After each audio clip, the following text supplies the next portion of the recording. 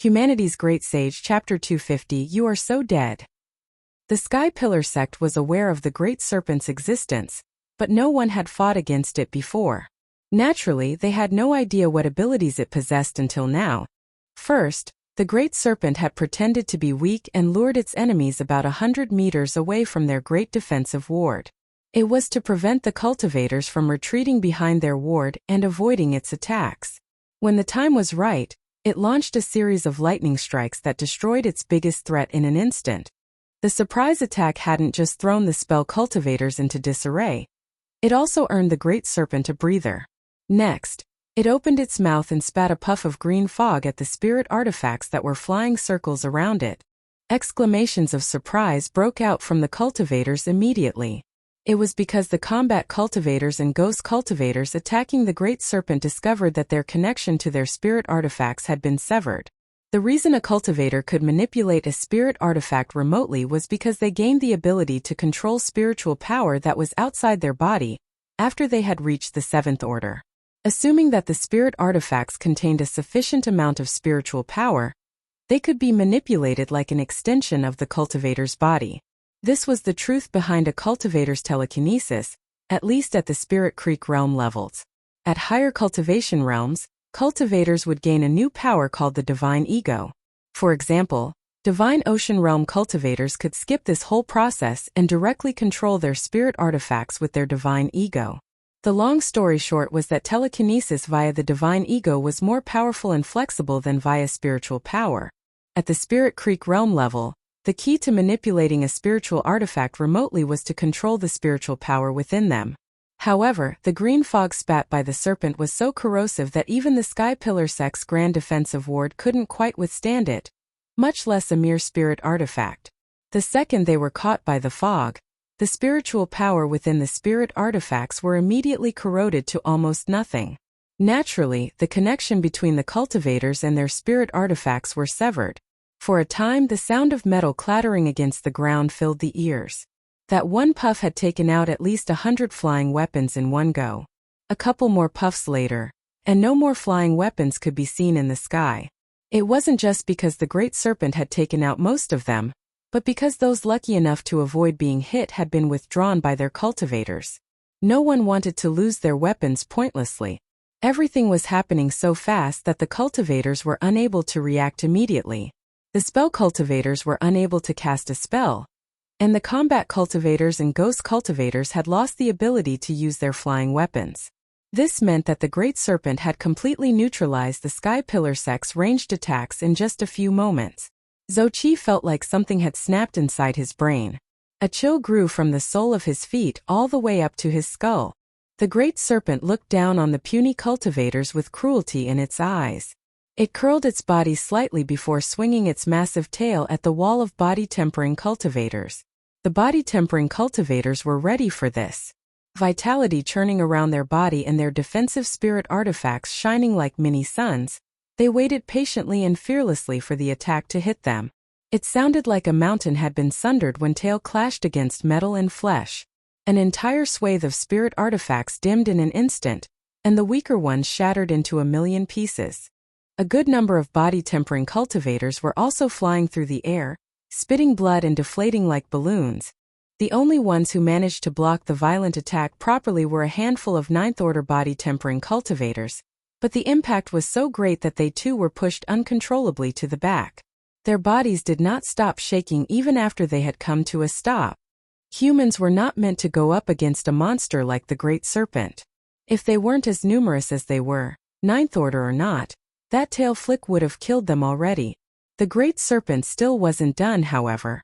Next, it lifted its tail high and brought it down on a group of cultivators.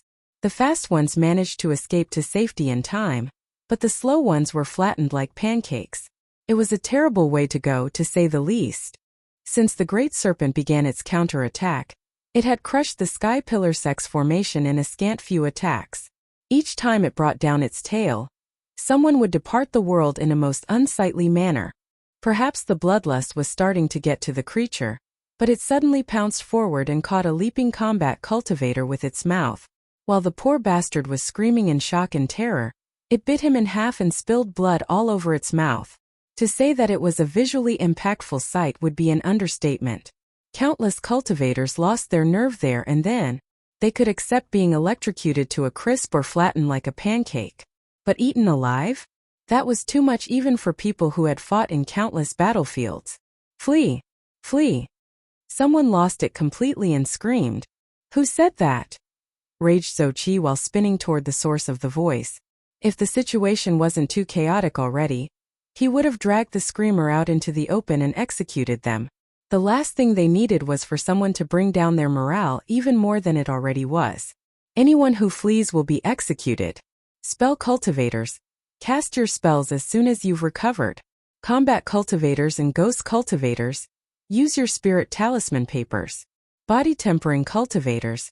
Follow me to keep the great serpent at bay.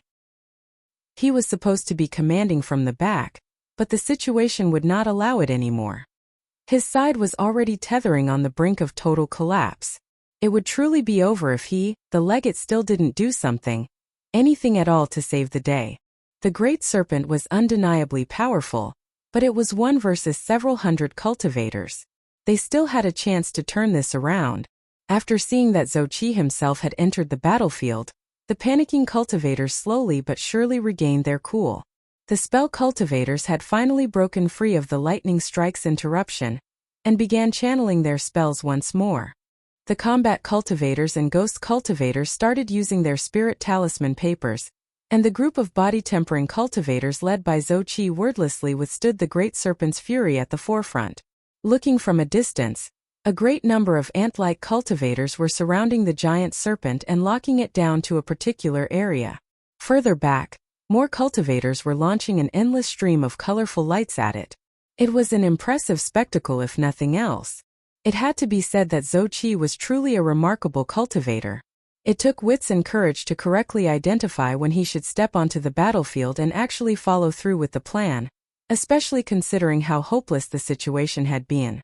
It was even more impressive that he actually managed to retake control of the battle despite having to pay a significant price. He definitely deserved to be the legate of this outpost.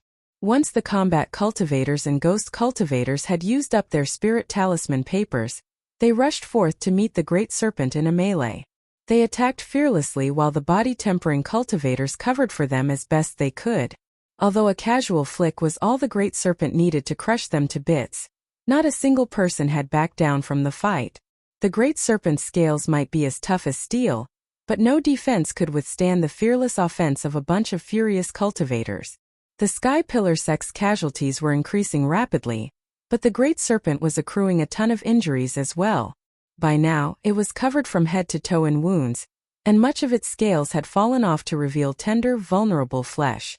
At this rate, the Sky Pillar sect might actually be able to repel the great serpent, though killing it would be impossible since the great serpent would naturally retreat once the threat to its life became too great to ignore. It was no wonder the great serpent was thought to be one of the strongest spirit beasts on the Spirit Creek battlefield.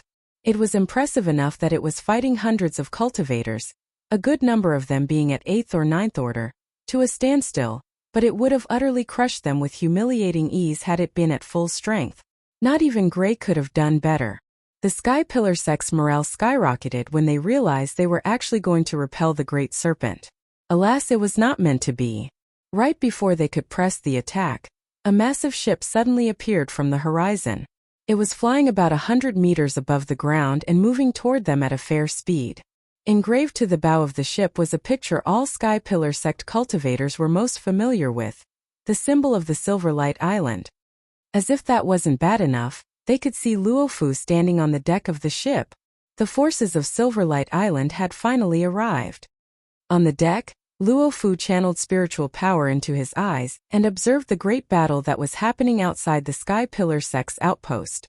When he confirmed that the situation was exactly as how Ren had reported it, he started laughing uncontrollably. Ha ha ha! The heavens are on our side today. You are so dead, Sky Pillar sect. Behind him, everyone else was rubbing their hands in anticipation as well. At the battlefront, Zouqi's face had turned a shade of purple.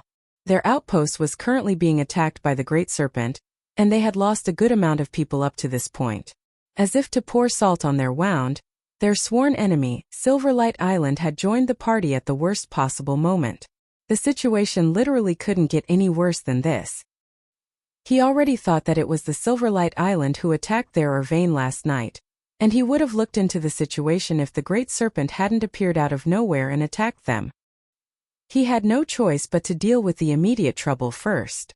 Now, he was almost certain that it was Silverlight Island who had attacked their Irvain last night. As he predicted, they had been lying in wait for the best opportunity to ambush their forces, and that opportunity was now. There was only one question left. Was the Silverlight Island behind the Great Serpent's attack? There was no way to know. If the answer was yes, then he could not even begin to describe how terrifying that was. If the answer was no, then today must be the unluckiest day of the Sky Pillar sect. Retreat to the outpost. Zhou Qi roared while dodging another fearsome attack from the Great Serpent. He was successful, but the shockwave was still strong enough to launch him to the ground and eject a stream of blood from his mouth. If the Great Serpent was their only enemy, the Sky Pillar sect could have emerged as the Pyrrhic victor. But the Great Serpent and the Silverlight Island? Only an idiot would insist on doing the absolutely impossible. An opening appeared on the Great Defensive Ward almost as soon as he gave the order. The spell cultivators hurriedly withdrew back to the outpost, followed by the ghost cultivators, the combat cultivators, and finally the body tempering cultivators.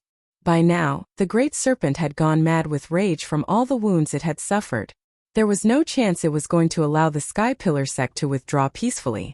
So, it summoned its lightning once more and blasted the spot in front of the opening again and again. The blood ran like a river in no time at all. The clash had lasted less than an incense stick, but the Sky Pillar sect had lost almost 100 people in total.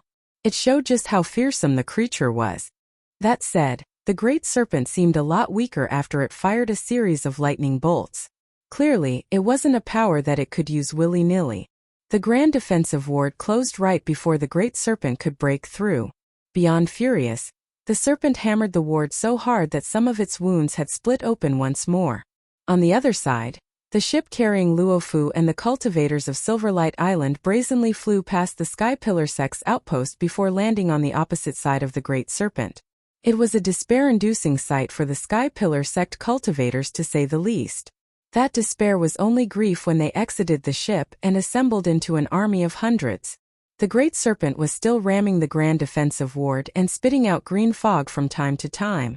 It seemed that it would stop at nothing to obtain the Dragon Scale. The Great Serpent alone was beyond the Sky Pillar sect's ability to withstand, much less the forces of the Silverlight Island. Their Grand Defensive Ward was only going to crumble faster when Silverlight Island officially began their assault. Are you the one who lured the Great Serpent to our outpost, Luofu? Zhou Qi questioned hotly from behind the ward. Luofu would be covered in flames right now if his eyes could spit fire. Luofu chuckled good-naturedly. If only. No, we just happened to be at the right place at the right time.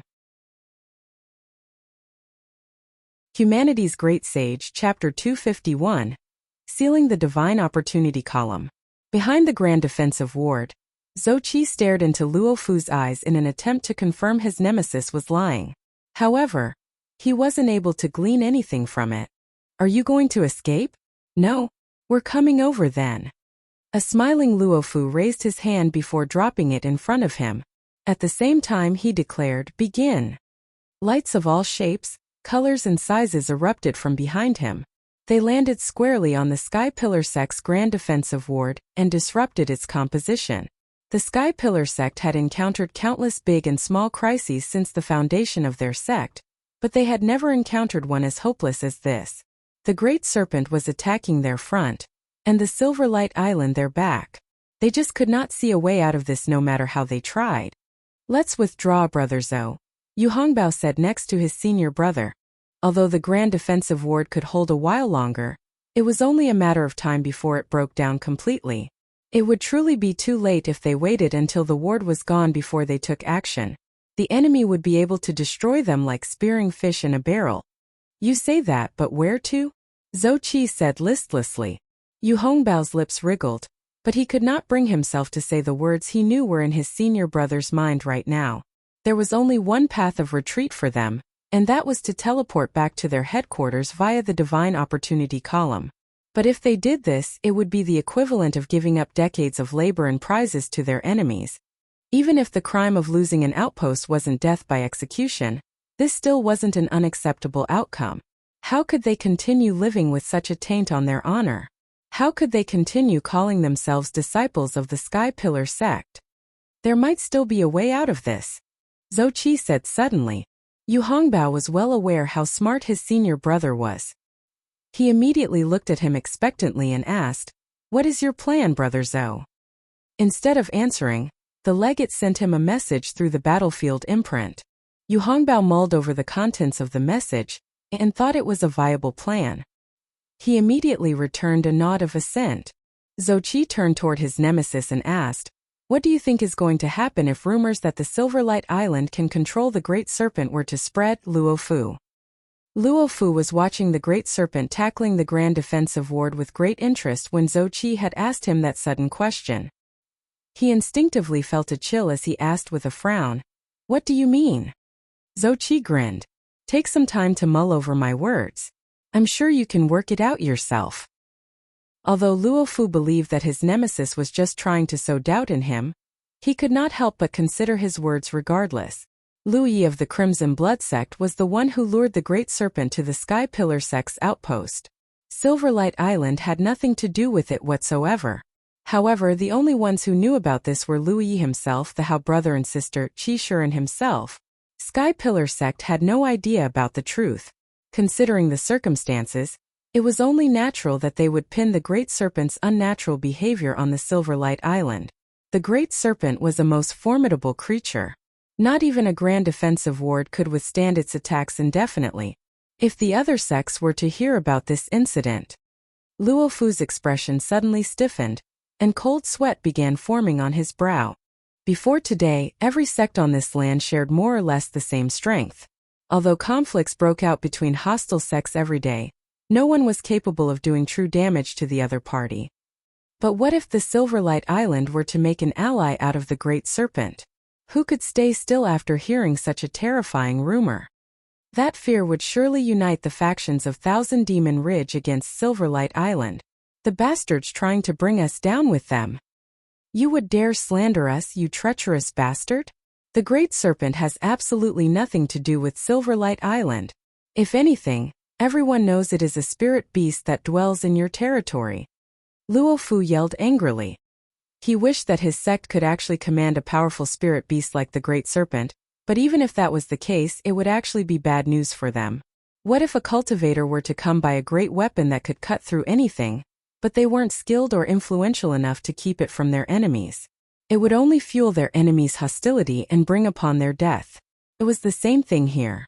Since the Silverlight Island wasn't overwhelmingly stronger than its neighbors, the rumor that they could control the Great Serpent would only heighten their enemies' aggression and unite all nearby Thousand Demon Ridge factions against them. It didn't even need to be a full-on invasion. If, say, 4 or 5,000 Demon Ridge factions were to join hands and harass them from time to time, they would probably follow in Sky Pillar sect's footsteps in just a few months' time. It's just a rumor. Who knows if it's true or not? If I remember correctly, an elder who's a snake mutant is currently under your headquarters employ, am I right? His implication was as obvious as it was slanderous, but Luo Fu dared not to respond to his question. It was true that one of the elders in the headquarters was a snake mutant, a sea snake mutant to be exact. They had been neighbors for centuries, so they knew each other like the back of their hands. The point was, Silverlight Island would be in deep shit if Zhou Qi were to spread such a rumor. It might not be believable, but even the tiniest bit of suspicion could potentially put them in a terrible spot. Luo Fu was starting to understand Zhou Qi's intention. He narrowed his eyes a little as he asked, "I think I can guess what you're going to say next. You're going to ask us to withdraw our forces to prove our innocence, aren't you?" "You said it, not me." "Keep dreaming, you treacherous dog." Luo Fu let out a cold humph. "Just wait until your Grand Defensive Ward is broken. If I fail to beat the crap out of you later, it's only because you've already voided everything in your bowels." Zhou Qi's threat was very real, but only a complete idiot would allow such a perfect opportunity to slip through their grasp. They weren't leaving until they had gotten what they wanted no matter what. Future problems were for future Luo Fu to handle, not him. Plus, it wasn't like Silverlight Island was alone and without allies. If Thousand Demon Ridge dared to gang up on Silverlight Island, then the Grand Sky Coalition would dare to protect them. Zhou Qi must be dreaming to think that he could scare them into retreating with just his alarmist talk. Yu Hongbao had been standing next to Zhou Qi, while the latter was negotiating with Luo Fu. He could not help but let out a sigh when he saw that his senior brother's attempt to negotiate had ended his failure. Frankly, he wouldn't have retreated if he was in Luo Fu's position. The opportunity was just too good to let pass. Seal the divine opportunity column. Zhou Qi ordered suddenly. What? Yu Hongbao asked before realization struck him. He exclaimed with alarm, Brother Zhou. You! Do it! Zhou Qi uttered through gritted teeth. Yu Hongbao's expression turned solemn and tragic. Yes, sir. It wasn't long before the deed was done. By sealing the divine opportunity column, the Sky Pillar sect had basically cut off their final path of retreat. They would no longer be able to teleport back to Jiuzhou. The reason Zhou Qi ordered this was to prevent his people from making a run for it. Their situation was already hopeless to begin with. If anyone were to lose their nerve and make an attempt, it would almost certainly result in a total collapse. If that happened, there would truly be no saving their outpost. Yu Hongbao thought that Zhou Qi was going to rally the men into one final hurrah and battle the enemy to the death. That was why he was wearing a tragic and mournful expression. Zhou Qi noticed this as well and consoled him. We still have a chance, brother Yu. Yu Hongbao thought he was just humoring him and shook his head. Do I look like a coward, brother Zhou? The sect's the one who nurtured me and made me who I am today. Now is the time I repay everything they've done for me. If there is one thing I am afraid of, it would be the possibility that I might fail to bring at least a few Silverlight Island scum with me to the grave. Since Zhou Qi had already made up his mind, he as the Prolgate could only trust in him and perform his role to the utmost. He had already made up his mind to hurt Silverlight Island as much as possible before he inevitably went down. Zhou Qi clarified, I'm not humoring you. Didn't you hear what Luo Fu said earlier?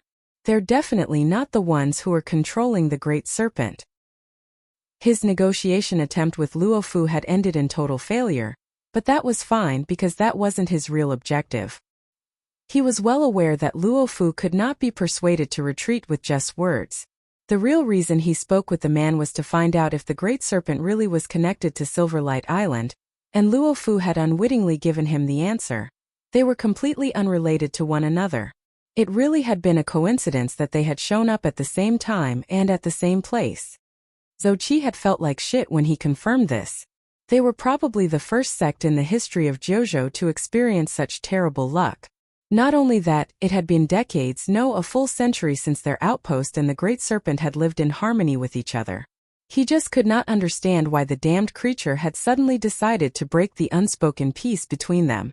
Zhou Qi beckoned Yu Hongbao to his side and whispered his plan into his ear.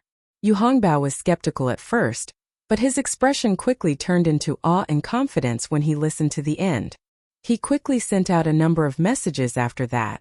It wasn't long before every Sky Pillar sect cultivator had learned of the Legate and Prolgate's plan and the fact that the outpost's divine opportunity column was sealed. Retreat was no longer possible, and Zhou Qi's plan was their sole ray of hope of making out of this alive. Everyone was worried, but surprisingly, things didn't feel as bleak as they were before. By now, the Great Defensive Ward had become so transparent that it was almost non-existent. It could shatter at any moment now. Meanwhile, hundreds of Sky Pillar sect cultivators led by the Legate, Zhou Qi and the Prolgate, Yu Hongbao had gathered in front of the Sanctum of Providence. However, they were facing toward the Silverlight Island's cultivators instead of the Great Serpent. Luo Fu had been observing the battlefield from the start. In that moment he realized what Zhou Qi was planning and cursed his lack of foresight. Shit! Zhou Qi was planning to lead the Great Serpent to them.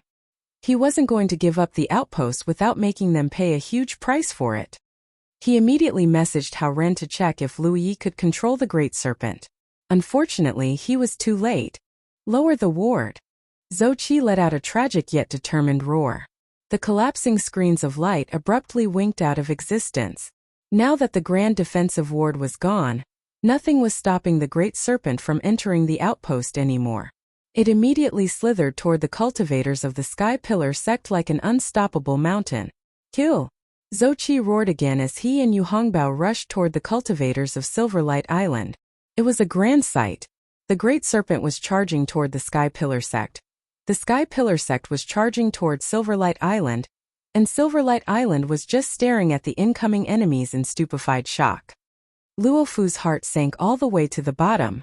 Things had gone exactly as he thought, but his realization had come far too late. Stop them! Luofu roared. On the other side, the Hao brother and sister felt their hearts leaping to their throats as they cried out, "Brother, you cannot let the great serpent reach our forces." Lu Yi did not say anything. He was already standing on top of the hill and sending message after message to Yi. He had not anticipated the Sky Pillar sect to be so unyielding in face of great opposition. He was so certain that they would teleport back to Jojo because their situation was one where even he could not wriggle out from, but contrary to his expectations, they had chosen the course of action that would do the most damage to their enemies. In the Sky Pillar sect's outpost, two opposing lines of cultivators drew closer while screaming on top of their lungs. Spells and flying weapons were already flying through the air and striking the enemy with great force. The cultivators of the Sky Pillar sect weren't attacking, however. They simply defended passively until they were about 130 meters away from one another. Zhou Qi shouted suddenly, "Scatter!" Their formation instantly split into two smaller groups, each led by him and Yu Hongbao. They circled Silverlight Island's forces to reach their flank. The split was so sudden that the Silverlight Island's cultivators were unable to halt their attacks before they struck the great serpent that was right behind the Sky Pillar sect's forces. The great serpent was fairly injured to begin with, so the rain of spells and flying weapons easily stripped some scales or worsened an existing wound. The great serpent's green eyes immediately turned toward them. "Oh!" Luofu lost his composure and swore on top of his lungs.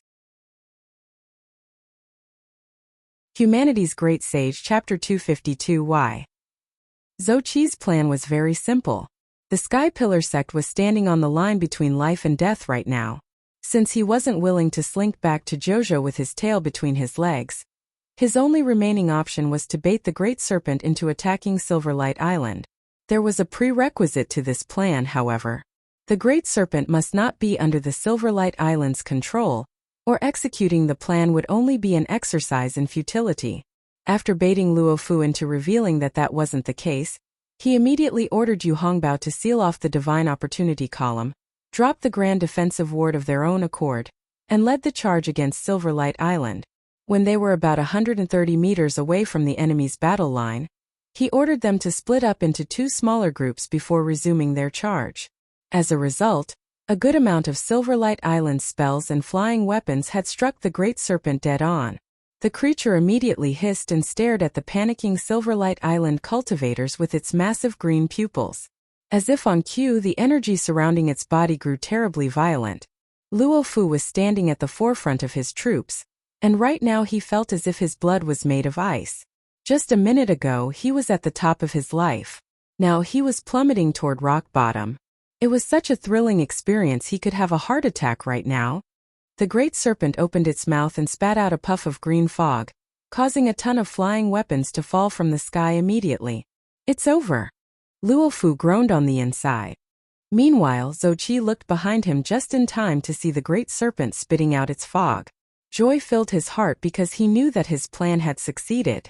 All he needed to do now was to lead his people to the back of Silverlight Island's formation, cut off their path of retreat, and force them to deal with the great serpent. The outpost had been on the brink of occupation, but not only did he turn the tides with a clever ploy, he even managed to catch the enemy's forces off guard. He could already imagine what would happen when news of his success was reported back to the sect. The elders would shower him with praise and elevate his status. The sect would reward him with all kinds of cultivation resources, and if he played the political game well enough, he might even have a shot at marrying the sect master's only daughter. He would reach the peak of his cultivation life. Alas, his dream was just that, a dream.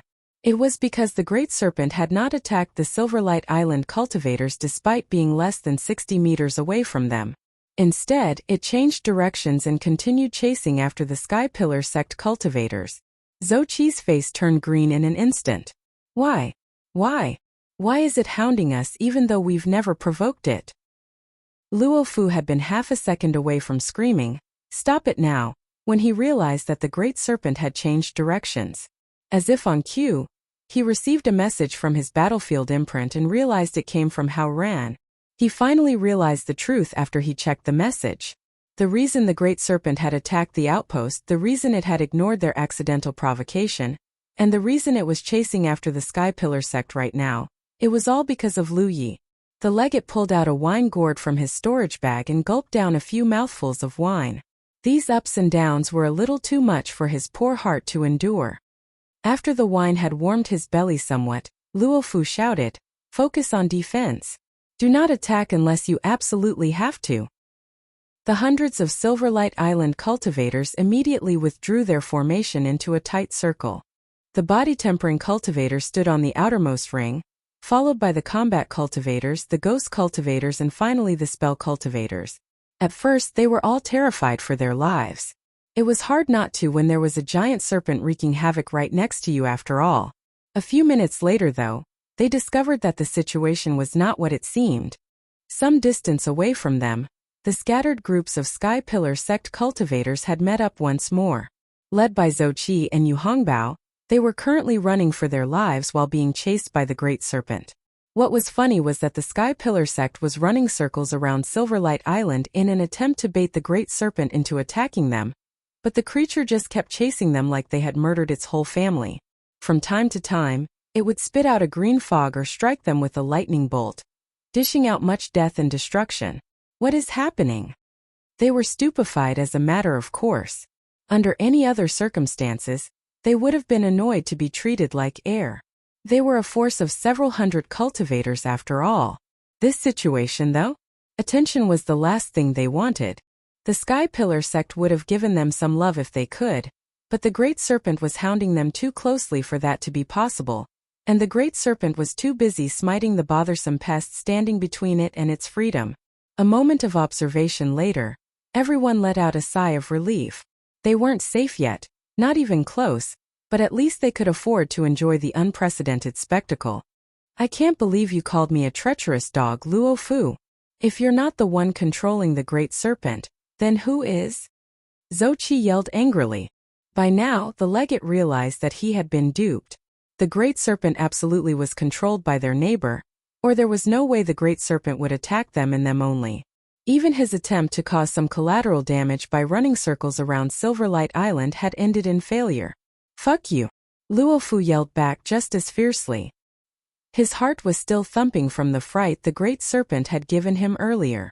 "You are fucking dead, Silverlight Island. Try repeating that after you have survived today, dog." Both sides traded vitriol with one another for a time. Finally, Zhou Qi yelled angrily, "Return to Jojo." His final plan had ended in failure. If they dilly-dallied any longer, they were going to lose not just their outpost but most of their cultivators as well. Zhou Qi and Yu Hongbao abruptly changed directions and made a beeline toward the Sanctum of Providence.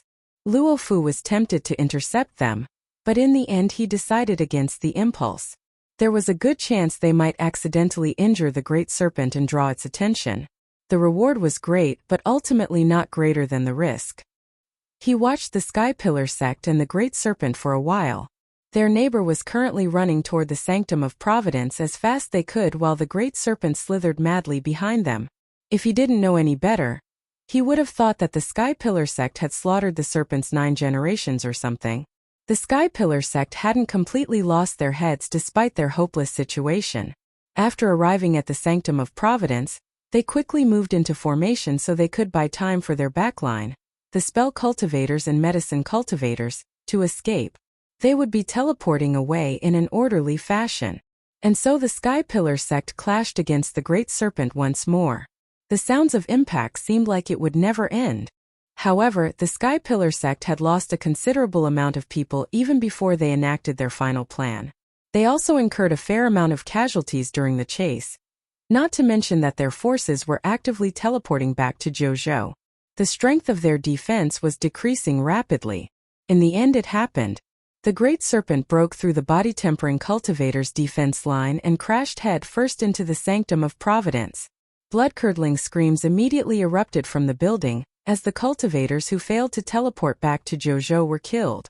A series of terrible booms and bangs followed after that. It sounded like the Great Serpent was thrashing about. The survivors filed out of the Sanctum of Providence like ants. It was their only way out, but to stay inside the building was to commit suicide. A bloodied and battered Zhou was currently lying spread-eagled amidst the rubble. He looked at the 100 or so Sky Pillar sect cultivators around him in despair. It was because he knew that this was the end of the Sky Pillar sect. 5 kilometers away, Lu Yi climbed onto Amber's back and said to Hao Ran, "You can tell your sect mates to launch their assault now. Don't enter the Sanctum of Providence, though." Amber then took off toward the outpost. The Hao brother and sister followed closely behind him, while messaging Luofu. When the legate received Hao Ren's message, he immediately ordered his forces to invade the Sky Pillar sect's outpost. If the outpost was a defenseless woman, then the Great Serpent, Lu Yi, the Hao brother and sister, and the Silverlight Island cultivators were a couple hundred bandits hellbent on plundering everything she had. That should be all the imagery needed to imagine its fate. By the time Lu Yi and Amber had arrived on the scene, the Great Serpent was still rampaging inside the Sanctum of Providence. The entire building was shaking like it might crumble at any moment. The public square in front of the sanctum was covered in bodies and blood. The Sky Pillar sect had suffered innumerable casualties. Of course, someone had to have succeeded in escaping this place of death, but they could only be the minority, even including those who had teleported back to Jojo. It would be apt to say that their forces, the ones at the Spirit Creek realm at least, had been utterly destroyed. The Silverlight Island cultivators were sweeping the battlefield. Luofu was waiting for someone on the public square. "Brother Luo." The Hao brother and sister arrived with Lu Yi. Luofu nodded before giving Lu Yi a huge grin. "You're Brother Yi, right? I've heard a lot about you." "Well met, Brother Luo." Lu Yi returned. "As expected of the genius of a prodigious sect, you are as impressive as the rumors claim. You have my wholehearted praise, Brother Yi." Lu Yi had not shown his face from start to finish, but Luofu knew that he was the sole reason they were able to occupy Sky Pillar sect's outpost. At the very least, the Sky Pillar sect would have suffered much less casualties if he wasn't able to control the Great Serpent.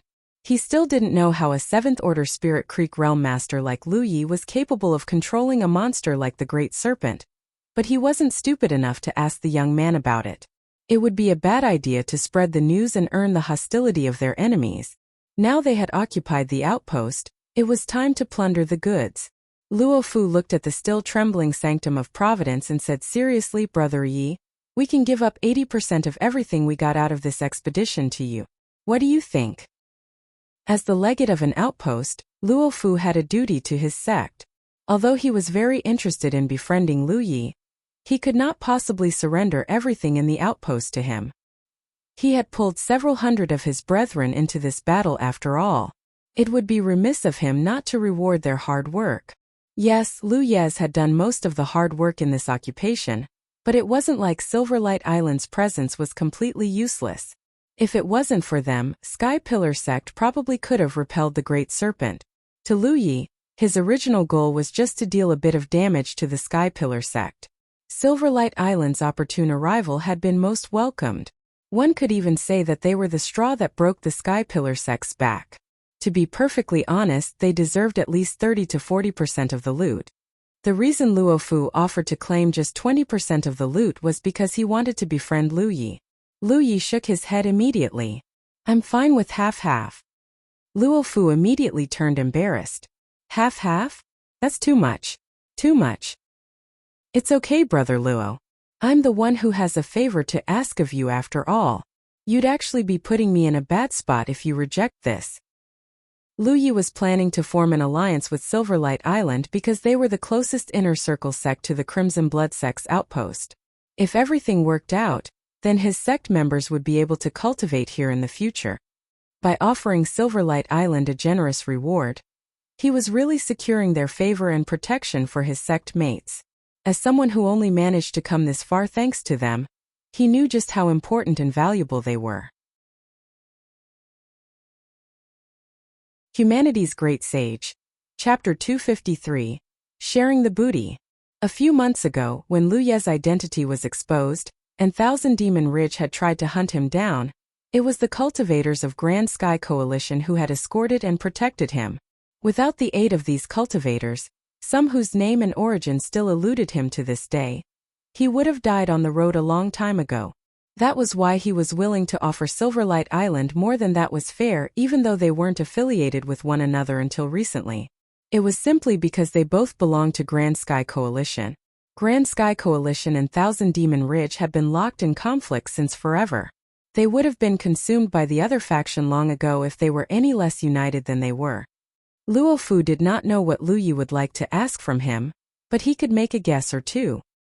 He wasn't the type of person to dwell on a decision for too long, so it only took him a moment of thought before breaking out into a refreshing laugh. "Very well, brother. I would like nothing more than to be your friend." He then exchanged imprints with Lu Yi on the spot. Lu Yi sent out another message. Soon, the great serpent slithered out of the sanctum of Providence and toward the distant horizon under everyone's watchful gaze. It was because Yi had lured it away with the dragon scale. The reason it had hounded the Sky Pillar sect cultivators and even invaded their sanctum of Providence wasn't because it had a blood feud with them, but because it was chasing around the dragon scale like a dog after a bone. The great serpent cared little for cultivators, and it wasn't interested in bullying the weak either. If it was, it wouldn't have stayed in its lake for years and showed its face only once in a blue moon. If the dragon scale wasn't as attractive as it was, it would never have caused such a huge commotion. "You first, brother Yi," Luo Fu gestured respectfully. Lu Yi did not decline the offer this time. After stepping into the sanctum of Providence, he took a moment to admire the devastated building. It was a surprise that the building hadn't toppled outright, as the great serpent had left a good number of giant pits on the floor. He could even see some broken scales here and there. He walked up to the Divine Opportunity column and put his hand on it. Then, he used his authority as the legate of the Crimson Blood sect to plunder its blessings. He could clearly sense a great number of something flowing into his battlefield imprint. While the process was going on, the Divine Opportunity column made screechy, grinding noises that suggested that it might break down at any moment. Lu Yi knew it was just his imagination though. The Divine Opportunity column was a product of the heavens, so it could never be broken or destroyed. This was just the natural reaction of the column's blessings being taken away from it. No one knew about the internal workings of the Divine Opportunity column, but it was directly tied to the richness of the world's spiritual chi in the surrounding area. Every time a blessing was added or removed from the Divine Opportunity column, its internal structure would change accordingly. Right now, the Sky Pillar sect outpost's world spiritual chi was thinning at a visible rate. A short while later, Lu Yi exited the sanctum of Providence and gave Luo Fu a nod. The legate immediately went in to plunder the rest of the blessings. By the time he came out, the world's spiritual chi of the outpost had become almost the same as the wilderness. Lu Yi would have liked to know exactly how much reward he had gotten out of this excursion, but that would have to wait until he had returned to the Crimson Blood sect. It was because plundered blessings could not be converted directly into contribution points. He would have to store them in the Crimson Blood sect's Divine Opportunity column first before he could convert them.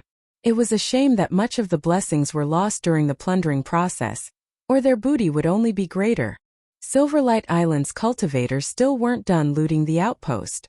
For example, the outpost possessed a good number of spirit farms, and some of the herbs and plants they grew were quite valuable. Moreover, the Sky Pillar sect's outpost was way bigger than the Crimson Blood sect's, though it wasn't one of the natural benefits of being an inner circle sect. The Sky Pillar sect had to buy the expansion via contribution points. The range of a Divine Opportunity column was equal to the size of an outpost. At the beginning, every sect started out with the same amount of space and infrastructure. Over time, they could spend contribution points to increase the range of the Divine Opportunity column and the size of the outpost at the same time. It should not need to be said that more space was always better. Theoretically, it was possible to expand an outpost infinitely if they had an infinite amount of contribution points. They could literally border their neighbors if they wanted to. Of course, not even the richest sects had that many contribution points to spend. The size of most outposts was usually determined by the sect's needs. 2 hours later, the cultivators of Silverlight Island had assembled together once more. They then boarded the ship's spirit artifact under Luofu's order. Luofu invited Lu Yi to be a guest in their outpost, which was exactly what Lu Yi wanted. So, he joined Luofu on the ship and took off towards Silverlight Island's outpost. It did not take a genius to know that this massive ship-like flying spirit artifact was extremely valuable. Silverlight Island had probably spent a considerable amount of contribution points to purchase it from the Vault of Providence. Still, it was no match to the flying dragon boat he had ridden in the past. The flying dragon boat was an actual weapon capable of uprooting fortresses and sieging cities. This ship was at best a flying spirit artifact with some defensive qualities. After assigning a cabin to Lu Yi, Luofu went away and busied himself with work. Silverlight Island hadn't walked away from this excursion completely unscathed, though their losses were minimal as a matter of course. He was busy because he had to tally all the booty they had seized from the outpost. Half of it belonged to Lu Yi after all. While Silverlight Island's cultivators were flying home in high spirits, various messages had been transmitted to all major factions through all sorts of channels. It was the work of the deceased Zhou Qi, of course. He had passed the message that Silverlight Island could control the Great Serpent before his demise. His objective was very simple. If he could not save his outpost, he would at least prevent his allies from suffering the same fate. Plus, the message could prompt all Thousand Demon Ridge factions that were close to Silverlight Island to join hands and take them out. The ability to control the Great Serpent, or worse, any serpent, was just too scary. A core circle sect might not be too worried by the threat. They had plenty of champions who were cultivating heaven-grade cultivation techniques after all. But an inner circle sect? A serpent was basically an unbeatable threat. Who could sleep tight knowing that a goddamn serpent might knock on their great defensive ward one day? Of course, the news could have the opposite effect. All Thousand Demon Ridge factions close to Silverlight Island might swear off hostilities against the sect once and for all. There was no way Zhou Qi could anticipate how things would go, but a man on his deathbed had little to lose. All he knew was that he would definitely regret it if he took the intel to his grave. As a result, countless factions had sent their cultivators to investigate Sky Pillar Sect's outpost. Most hailed from Thousand Demon Ridge, and some from Grand Sky Coalition. Heavens only knew how a message that should have remained in Thousand Demon Ridge managed to leak to Grand Sky Coalition so quickly. When the Ninth Order cultivators arrived at the Sky Pillar Sect's outpost, everyone was chilled by what they saw. There wasn't a part of the outpost that was left intact. Countless buildings had been knocked to the ground, and there were even traces of fires here and there. Silverlight Island had set the outpost on fire right before they evacuated. They had shown no pity toward their sworn enemy whatsoever. Every plant in the spirit farms was uprooted regardless of their maturity. The public square in front of the Sanctum of Providence was covered in blood and bodies. Some of the pools of blood were so big they hadn't even dried yet. To say that the Sky Pillar Sect outpost was a mess would be an understatement. When some Sky Pillar Sect cultivators had learned of their enemy's departure and came back to check the scene, their reaction was tragic to say the least. Some people had dropped to their knees and screamed themselves hoarse. Some could not stop weeping until many hours later. It was that bad. A fight between the Ninth Order cultivators of Grand Sky Coalition and Thousand Demon Ridge had even broken out afterward. It was inevitable considering that more and more people were gathering within the outpost. It was unknown who had won in the end. Half a day later, Lu Yi and Yi disembarked the ship and stood on the soil of the Silverlight Island's outpost. Amber was lying lazily on his shoulder. Luofu had personally led Lu Yi to the two-story building that he would be spending the night at, and told him that a welcoming feast would be held that night. He would have liked to accompany the young man some more, but he needed to report the occupation of the Sky Pillar Sect outpost and Lu Ye's role in it as soon as possible. He told Lu Yi to speak with the Hao brother and sister if he needed anything. After Luofu had left, Lu Yi sent the two ghost cultivators away to catch some well-deserved rest and promised he would message them if he needed anything. Then, he and Yi went up to the second floor. On the way back, Yi told Lu Yi that she had put the dragon scale in the storage bag after luring it about 5 kilometers away from the Sanctum of Providence. The great serpent had looked so stupefied that she was going to remember its expression for years to come. It had rampaged on the spot where the dragon scale had disappeared for a while before finally taking its leave. She could have been seeing things, but she thought that its eyes looked a little lonely when it left. Judging from the direction of its departure, it was probably going back to its old haunt, the lake. Yi couldn't be sure because Lu Yi had messaged her to return to him by then. In the room, Yi meditated to recover her strength while Amber chowed down some spirit pills. Yi had been carrying the dragon scale underground for hours, so of course she needed to meditate to regain her strength. Lu Yi was inspecting his spiritual points and deciding if he should ascend to the 8th order. Previously, he was hesitating because the contribution points he got for killing a 9th order cultivator were much higher as a 7th order cultivator than otherwise.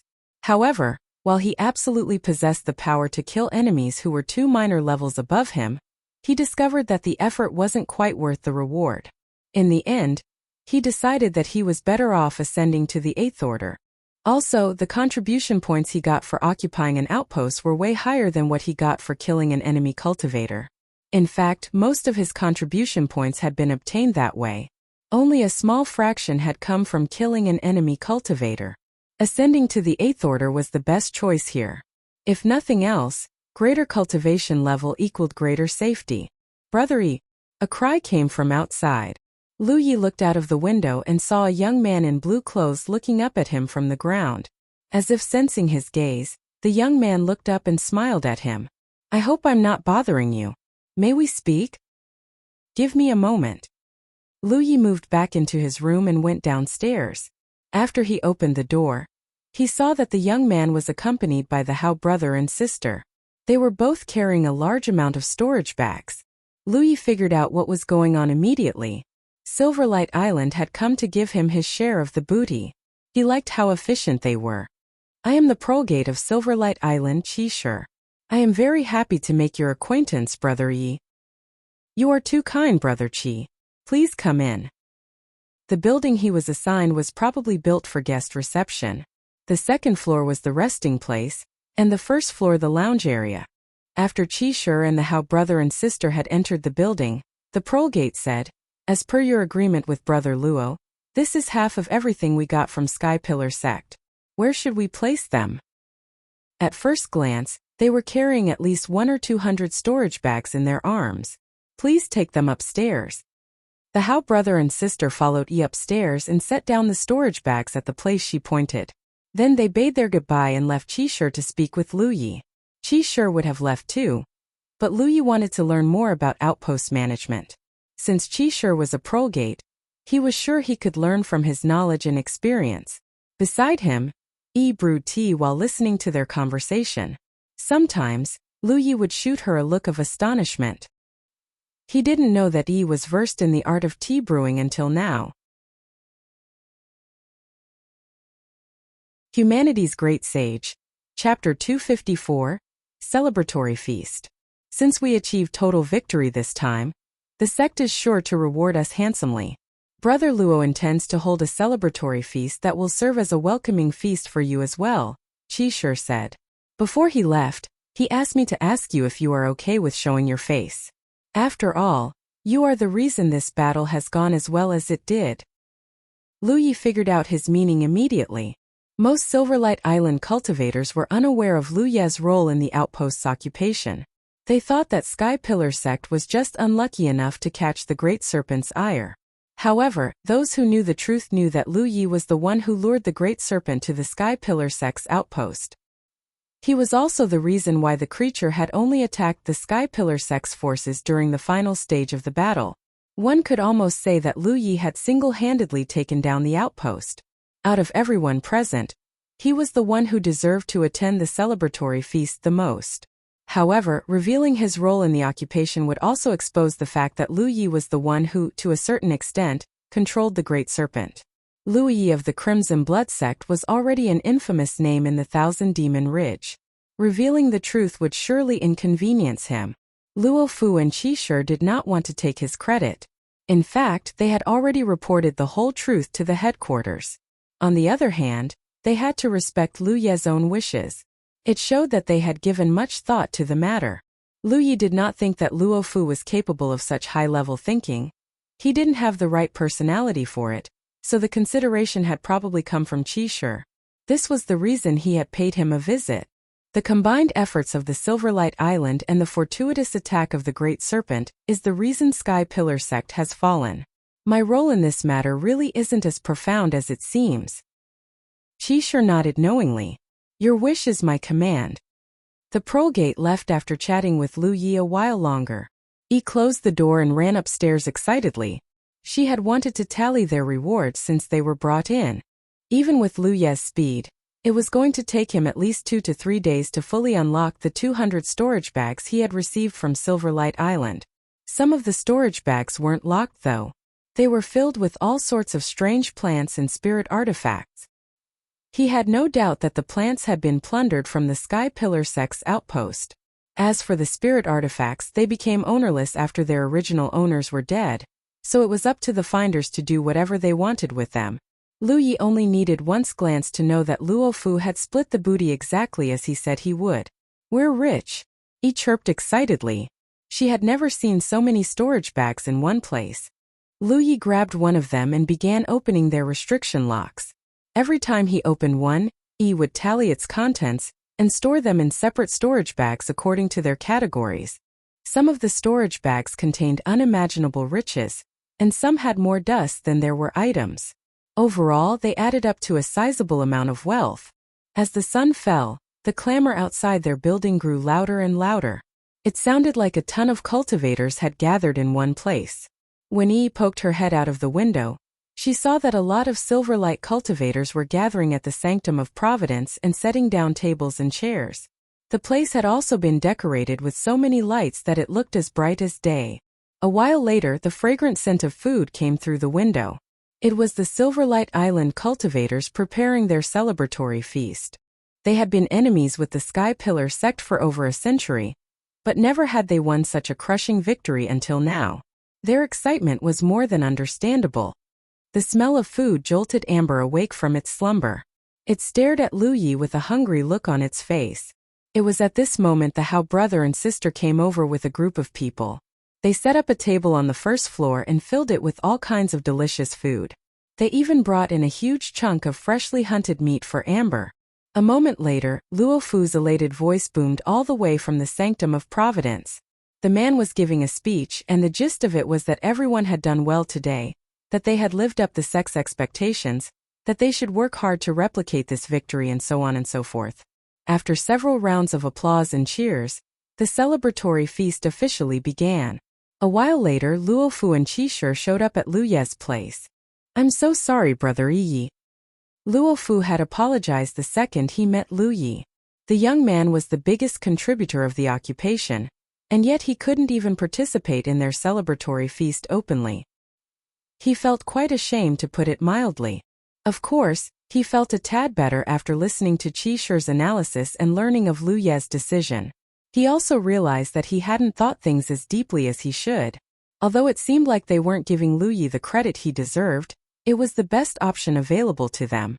It's okay. Lu Yi invited them to the house smilingly. A few minutes later, the drinking began.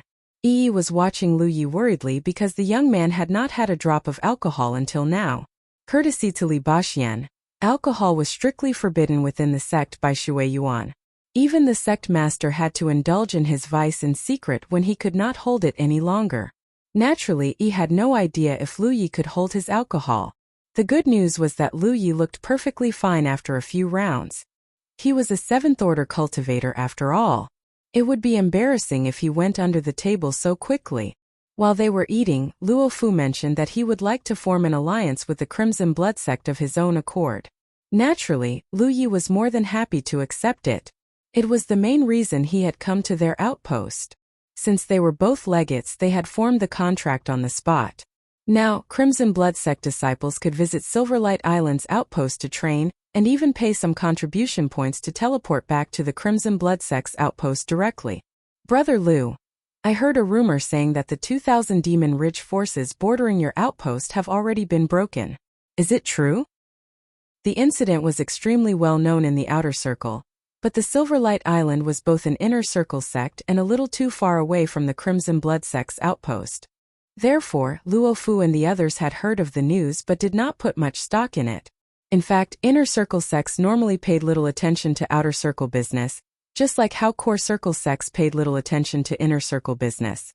It wasn't because they looked down on the others, but because they had their own circle, allies and enemies to worry about.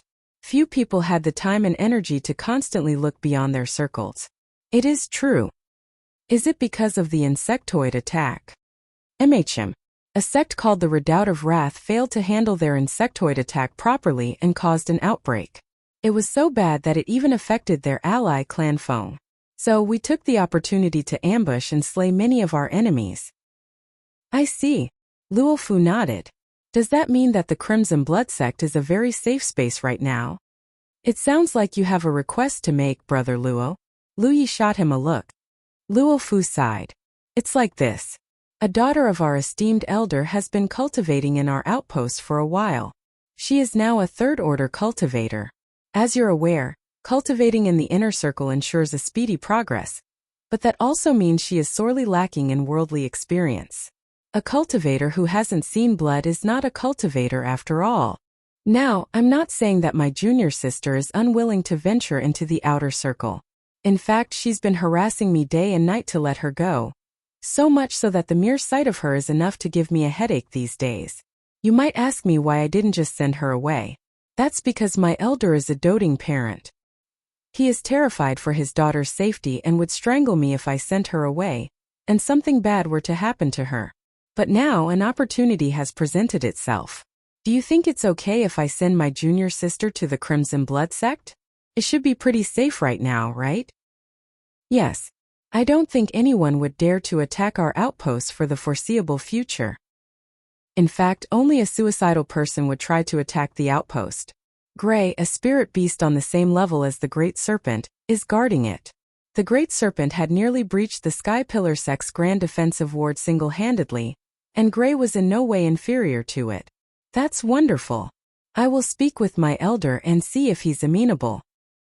Luo Fu and Qi Shi stayed a while longer before taking their leave.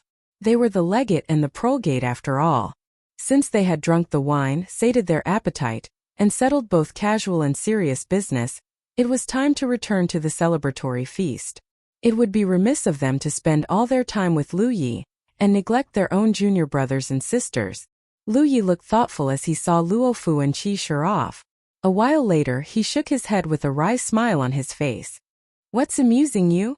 Yi asked in puzzlement. It's nothing. If it's nothing, then surely you can tell me about it? Yi pleaded in a cute voice while shaking his hand back and forth. I'd already formed an alliance with Luo Fu, so he didn't need to notify me about sending his junior sister to our outpost. Instead, he asked me how our outpost is doing and even explained her circumstances to me. He's trying to tell me that his junior sister is an exalted member of Silverlight Island, and that the Crimson Blood sect should pay extra care. Is that so? But why can't he just come out with it? What if you're too blockheaded to understand his meaning? Lu Yi grabbed her cheeks and squeezed. You're the blockheaded one. Also, sometimes the circuitous route produces better results. She's really starting to feel like a real person. Yi slapped his hand away and pouted. Overall, Luo Fu's request was not a difficult one to accept. If they treated the junior sister and anyone else they sent to the outpost well, then Silverlight Island would be honor-bound to reciprocate their kindness. This was how the world worked. Meanwhile, Luo Fu and Qi Shi were walking side by side when Qi Shi said, Brother Luo, I feel that Brother Lu is extremely versed in using the strength of another to achieve his objective. What do you mean? When he was in the outer circle, he had exploited the insectoid attack to cripple both the Redoubt of Wrath and Clan Feng. Today, he used the Great Serpent to cripple the Sky Pillar sect. Surprise flashed across Luo Fu's features. It was clear he hadn't made the connection until Qi Shi had mentioned it. You mean to say that Lu Yi has toppled 3,000 demon-rich factions to date? There's more. Brother Lu claims that they were able to ambush the Redoubt of Wrath and Clan Feng, because the former had failed to handle their insectoid attack properly, which leads to an outbreak that affects both sections. In reality, we both know that it's quite easy for an outer circle sect to handle an insectoid attack. Assuming the sect in question wasn't completely in shambles, the worst that could happen is unnecessary casualties. There's just no way they could fail so hard that an outbreak occurs. Are you saying? I suspect that our brother Lu is the true mastermind behind the Redoubt of Wrath's so-called failure to contain their insectoid attack. Of course, I wouldn't know how he did it exactly, just like those not in the know would never guess that he was the one who lured the Great Serpent to the Sky Pillar sect. Luo Fu mulled over his aide's words and realized he was probably right. Although insectoid attacks were a natural disaster, any sect could deal with it unless they were beyond unlucky, or if someone was actively sabotaging their efforts. What a monster! Luo Fu clicked his tongue while looking clearly impressed. Looks like Thousand Demon Ridge is going to suffer a lot more pain from now on. Qi Shi agreed. Yeah, thank goodness he is one of us. Luo Fu guffawed. This is a cause for celebration. We shall drink until we drop, Brother Qi. I'm being serious here, Brother Luo, Qi Shi said with a helpless sigh as Luo Fu dragged him toward the square. Soon they were surrounded by cultivators holding wine jars.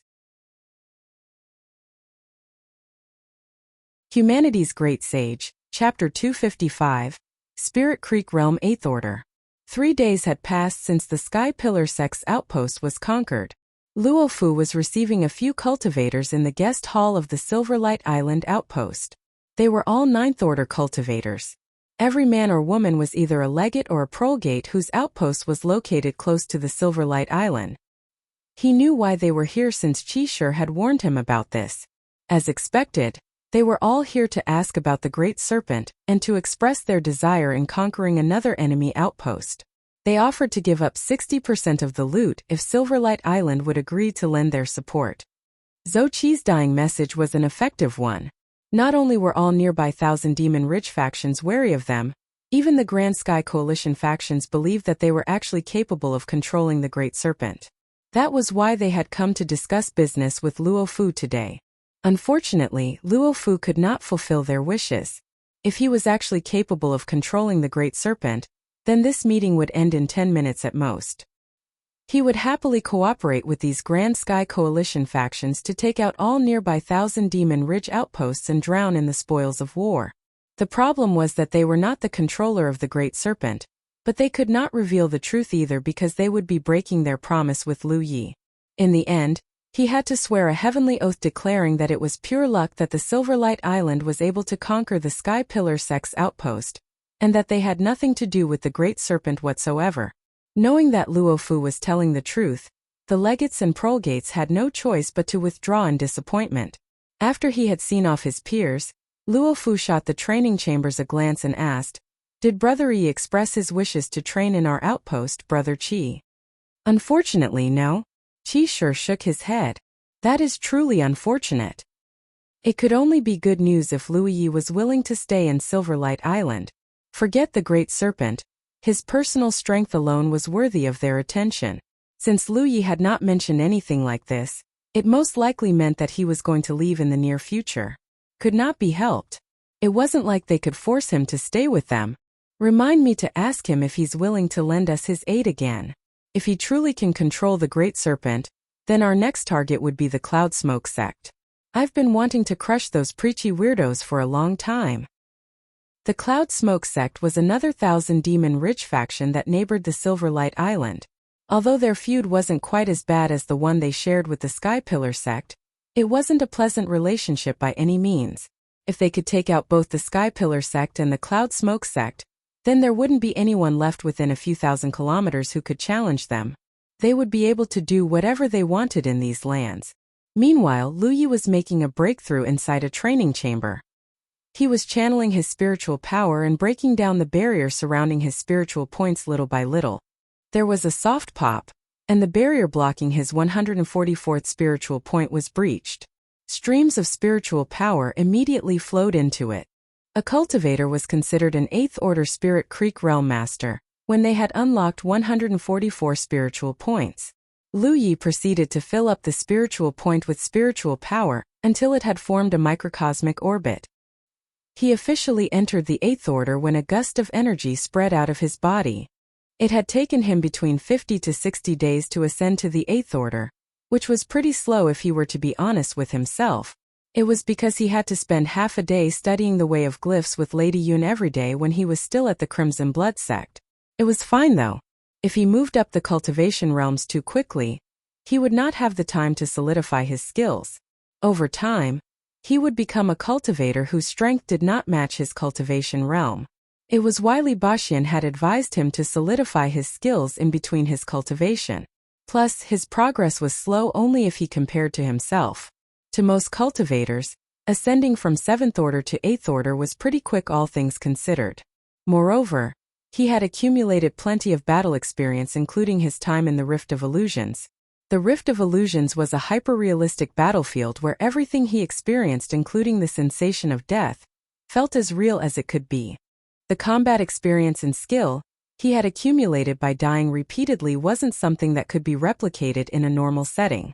They were essences he had engraved into his soul via repeated injuries and death. This was why Lu Yi was so much stronger than his peers even though he was ascending the cultivation realms fairly quickly. Lu Yi still didn't stop after successfully entering the 8th order.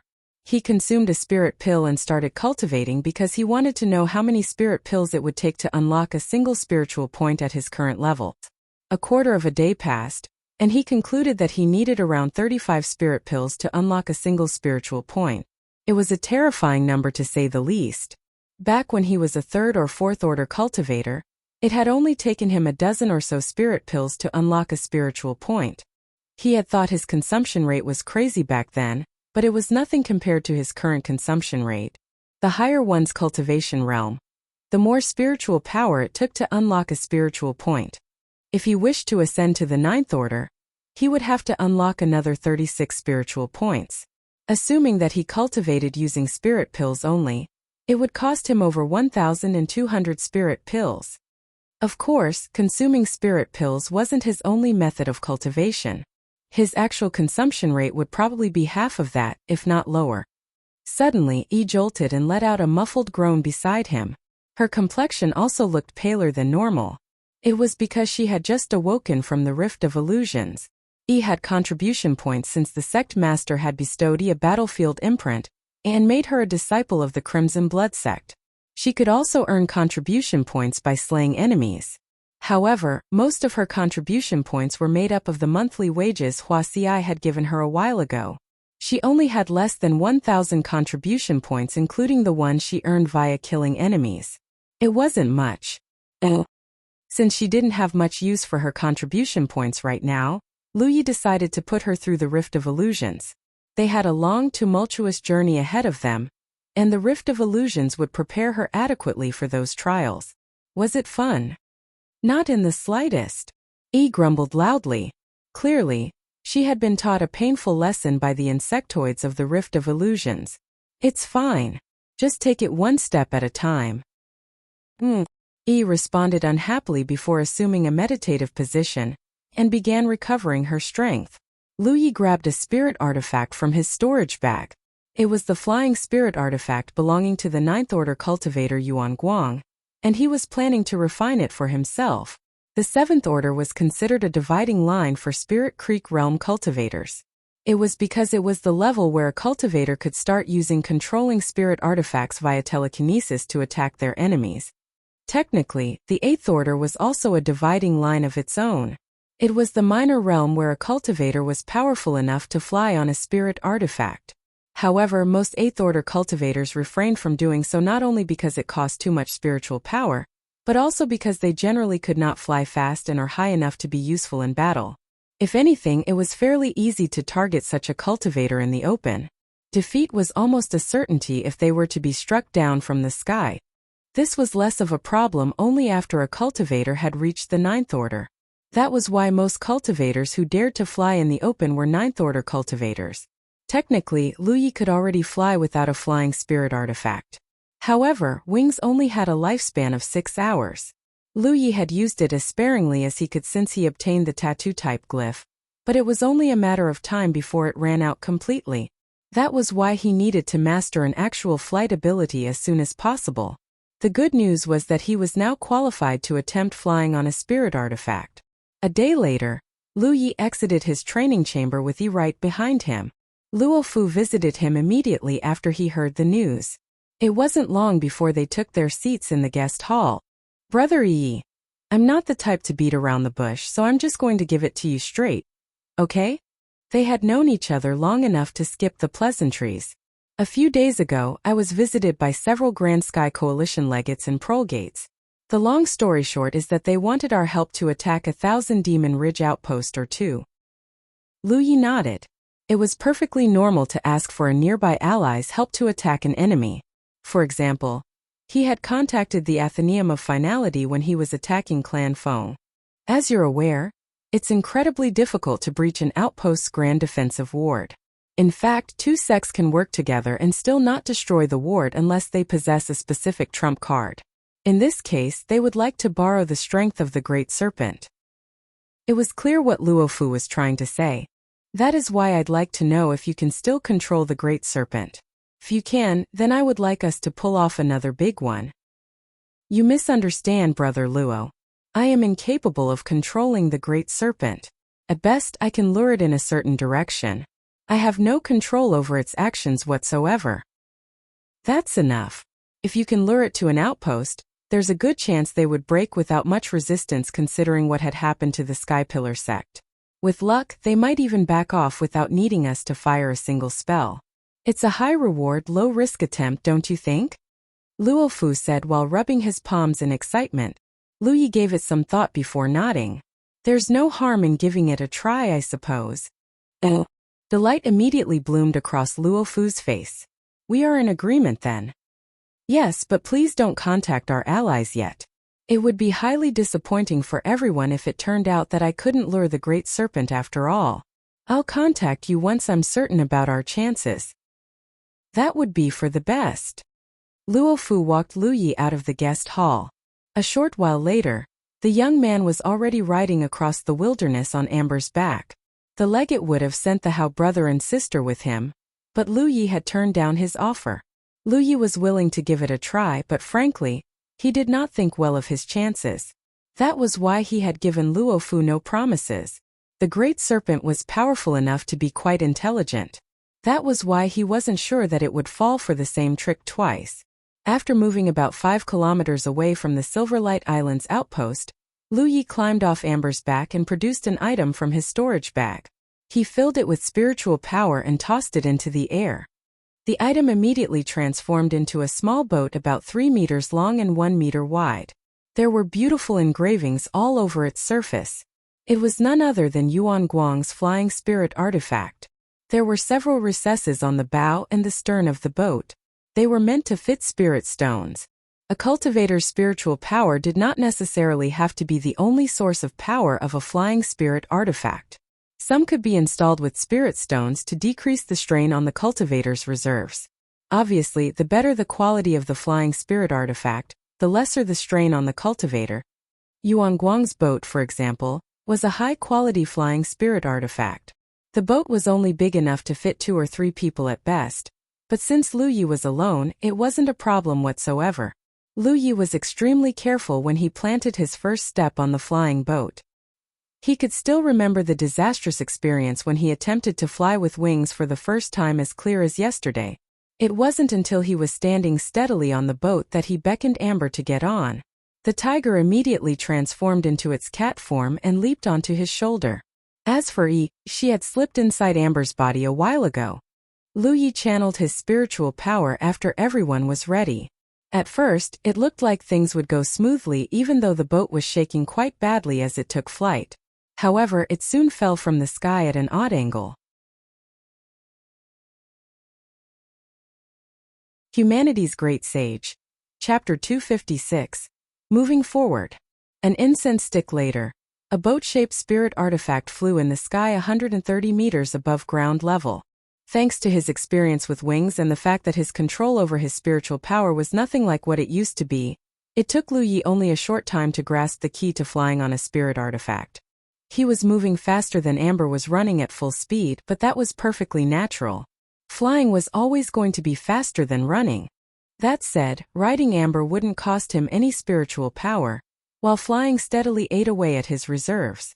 Still, the cost was much smaller than he had imagined because his spiritual power was sufficiently pure. He made a rough calculation and concluded that he could fly between 7 to 9 full hours without pause. For a newly ascended 8th order cultivator, that was an impressive amount of airborne time. In the future, his flight speed and time would only improve drastically. There was also a basic defensive ward on the boat. It could barely block an attack, but it did well to repel the strong wind blowing his way. Lu Yi was currently sitting at the center of the boat, Annie in front of him. She was leaning against his chest and laughing like a bell as they soared toward the horizon. Now that he could fly on a spirit artifact, both his repertoire of travel and escape had increased by one. He no longer had to rely just on wings to fly anymore. A quarter of a day later, the sky had turned completely dark. Lu Yi landed beside the lake where the great serpent had resided. They could even see traces of the bonfire they had made a few days ago. Lu Yi had no idea if the great serpent had returned to the lake, but he had observed it moving in this direction, so it probably had. He had Amber assume its cat form and he standing by for anything. It was only then he took out the dragon scale. For a while, he simply stared at the lake for any movement. Nothing happened. Next, Lu Yi held the scale in front of Amber so it could inhale a wisp of blood qi. As if on cue, he warned, "Here it comes." Lu Yi also saw the ripples on the lake. The disturbance quickly grew until a meaty horn surfaced from the water and slowly moved toward the shore. Lu Yi channeled his spiritual power in secret. The second the serpent did anything strange, he was going to activate wings and book it. There was a splash as a gigantic serpent's head emerged from the lake. Then, a pair of green eyes fell on the dragon scale in Lu Ye's hand. The great serpent didn't look nearly as impressive as it had the first time he met it though. Judging from the missing scales all over its body, it was still recovering from its recent ordeal. Their eyes met about 100 meters away from each other. Lu Yi gave the scale a wave, and the great serpent's pupils seemed to track it. Unlike the first time though, the creature did not rush him even though it still clearly desired the dragon scale. Instead, it watched him with extremely wary eyes. Lu Yi knew he was probably going to disappoint Luo Fu the moment he saw this. The great serpent had displayed an exceptional level of intelligence from the beginning. Last time, he had lured it to the Sky Pillar sect's outpost and tricked them to fight against one another. Obviously, things had ended poorly for the Sky Pillar sect, but it wasn't like the great serpent had slithered away unscathed. The injuries it had sustained during the fight had enraged it to the point where its reason had completely fled. A mindless beast that could only think of taking the dragon scale and nothing else. It wasn't until it was slithering back to its haunt after the dragon scale's presence had disappeared that it realized that it had been used. It was well aware that the humans of this world were in a state of constant conflict. In fact, it was the main reason it rarely left the lake. For one, it didn't have much purpose left in its life after reaching the absolute limit of its growth. Two, it had no desire to get involved in human conflicts. It was fine staying out of their way as long as they stayed out of its. One might even say that it was a pacifistic serpent these days. That was until the shameless, despicable human had lured it with its heart's desire and made a complete fool out of it. The more it thought about it, the angrier it felt. But what could it do? That object's presence had vanished completely, and that despicable human was nowhere to be seen either. Today, both the object and the human had appeared once more. It still desired the dragon scale as a matter of course, but its head was much cooler than it had been that day. It knew that the only way it could obtain the dragon scale was to slay the despicable human. That was why it had stayed motionless for a couple of seconds before firing a lightning bolt the size of an arm from its horn all of a sudden. However, Lu Yi was prepared for this and took to the sky immediately. There was a loud boom as a blackened pit appeared on the spot Lu Yi was standing a moment ago. In the sky, Lu Yi flew away from the great serpent while feeling cold sweat breaking out of his back. He knew it was unlikely that he would be able to take advantage of the great serpent a second time, but he hadn't expected the creature to loathe him this much. If he hadn't been prepared for an attack, that lightning bolt would have killed him already. After he had moved far away enough from the lake, Lu Yi gave the dragon scale. He was hoping that she would have better luck than him. He carried the dragon's scale into the underground and tried all kinds of things to bait out the great serpent, but an hour later she returned to him and shook her head. The creature had learned its lesson and refused to take even a step from its haunt. Left with no choice, Lu Yi raised his hand and sent a message to Luo Fu. It stated, "I'm sorry. The great serpent will not move." Luo Fu quickly responded to the message. The man was disappointed as a matter of course, but he already knew that failure was a possibility. After all, Lu Yi had already told him that he was only baiting the great serpent and not controlling it. That Lu Yi was willing to give it a try regardless was enough for him. After he had received Luo Fu's reply, Lu Yi called out to Yi and said, "Let's go." Since he could not bait out the great serpent, Lu Yi decided not to return to the Silverlight Island's outpost. It was time to move on. After finding a suitable resting spot, he recuperated while waiting for dawn to arrive. There were two main reasons Lu Yi had entered the inner circle. One, he wanted to pave a path for his sect mates by forming legged alliances with sects that he deemed to be suitable. This way they would have more options in the future. Two, he wanted to take revenge for what happened to him during the Battle of Golden Tip. The Sky Pillar sect had been wrecked, so it was time to move on to his next target, the House of Wintry Blossoms. The House of Wintry Blossoms was the second Thousand Demon Ridge faction to challenge him to a fight. His opponent was a female spell cultivator whose wind and fire attacks had given a bit of trouble until he got close enough to decapitate her. Unfortunately, their outpost was quite a ways away from his current location. It would take him at least half a month of travel time even if he rode Amber the entire way. The travel time could be shortened if he flew on the boat spirit artifact, but it would consume too much spiritual power. He was in no hurry though, so he decided to ride Amber to the outpost. On Amber's back, spiritual power was surging out of Lu Ye's left and right hand. His left hand was producing yin and yang elements non-stop until they gradually formed an incredibly complex picture. It was a glyph he had learned from a book. It wasn't the only glyph he had learned from the books as a matter of course, and it was quite a useful glyph too. However, since he wasn't familiar enough with the glyph to conjure it at a moment's notice, he had no choice but to practice with it again and again. He was unable to use it in combat either. So far, Lu Yi only used glyphs he had obtained from the Tree of Glyphs in combat. It was because he could create them whenever he wanted. Despite Lady Yun's unreserved teachings, Lu Yi was only a novice in the way of glyphs. Since he could not consult Lady Yun right now, the only way he could improve further was to study on his own. Thankfully, he had received many glyph-related books from Lady Yun before he had bade her goodbye. His skill should improve drastically after he mastered them completely. On his right hand was another glyph, Sharp Edge, but he was trying to disassemble it. In other words, he was creating a glyph with one hand and disassembling another with the other. It was a doable but incredibly difficult task. Right now, he wasn't even close to being adept at multitasking with his glyphs.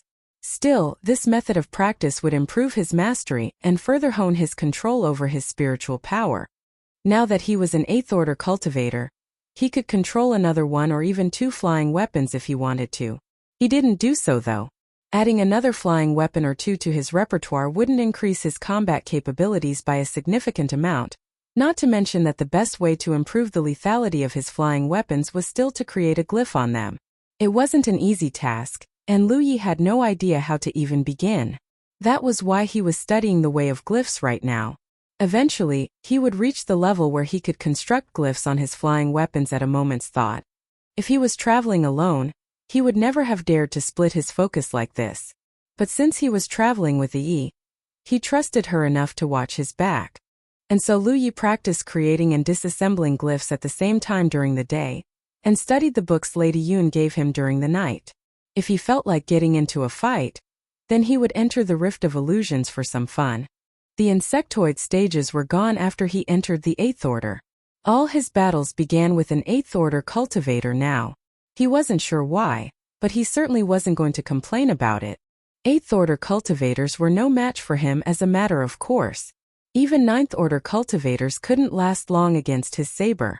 The Heaven Grade 7th order cultivators, they were a different story entirely. Every battle was hard fought because a cultivator's power improved explosively after they switched to a heaven grade cultivation technique. Before this, Lu Yi was able to overcome 2 minor realms and slay the 9th Order Yuan Guang without too much difficulty. 8th Order and Heaven Grade 7th Order were technically 2 minor realms apart as well, but not only were the fights much harder, he sometimes died due to a mistake or moment of carelessness as well. Thanks to these experiences, he knew exactly how strong he was right now. If he were to go up against a 7th Order Heaven Grade opponent, it was a 50-50 chance who would live to see another day. It depended on who happened to be more informed that day. In the Rift of Illusion, the cultivation faction of his opponents was completely random. Therefore, assuming he was willing to spend the contribution points, Lu Yi could amass a ton of practical combat experience against all types of cultivators in no time at all. And once he had digested these experiences, they would become powerful skills that he could use to slay his enemies in real life. His journey to the House of Wintry Blossoms was not a peaceful one. Since Lu Yi had been traveling in a straight line, it was inevitable that he would trespass the territories of some 1,000 demon-rich factions. Naturally, a fight broke out every time he ran into one or more enemy cultivators. The large majority of the cultivators in the inner circle were between 6th to 9th Order. Rarely would one encounter a cultivator who had changed to a heaven-grade cultivation technique. Those people mostly roamed the core circle. As a result, not a single 1,000 demon-rich party had managed to get the upper hand on Lu Yi, not even when they outnumbered him 5-1. Plus, it wasn't like he was fighting alone. He was extremely elusive, and she had become very proficient at using the 9 Realms Scroll. If necessary, she could drag one or more of Lu Ye's enemies into the Ward Scroll and battle them there. Their fate was as good as sealed after that. Humanity's Great Sage. Chapter 257, Rift of Fortune. The Spirit Creek battlefield boasted an abundance of world spiritual chi, which was why its environment was extremely beautiful. Lu Yi and Amber were able to take in all the sceneries on their path, while they continued to travel to the House of Wintry Blossoms. In fact, there was probably no one on Lu Ye's cultivation realm who had seen and heard more of the Spirit Creek battlefield than him. He had left Green Cloud Mountain and begun his journey to the Crimson Blood Sect as a 2nd Order Spirit Creek Realm Master. He had traveled the roads for at least 5 months before he became a 5th Order Spirit Creek Realm Master. Now he was on a long journey once more. Although cultivators often left their nests to experience the world once in a while, the vast majority of their time was still consumed by cultivation. Naturally, Lu Yi was more knowledgeable and experienced than his peers. Today, a travel-worn Lu Yi had arrived at a bazaar. Unlike the ones in the outer circle, this bazaar was clearly busier and more prosperous. After all, its main customers were no longer budding cultivators between the 3rd or 4th Order. Everyone who roamed the bazaar, or the entire inner circle for the matter, was at least a 6th Order cultivator. The name of this bazaar was very simple. It was called the Divine Trade Bazaar because it had been formed around the Divine Trade Association. There were many more of its kind across the inner circle and core circle. While cultivators usually spent contribution points to purchase rare materials from the Vault of Providence, the same could not be said for daily necessities and generic cultivation resources. After all, it wasn't easy to earn contribution points. The need for trade naturally gave birth to many bazaars. Lu Yi had visited several bazaars in the outer circle, but this would be the first bazaar he visited in the inner circle. As he explored the place and took in the sights, he discovered that it was very different from the bazaars he knew. For starters, the layout of the buildings was tidier, and the streets were cleaner. There was a good mix of independent cultivators and sect cultivators as well. Yes, independent cultivators existed in the inner circle and core circle as well. Maybe it was because they were used to a loner's life, or maybe it was because they carried certain pursuits that would not fit well with a sect cultivator's lifestyle. Regardless of the reason, these independent cultivators had chosen not to join a sect. Moreover, sects generally did not welcome independent cultivators who had reached the 7th Order or higher. There were several reasons. They could not ascertain if their background was clean. It would be dangerous if the prospect turned out to be an enemy spy. 2. It was difficult to secure their loyalty.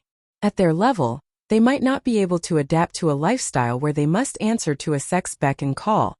In the outer circle, most 3rd and 4th Order independent cultivators still had a good chance to join a sect. But the higher their cultivation, the harder it was for them to join a sect.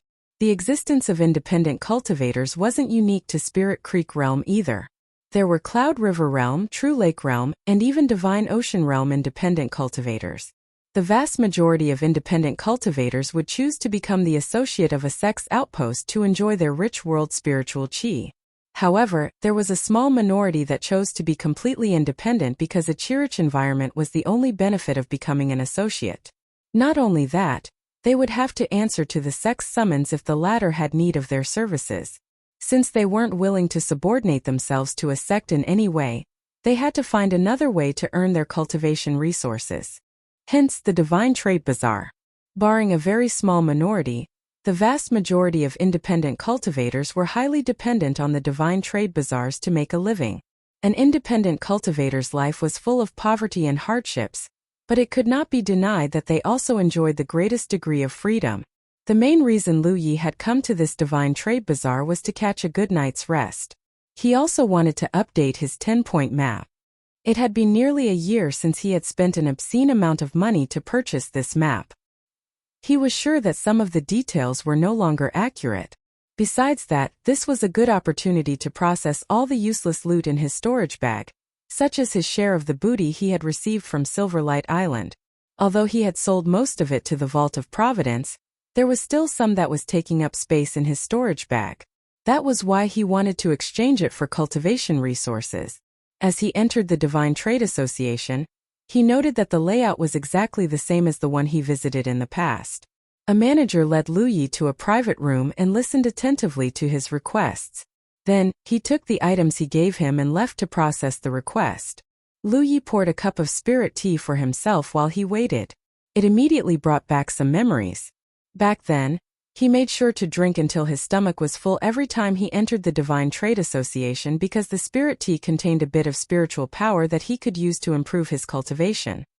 He was seriously poor back then, so poor that he tallied his spirit pills every few days for fear of running out. Thankfully, that wasn't the case anymore. If he lacked cultivation resources, he could simply rob them from an enemy cultivator. He was even able to accumulate a sizable amount of precious contribution points. About an incense stick later, the manager returned with an updated 10-point map and a bag of spirit stones and spirit pills. Lu Yi checked the contents before confirming that the goods were delivered, and the bill settled. With that done, Lu Yi requested for a room to stay in the Divine Trade Association. It was processed accordingly as a matter of course. A short while later, Lu Yi sat cross-legged in the best room of the third floor and inspected his 10-point map closely. However, it looked practically identical to his old map as far as he could tell. It probably meant that not much had changed in the past year.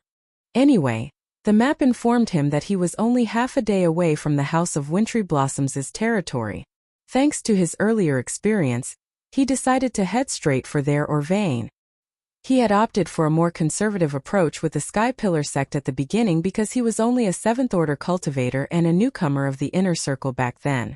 Now that he was an 8th-order cultivator, he believed he could afford to be a little more aggressive. Worst-case scenario, he would just escape from his pursuers. Yep, he could not see anything wrong with the plan. After he put away the 10-point map, Lu Yi took out a thick book and began flipping through the pages. At the same time, he assembled and disassembled a glyph on his hand. His movements were a lot better thanks to his daily practices, a clear indicator that he was slowly but surely deepening his understanding of the way of glyphs. The night passed in the blink of an eye. The next day, after waking up to a wonderful night's sleep, he took a bath and changed into a clean set of clothes. Then he walked down the stairs feeling like he could challenge the world itself. To his surprise, the hall was almost empty. In fact, he couldn't see anyone besides the employees of the Divine Trade Association. At first he thought the place was empty because it was early in the morning. Then he stepped out and found that the streets were almost empty. It was as if most of the cultivators had left the bazaar overnight. Lu Yi frowned. What the heck was going on here? Yi suggested, "Do you want me to ask around?" After he gave her a nod, she turned around and called out to the female receptionist standing in front of the entrance of the Divine Trade Association. "Good morning, sister. Do you know what's going on here?" The receptionist answered, "I heard that something called the Rift of Fortune has appeared." "And what is that?" The female cultivator shook her head. That's all I know. She probably wasn't lying because she was just a fourth-order cultivator. She wouldn't even be in the inner circle if she wasn't affiliated with the Divine Trade Association. Meanwhile, Lu Yi had already gone back into the trade association and sought out a manager. Does the association have information on the Rift of Fortune? The manager immediately broke into a wide smile. But of course, sir. Which level of information would you like to purchase? Give me the best one you got. Truly, things were different from what they used to be. Back then, buying a single 10-point map had felt like gouging out his heart. Now, let's just say that money wasn't a problem anymore. Very well. Please wait a moment, sir. A while later, the manager returned with a jade slip and said, "Thank you for your purchase. That would be 900 spirit stones." He did ask for the best information they had, though whether it was worth the money remained to be seen. Lu Yi wordlessly paid the fee before stepping aside to inspect the contents of the jade slip. Half a cup of tea later, he set down the jade slip and felt Yi's curious gaze on him. He passed her the jade slip so she could inspect it as well. According to the information in the jade slip, the Rift of Fortune was an independent space not unlike the chess sea but smaller. Moreover, there were many types of Rift of Fortune. Sometimes it looked like something straight out of a painting. Sometimes it looked like the depths of hell itself. And sometimes its environment was constantly changing and unfathomable. One thing was certain though, and that was each and every rift contained valuable treasures any cultivator would like to get their hands on. It could be precious natural resources, secret arts, secret books, and even heaven-grade cultivation techniques. Currently, cultivation techniques were in a state of polarization in Zhou. All cultivation techniques beneath heaven grade were cheap enough that even independent cultivators could afford them without difficulty. It was why Lu Yi was able to purchase the Red Lotus Sky Mnemonic for the cheap price of a few spirit stones from the Mystic sect. Even an earth-grade cultivation technique was worth only dozens of spirit stones at most. On the other hand, heaven-grade cultivation techniques were absolutely priceless. There was only one way to obtain one, and that was to buy it from the Vault of Providence using contribution points. It took a minimum of 1,000 contribution points to purchase a heaven-grade cultivation technique. Moreover, the cultivation technique was keyed to the buyer. Anyone who tried to teach it to someone else would be punished by the heavens. 1,000 contribution points wasn't a huge sum for Lu Yi because he could slay most enemies with ease, not to mention that he was a legate. If necessary, he could just pay himself a monthly wage of contribution points. The same could not be said for the other cultivators, however. Some people could accumulate contribution points throughout their cultivation lives, and still not make enough to purchase a single heaven-grade cultivation technique. It was why countless people were stuck in the ninth order. It wasn't like they could skip the cultivation technique either. A heaven-grade cultivation technique was the key to ascending to Cloud River Realm. To put it simply, one could not become a Cloud River Realm cultivator without a heaven-grade cultivation technique. This was why cultivators of opposing factions were more than willing to murder the hell out of each other. One might even say that their kill count directly affected their future. This was why the Rift of Fortune was highly attractive to all cultivators. They effectively saved themselves over 1,000 contribution points if they were lucky enough to pick up a heaven-grade cultivation technique from the Rift. The information provided by the Divine Trade Association was extremely comprehensive. It was because they purchased every bit and piece they could from cultivators who had survived the Rift of Fortune before compiling them all into one neat little jade slip. There was a reason the information was as expensive as it was. According to the jade slip, the Rift of Fortune could appear on any corner of the Spirit Creek battlefield at any moment. While it wasn't an uncommon occurrence, it definitely took a good bit of luck to stumble across one. Of course, every time a Rift of Fortune appeared, all nearby cultivators would enter it to search for their fortune. This was why the bazaar was so empty right now. Unfortunately, the Rift of Fortune only lasted around a day before vanishing. It wasn't always discovered immediately upon appearing either. Add to the fact that there was usually a delay before the news were spread, and it meant that the number of cultivators who actually got to enter the rift were few and far between. There was even one time where the Rift of Fortune was discovered when it was close to disappearing. The cultivators had arrived just in time to see it vanish before their eyes. It was a painful experience to say the least. After he had fully digested the information, Lu Yi asked the receptionist at the entrance a couple more questions before exiting the Divine Trade Association. Taking out his boat spirit artifact, he flew into the sky. Humanity's Great Sage, Chapter 258, The House of Wintry Blossoms. 40 kilometers to the east of the Divine Trade Bazaar, there was a U-shaped valley that was covered in gray fog, so much so that it was impossible to tell how it looked originally. The valley was fairly small, all things considered, a few kilometers in radius at most. Groups of cultivators could be seen standing on the hills. It was clear they were drawn here by the news of the Rift of Fortune. This valley did not fall under any sect's territory, so it was considered a neutral ground. In fact, there were plenty of neutral grounds in the Spirit Creek battlefield. The world was vast, and the sects weren't so numerous that their territories bordered each other seamlessly after all. The valley was located at the center of 4 sections. 2 of them belonged to Grand Sky Coalition, and the other 2 to Thousand Demon Ridge. Ranging between the 5th to 6th tier, they were all pretty powerful sects in their own right. 2 of the 4 factions had already made it to the valley. One was the House of Wintry Blossoms, and the other Hidden Light Sanctuary. The independent cultivators were gathered in groups of 3s, 4s and 5s.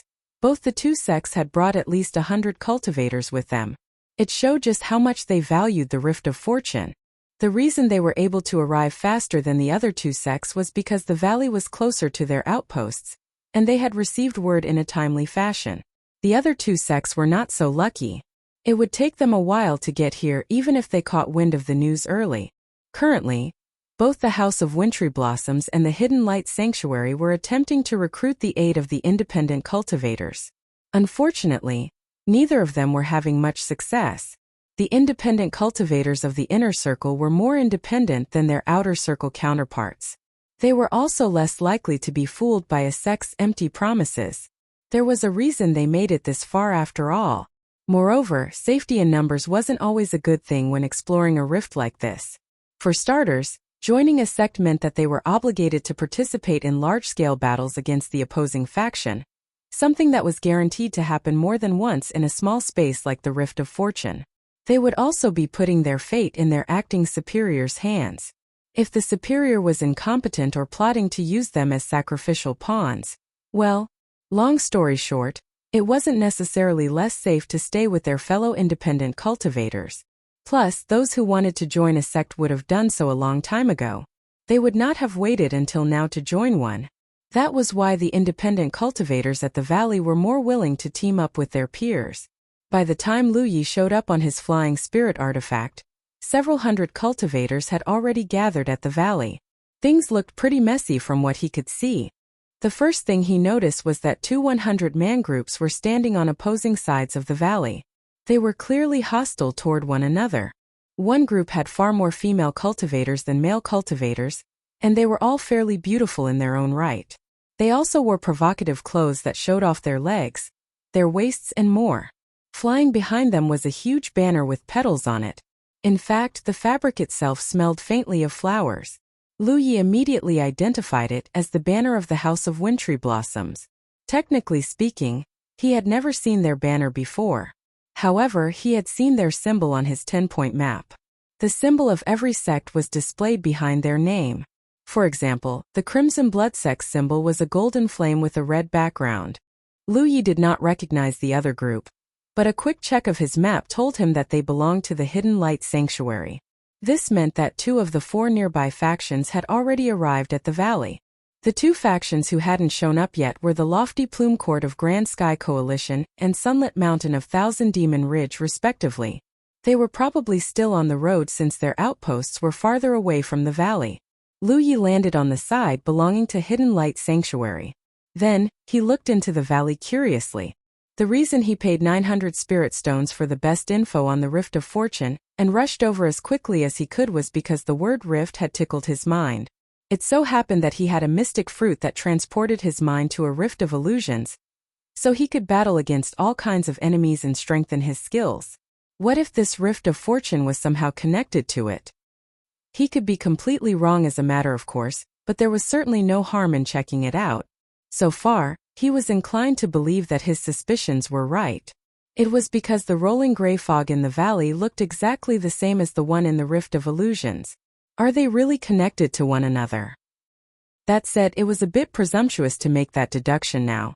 He would have to enter the space to be sure. While he was thinking, a young cultivator walked up to him and saluted him respectfully. Greetings, fellow cultivator. I am Ji Yen of the Hidden Light Sanctuary. Would you be interested in exploring the Rift of Fortune with us? Lu Yi glanced at his party and thought for a moment. Then he shook his head and said, "Thank you for the offer, but no thanks." While he was safer traveling with the Hidden Light Sanctuary's party, he would lose a certain extent of freedom. He did not believe that the trade-off was worth it. Ji Yen did not waste his breath. He simply nodded at Lu Yi before moving on to the next person. After Ji Yen was gone, a short cultivator with short mustaches standing next to him said in a friendly tone, "You are wise to turn them down, buddy. I won't deny that Hidden Light Sanctuary's reputation is pretty good, but I doubt you'll be able to gain much from the Rift if you were to join them. We independent cultivators simply aren't born compatible with sect cultivators, don't you agree?" The guy must have had unpleasant experiences with sect cultivators. It was clear he wasn't fond of them. He then changed his tune and continued, "Would you like to travel with us? Whatever the Rift might be, acting as a group can't be worse than acting alone. Plus, you look like a combat cultivator. It so happens that I'm a spell cultivator, and this big fellow next to me is a body tempering cultivator. If you join us, then all we need is a ghost cultivator to complete the team. What do you say?" He patted the shoulder of the guy next to him. The only reason he managed to do so was because his companion was sitting on the ground. Lu Yi glanced at the guy's companion. He hadn't noticed at first, but the man was impressively broad and tall. It was clear he was a body-tempering cultivator judging from his overwhelming vitality alone, and he gave off the impression of a mountain even though he was just sitting on the ground. His shock grew when he looked closer, however. It was because the body-tempering cultivator's spiritual power was perfectly pure. It had been a while since he began his adventure of the Spirit Creek battlefield, and he had encountered cultivators of all shapes and sizes during this time. However, none of their aura was perfectly pure because of the spirit pills they consumed. Without exaggeration, this was the first time ever he encountered someone whose aura was almost as pure as his, not to mention that he was a body-tempering cultivator. The body-tempering cultivator was currently eating what looked like a bloody piece of meat. Seemingly sensing his gaze, the man met Lu Ye's gaze and shot him a naive smile. "What is your answer, buddy?" the short cultivator asked again. Lu Yi replied indifferently, "Thank you for the offer, but no thanks." The short cultivator huffed. "I was planning to provide you some guidance, but since you do not appreciate it, then whatever."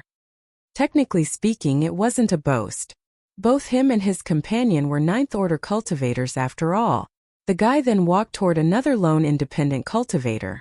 Clearly, he wasn't going to stop until he had recruited a team of sorts. Suddenly, the body-tempering cultivator handed over the meat in his hand. "Have a bite."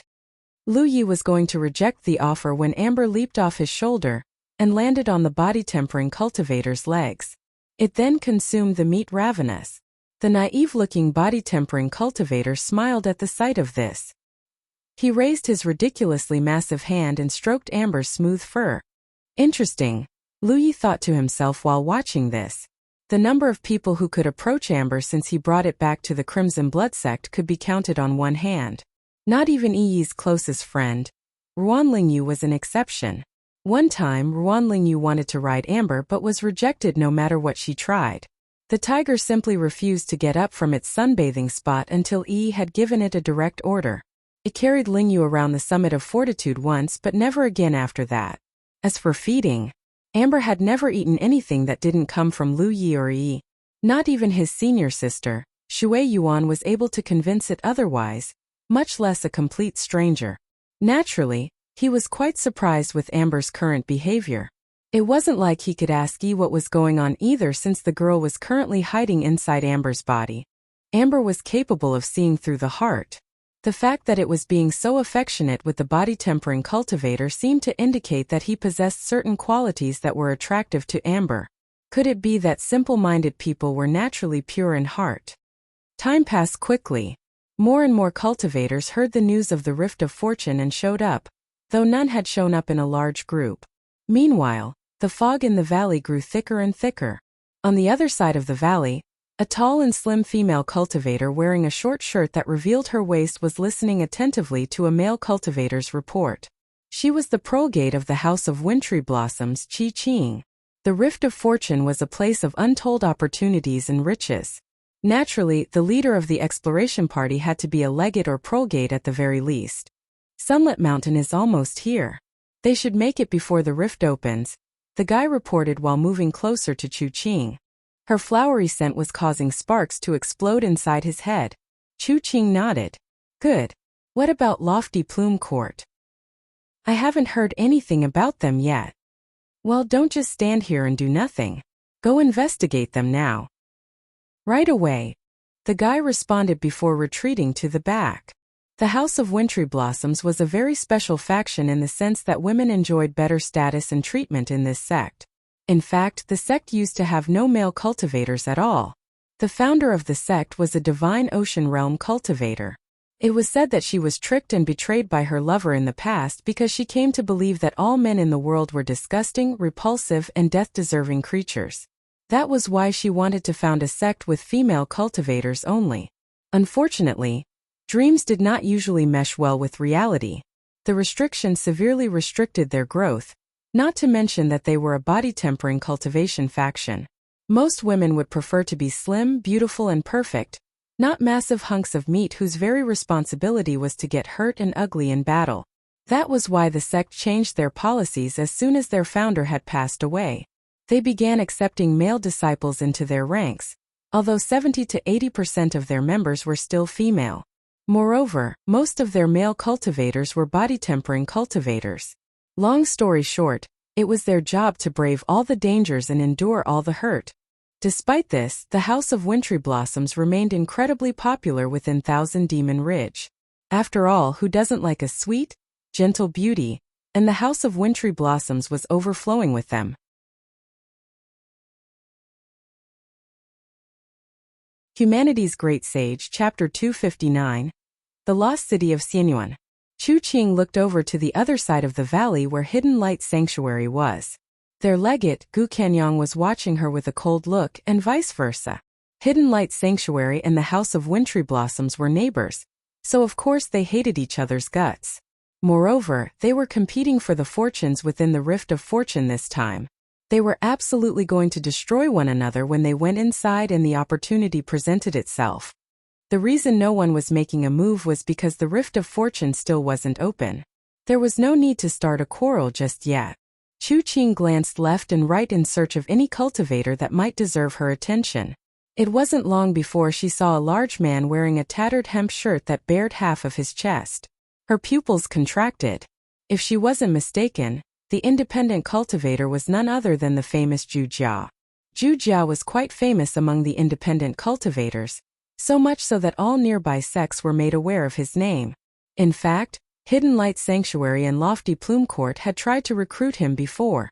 Normally, the sects would not recruit a ninth-order independent cultivator due to various concerns. However, they were all willing to make an exception for Zhu Jia not just because he was simple-minded, but because he was unlike any other body-tempering cultivator they had ever known. For starters, it was said that Zhu Jia had never taken a life since he began cultivating. It was unthinkable that there existed a cultivator on the Spirit Creek battlefield who had never taken a life, but Zhu Jia was apparently the exception to the rule. There were several reasons why Zhu Jia had survived until now despite killing no one. The first reason was his spell cultivator companion. Assuming that the rumors were true, the duo had teamed up since they were second or third order, and the spell cultivator was the one who did all of the killing. The second reason was that Zhu Jia was extraordinarily tough. Practically no one at his cultivation level could break through his defense, and even those who were one or even two minor realms above him had a hard time injuring him. Somehow, the duo were able to make it from the second or third order all the way to the ninth order. The reason Hidden Light Sanctuary and Lofty Plume Court failed to recruit Zhu Jia was because of the spell cultivator. The guy seemed to think of Zhu Jia as his money tree and refused to give him up to anyone else. The fact that Zhu Jia was here meant that he would be entering the Rift of Fortune, and Chu Qing did not want to know what would happen if they were to clash against one another. The good news was that Zhu Jia wasn't standing with the cultivators of Hidden Light Sanctuary, which meant that he was probably still working with his spell cultivator companion. They should be fine as long as they did not provoke him on purpose. Chu Qing began looking for the spell cultivator to confirm her suspicions. The spell cultivator was extremely recognizable because of his short stature and short mustaches. That man's a bad egg no matter how you look at it. Her eyes were just skipping past Lu Yi when she abruptly retrained her gaze on him. She then poured spiritual power into her eyes and examined him closely. She slowly narrowed her eyes when she confirmed she wasn't seeing things. Why is that man here? This aura, he's 8th order already? She was shocked because he was a 5th order cultivator just a few months ago. This meant that he had climbed 3 minor realms in just the span of a few months. She carefully withdrew her gaze and stared at her feet. She slowly clenched her fists as murderous intent began to flow out of her body. On the other side, Lu Yi felt like someone was watching him and shot the House of Wintry Blossoms a glance. Unfortunately, he couldn't be sure because there were too many people. It could just be his imagination.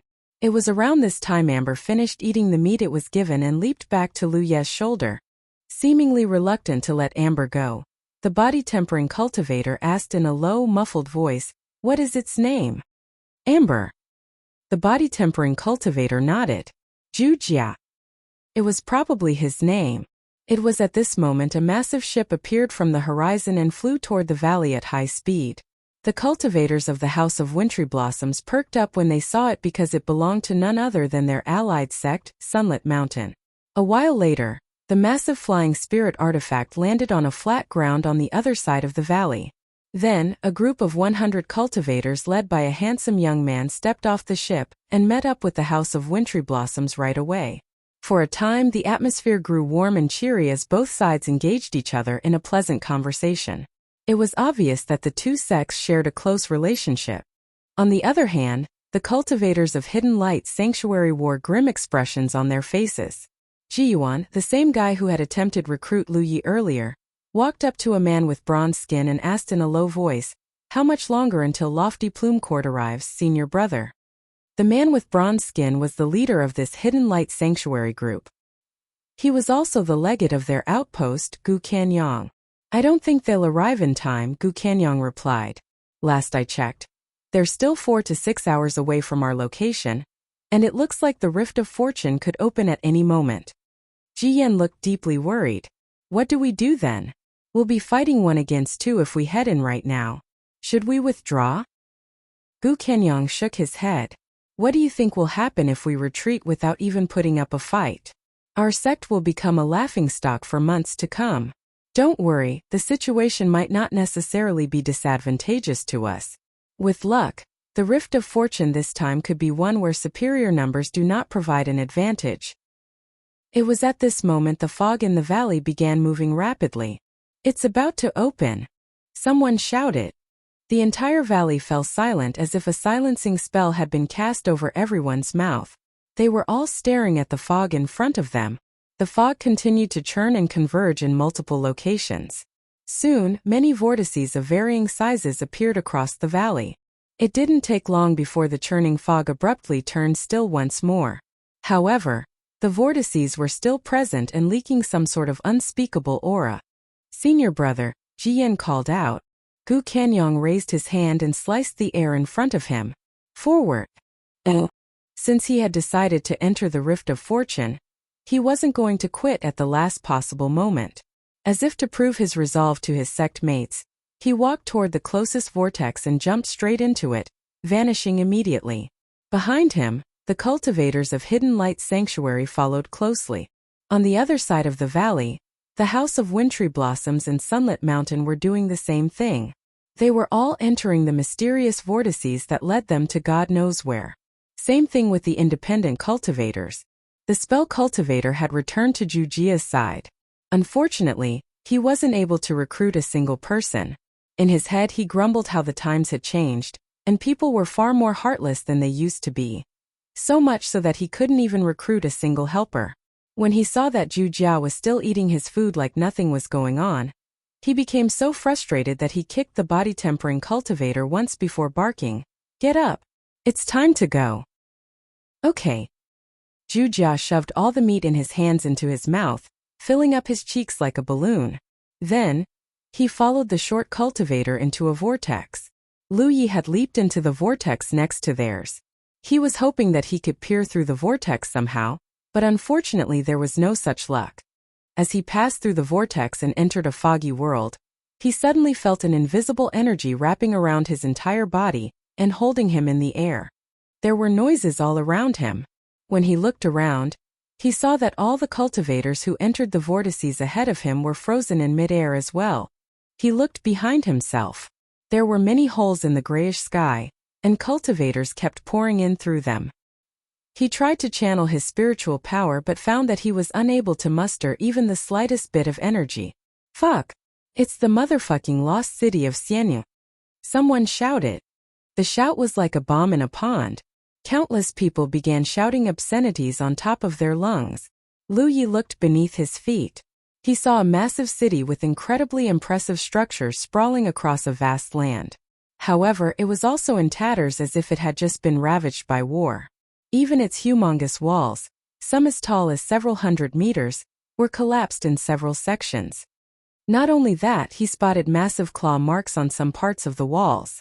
There were also massive patches of dark blood that gave off a pitch-black smoke and a terrible sense of misfortune. It was almost as if the walls had been scaled by some sort of massive creatures. Lu Yi narrowed his eyes with a serious expression on his face. According to the information he bought from the Divine Trade Association, the Rift of Fortune was connected to many different pocket dimensions. Each one contained the ruins of an ancient faction, and no one knew when they were founded or how they were destroyed. In fact, a good number of these pocket dimensions were safe and filled with all kinds of treasures.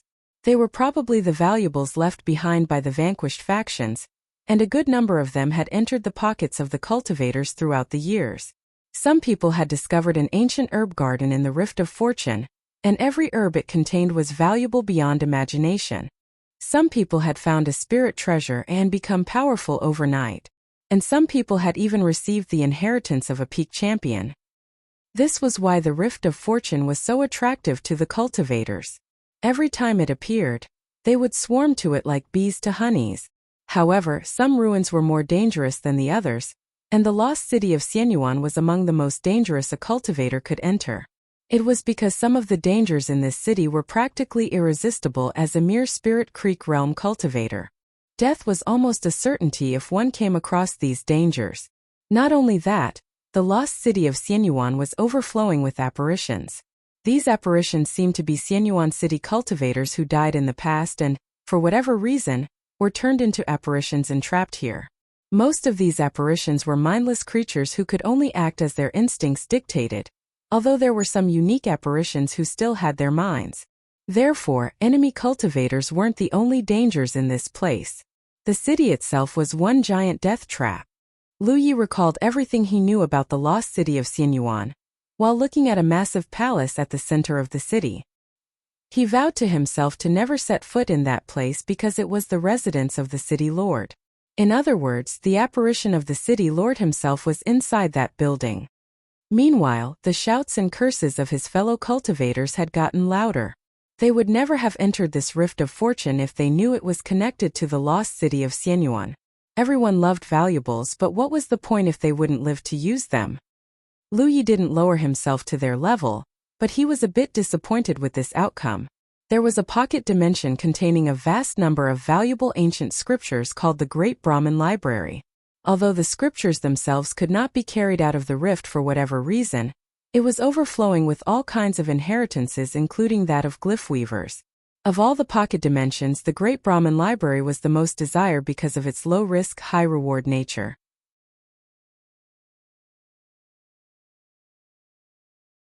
Humanity's Great Sage. Chapter 260 Lu Sanbao. It would be nice if swearing loudly could improve their situation somehow, but unfortunately that wasn't the case. It was impossible to leave after entering a Rift of Fortune. They could only wait until the time limit was up, and they were thrown out by the lost city of Xianyuan itself. It was at this moment Lu Yi felt a powerful attraction force from the front. The next moment he began falling toward the city at high speed. People were crying out in surprise all around him. About 600 or 700 cultivators had entered the Rift of Fortune this time. The sight of all of them falling toward the ground was impressive to say the least. At this height, not even a body-tempering cultivator like Wuxia could possibly survive the impact. It wasn't a matter of tenacity but of physics. A fall like this just wasn't survivable. Everyone was trying to channel their spiritual power to save themselves to no avail. Cultivators who knew nothing about the Rift of Fortune started cursing even louder. Some were even screaming and crying that they didn't want to die yet. Lu Yi didn't panic because the information he bought from the Divine Trade Association had mentioned this exact situation. He simply focused on channeling his spiritual power again and again. As they were falling, some people started straying away from the main group as if they had been caught in a different air current. They felt horrible as the change of direction had nothing to do with their intentions whatsoever. The short cultivator and Wuxia had appeared not far away from Lu Yi, but they eventually moved out of sight as they were falling toward the city. It was impossible to say where they were right now. The screams grew increasingly frantic as the ground grew closer and closer. It wasn't until they were around 30 meters from the ground when their descent abruptly slowed. When the distance had shortened to 10 meters, the shackles around their spiritual power finally vanished like they were never there. All cultivators who knew what was going to happen immediately channeled their spiritual power and saved themselves from crashing. Those who didn't landed unceremoniously, to put it mildly. They were close enough to the ground that the impact wasn't enough to kill even the weakest of them, but it certainly wasn't a good look to land on your face, ass, or any other embarrassing position. Lu Yi performed a front roll immediately after his feet made contact with the ground. It was an evasive maneuver just in case someone had landed close by and decided to take a cheap shot at him. Once he had risen to his feet, he immediately grabbed the hilt of the inviolable and checked his surroundings. Luckily for him, the street, a market street judging from the dilapidated shops lining on both sides of the street, he landed on looked to be devoid of people. Everyone's formation had been completely disorganized. Originally, the three sects held a major advantage over their competitors since they were in a large group. Now it was going to take them a while to reunite with their fellow cultivators. This was good news for the independent cultivators because it meant that they wouldn't have to worry about being attacked by massive groups of enemy cultivators for the time being. Suddenly, Lu Yi heard a shout, "Who dares to enter Xianyang without permission? Take them down!" Immediately after that, he heard the sounds of fighting and felt shockwaves of spiritual power. He was still trying to determine what to do when he saw two cultivators rushing out of a corner and running straight toward him. They looked like they were being chased by some sort of harbingers of doom. Unlucky bastards! Lu Yi swore under his breath while checking his left and right. As soon as he found a building with a lantern at the entrance, he immediately applied windwalk to his legs and rushed toward it like lightning. He pushed open the door, dashed inside, and slammed it behind him in one smooth motion.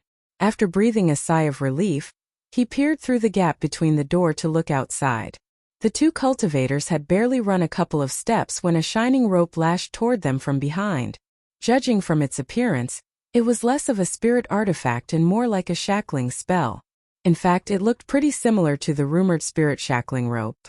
The spirit shackling rope was targeted at the combat cultivator of the duo, but the man wasn't going to go down easily. He lashed out with his blade and was able to destroy the spell in mid-run. He humphed disdainfully and said, "Piece of cake." Not a moment too soon, 5 more spirit shackling ropes appeared from the back and wrapped around him like they had a mind of their own. The poor guy was immobilized instantly. The combat cultivator yelped in surprise as he dropped to the ground. He struggled hard to break out of his binds, but the spirit shackling rope simply grew tighter and tighter until finally, he could barely breathe. "It's not fair. Fight me one-on-one if you dare," the cultivator yelled. His captors merely ran past him without a sound and continued chasing after the other cultivator. Just 10 breaths later, Lu Yi heard a cry of surprise from the distance. Then, the captors returned with the cultivator in tow. They dropped the bound man next to his companion. For a time, the two cultivators simply stared at each other with tears in their eyes. The captors were all wearing the same type of armor. The leader's helmet had a long feather at the top. Their name was the Xianyuan City Watch, and they were the protectors of the city. Although the city was destroyed, and they were all transformed into apparitions a long time ago, not a day had passed where these spectral sentries weren't carrying out their duties faithfully. The Xianyuan City Watch was the biggest threat in the city bar none because every member was at least 8th order or higher. Some squad leaders were heaven-grade 7th order cultivators as well. As if that wasn't bad enough, the sentries were the lowest rung on the ladder. The officers, commanders and higher were even more powerful. As for the city lord, no one knew how powerful he was. No one had ever set foot in his residence and lived to tell the tale. The Xianyuan City Watch was a major threat to all cultivators. They always operated in squads of 5 or 6, and each squad was led by a squad leader. They were a formidable force that most cultivators would avoid like the plague. Lu Yi only needed to look at the 2 captured cultivators before him to know the information was true. They were a pair of 8th order and 9th order cultivators, and they weren't weaklings whose skill did not fit their cultivation realm either. However, the sentry squad had still captured them with ease. Take them to the dungeon, the sentry leader with a feather at the top of his head declared. Lu Yi silently offered his condolences to the 2 cultivators.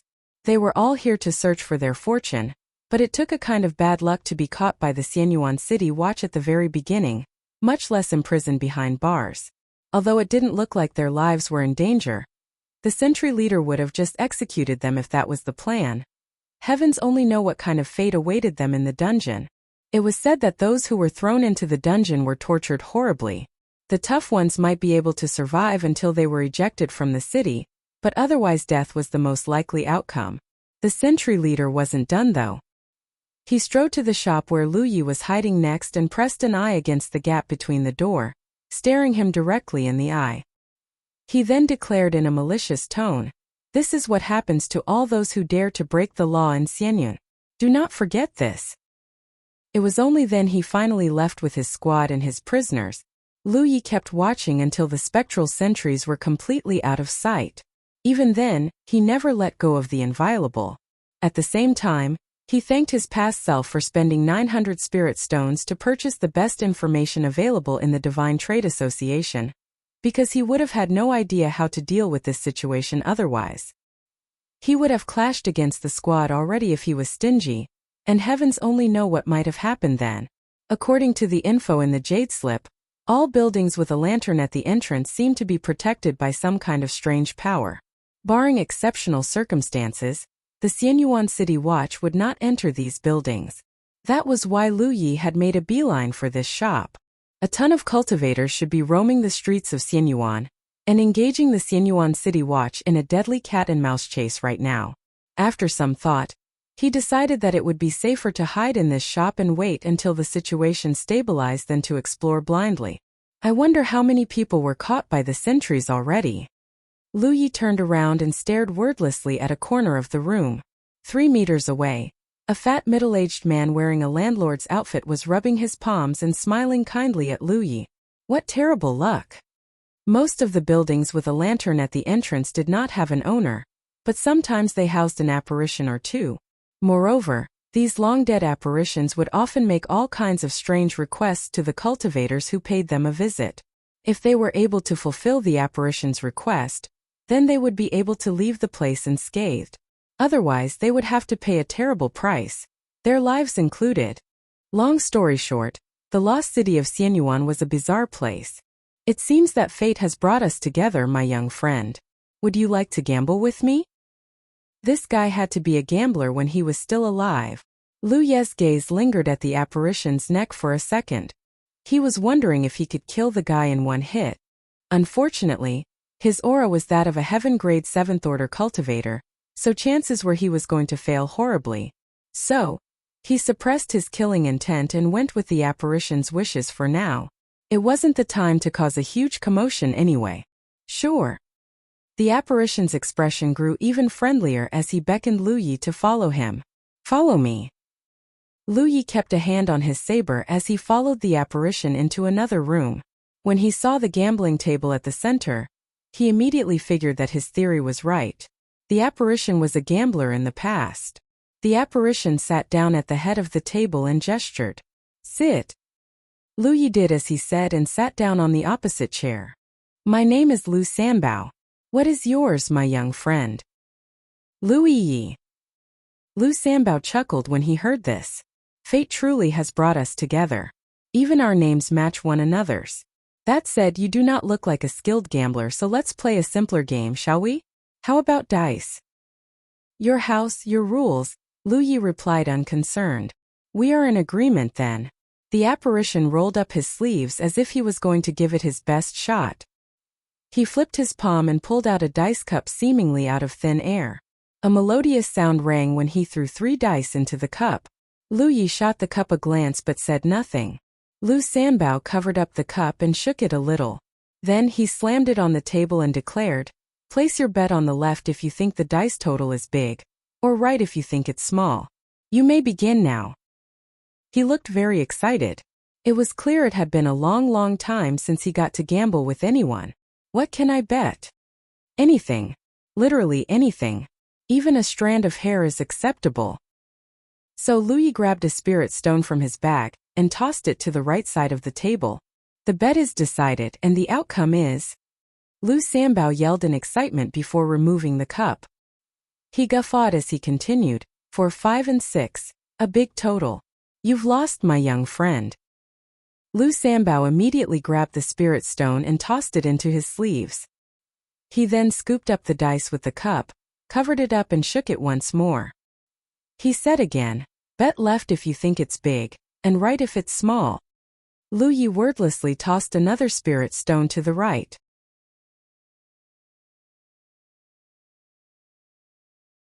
Humanity's Great Sage, Chapter 261, Another Ghost Spirit. 1 incense stick later, Lu Yi had lost 30 rounds in a row. It would be a shocker if he won, really. Lu Sanbao's dice cup was a spirit artifact. He could make the dice stand on their pointed ends if he wanted to, much less manipulate their numbers. By now, the commotion outside the shop had subsided somewhat. Believing that the initial chaos had passed, Lu Yi rose to his feet and said, your skills are impressive. I concede defeat. He then walked straight toward the exit. Lu Sanbao simply smiled and did not try to stop him. Lu Yi quickly found out why. When he arrived at the door, he peered through the gap to see if there was anyone on the streets. After confirming that it was as empty as it seemed, he grabbed the door handle and tried to pull. It wouldn't budge, however. It was as if some sort of invisible energy was holding it shut. Spiritual power surged into his pupils as insight took form. He immediately noticed that the entire building was surrounded by an airtight ward. The only way to break out of this place was to breach it. He knew it wouldn't be this simple. He examined his surroundings to check if he could breach the ward. After studying the way of glyphs under Lady Yun for so long, he wasn't completely clueless about breaching wards. The good news was that the ward was pretty simple. He should be able to break out given enough time. The bad news was that he couldn't be disturbed during the process, and Lu Sanbao was hardly going to stand there and do nothing while he unraveled the ward. He slowly walked back into the room and stood in front of the gambling table. While thumbing the hilt of his saber, he stared at the smiling apparition and said slowly, open the ward. I am leaving. Lu Sanbao shook his head. I cannot do that, my friend. Our game isn't over yet. When will it be over? That depends on how many stakes you have. The game will end naturally when you've lost everything you have. He started chuckling sinisterly. After all, there is nothing a true gambler wouldn't stake to get his thrill. Not even his life. I understand. Lu Yi nodded. Let's skip the trivialities and bet our lives then. Who do you think will live, you or me? The second Lu Yi finished his sentence, he leaped over the table and unsheathed his saber. He empowered it with sharp edge and swung it straight at Lu Sanbao's face. Lu Sanbao's smile remained unchanging. It was as if he knew Lu Yi would do this from the start. Not even bothering to dodge out of the way, he gave his dice cup a light slap and fired a dice straight toward Lu Ye's face. There was a loud clang as Inviolable clashed against the dice. It looked like the dice wouldn't even slow the saber, but in reality the impact was so great that Lu Yi had to bend backward a little and lose a bit of momentum. That wasn't all. 2 more dice were flying toward his left and right side at high speed. Roar! A tiger's roar resounded within the building. At the same time, Yi flashed out of Amber's body and fired a spell straight at Lu Sanbao's face. Lu Sanbao's smile suddenly froze on his face. In fact, his entire outline wobbled a little when Amber's roar hit him. The two dice flying toward Lu Yi suddenly lost a lot of power as well. Lu Yi was able to send them flying with ease. The next second, Yi's spell sent Lu Sanbao flying through the air and crashing against the floor. It was only now Lu Sanbao's eyes regained their clarity. When he looked up, he met Amber's eyes and felt as if they could pull his soul into it, literally. For the first time in God knows how many years, he was paralyzed with fear and worry. What on earth are? Amber did not wait for him to recover. Having returned to its original form, the tiger opened its mouth and inhaled in Lu Sanbao's direction like it normally did with the blood qi and the dragon scale. Something incredible happened. Lu Sanbao's entire body began distorting as if his form could collapse at any moment. At the same time, a bulge appeared on the apparition's chest as if it was trying to break free. Lu Yi wasn't expecting this to happen at all. His plan was very simple, and that was to kill Lu Sanbao and escape this shop. He had no idea that Amber was capable of suppressing the apparition. He did not think that the suppression only worked on Lu Sanbao either. It should work on all apparitions. Amber once transformed Yi into a ghost spirit, so it made sense that it was uniquely talented in this regard. He had no idea it could suppress apparitions though, and he wouldn't have found out if he hadn't entered the lost city of Xianyuan. No! Lu Sanbao screamed in panic as he attempted to pull away from Amber's mouth with all his might. Although the gap between their cultivation realms were massive, the apparition felt like he had encountered his natural enemy. Not only was he incapable of unleashing his normal strength at all, he was trembling with fear from the bottom of his soul. Lu Yi did not hesitate to score a hit on Lu Sanbao, causing his resistance to weaken considerably. Another hit later, and his entire body folded like paper as he was pulled bit by bit toward Amber's bloody maw. I was wrong. Save me. Please. Lu Sanbao begged while holding out a hand toward Lu Yi. It was far too late though. There was a gust of air, and the apparition vanished in the blink of an eye. Amber let out a loud burp, and its aura flashed brightly for a moment. After the battle was over, Lu Yi and Yi exchanged a surprised look with each other. Obviously, none of them had expected this outcome. This should have been a hard fight, but Amber's suppression against apparitions was so ridiculous that even a heaven-grade 7th order cultivator was unable to defy it. How does Amber feel? Did it change in any way? Lu Yi asked. It was a fair question. This was the first time Amber had displayed this ability since they had never encountered another ghost until now. Yi fell quiet for a couple of seconds before shaking her head. No, I don't wait. Lu Ye's heart skipped a beat as he abruptly lunged into Amber's body. When she came out, she surprised him by dragging a familiar-looking apparition with her. It was none other than Lu Sanbao. I guess Amber didn't eat him after all. Anyone would have thought that Amber had eaten the apparition after that earlier scene. It looked like that wasn't the case though. If he wasn't mistaken, Lu Sanbao had been converted into its ghost spirit. He was nothing like Yi though. His face was blank, and his earlier cunning was nowhere to be seen. He clearly did not have a mind of his own. Moreover, Lu Sanbao's strength had dropped from heaven-grade 7th order to 9th order. There was no telling if this drop in power was natural or not. It could be because Lu Yi had slashed him multiple times while he was vulnerable, or it could be something else. Can he be controlled? Lu Yi asked again. Amber cocked its head thoughtfully. Then an aura flashed out of its body. Lu Sanbao began stuttering unnaturally like a puppet on strings, but it wasn't long before he seemingly returned to his usual self once more.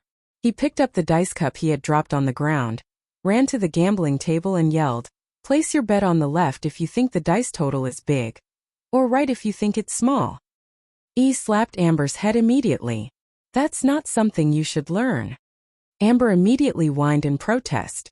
It was because it hadn't made Lu Sanbao act like this. All it did was give Lu Sanbao a simple order, and the apparition just acted of his own accord. The gambler was truly a hopeless gambler. He was unable to rid himself of his ingrained behavior even after he had been transformed into a ghost spirit. How many ghost spirits can you control at a time? Lu Yi asked. Amber responded with a cry, and he translated, "Not sure. It would have to consume more apparitions to know for sure." A bold plan began taking form in Lu Ye's head. "Come. Let's seek out the Xianyuan City Watch." Amber made Lu Sanbao open the ward trapping them within the building. Then they took off toward the distance. Meanwhile, the chaos in the city had subsided considerably.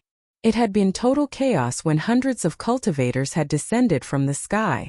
At least dozens of people were unlucky enough to be caught by the sentries and imprisoned in the dungeon right from the get-go. In fact, the sentries were still scouring the streets for them. Combat was inevitable if they were discovered. Everyone started contacting their friends and allies and traveled in groups. It was their only shot at survival if they stumbled upon the Xianyuan City Watch. In this heavens-forsaken place, exploring alone was the worst possible thing you could do. The sentries weren't just powerful.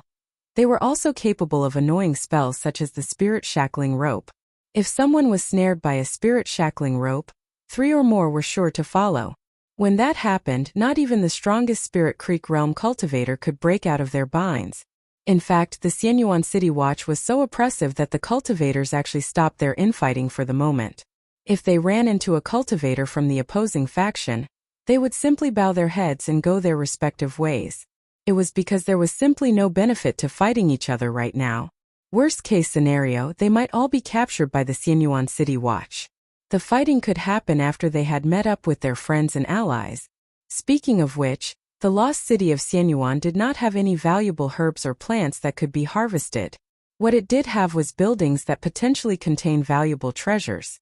Of course, they could only get them if they could avoid the Xianyuan City Watch. Right now, a battle was happening at a corner of the city. A group of cultivators had accidentally stumbled upon a squad of sentries and were now fighting for their lives. Unfortunately for them, they were losing horribly. 2 of their group of 4 had already been captured, and the remaining 2 did not look like they would last much longer. It was at this moment the squad leader suddenly looked in a certain direction. He saw a young man standing in the open and looking at him brazenly. "You dare!" The squad leader erupted and rushed straight toward the intruder. The young man immediately turned tail and ran. It wasn't long before both the pursuer and the pursued were out of sight. A few seconds later, a tiger's roar erupted from the corner both men had disappeared to. And then that was it. In an alley, Lu Yi watched the blank-faced squad leader with a satisfied look on his face. The apparition was almost as strong as Lu Sanbao, and he was devoured by Amber not long after Lu Yi had baited him to this location and hit him a couple of times with his saber. He was now a 9th order ghost spirit under Amber's control, just like Lu Sanbao. A while later, Lu Yi and the squad leader returned to the battlefield. Since Lu Yi was walking in front of the apparition, it looked like he had been captured as well. The rest of the sentries were standing by for orders. The 4 cultivators they were battling had already been bound like worms. At first, one of the captives shot Lu Yi a look and felt pity for his fellow cultivator. However, he quickly realized that Lu Yi wasn't bound in any way. His eyes immediately widened in shock and confusion. Lu Yi had been watching the sentries closely as he approached them. When he noticed that they were frozen in their spots like statues, he immediately realized that they were just mindless apparitions. The squad leader was smart enough to judge a situation and take independent actions, but the ordinary sentries clearly did not possess such intelligence. The fact that they hadn't even glanced at Lu Yi pretty much proved his assessment.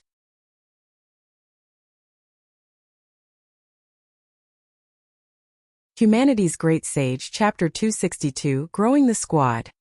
Lu Yi felt much more confident after he saw this.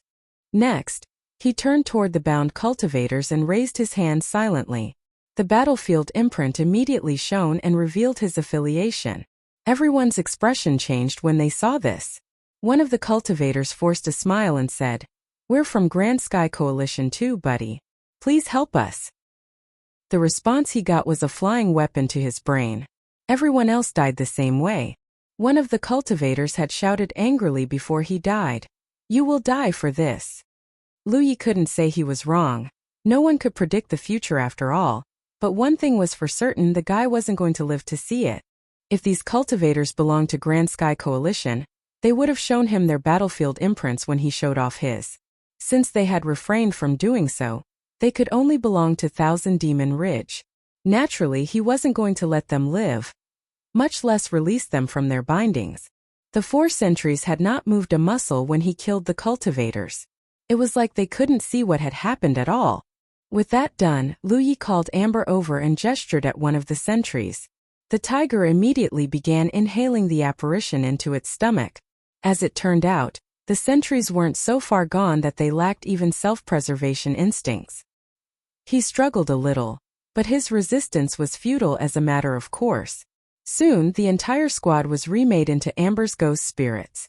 After Amber had resummoned the sentries, Lu Yi discovered that their cultivation levels were more or less the same as before.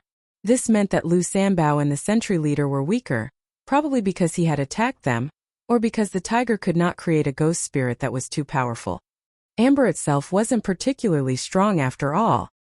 He would have to verify this at a later time, though he could not see what he could do about this even if it was the first reason. If he did not attack the apparitions, then Amber would struggle to devour them whole. The ideal outcome wasn't achievable either way. Anyway, he now had 6 ghost spirits in total, including Lu Sanbao. Suffice to say, no one had ever done such a thing in the history of the lost city of Xianyuan. Historically speaking, few people had ever profited from this pocket dimension, not just because they had to contend against enemy cultivators and the Xianyuan City Watch, but also because the city itself did not contain many valuables. The best reward one could get in this city was access to a place called the Soul Cleansing Reservoir. There, a cultivator could use the water of the reservoir to refine their divine soul. An invisible, intangible thing that a Spirit Creek Realm cultivator had no use for. The benefits only showed themselves when the cultivator had reached the Divine Ocean Realm and gained their divine ego. It was because the root of the divine ego was the divine soul. Suffice to say, any Divine Ocean Realm cultivator would happily buy the water off their hands if they could procure it. Once, a cultivator was lucky enough to receive a few droplets of water and gift it to their elders. For his loyalty and generosity, he was rewarded with an incredible amount of treasures. However, it was also said that the Soul Cleansing Reservoir was located at the heart of the Xianyuan City Watch, the place where most of the city's military force was concentrated. It was simply impossible for a bunch of Spirit Creek Realm cultivators to break into that place. Despite Amber's newfound abilities, the thought of breaking into the Soul Cleansing Reservoir never once passed through Lu Ye's mind. It was an unrealistic dream at best and a fatal distraction at worst. Right now, all he wanted to do was to convert as many apparitions into ghost spirits as possible. This way, he wouldn't be helpless no matter what kind of danger he faced. If he could make an entire army of ghost spirits, then he could even go up against the entire House of Wintry Blossoms party. Now that he had 6 ghost spirits, and that was before factoring in his own strength, he no longer had to tread every step like he was on thin ice. He began exploring the streets openly and even searched the buildings in hopes of finding some valuables. Unfortunately, he was quickly met with disappointment.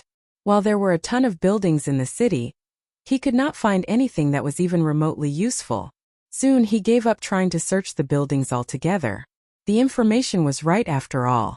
The lost city of Xianyuan was a terrible place to look for fortune.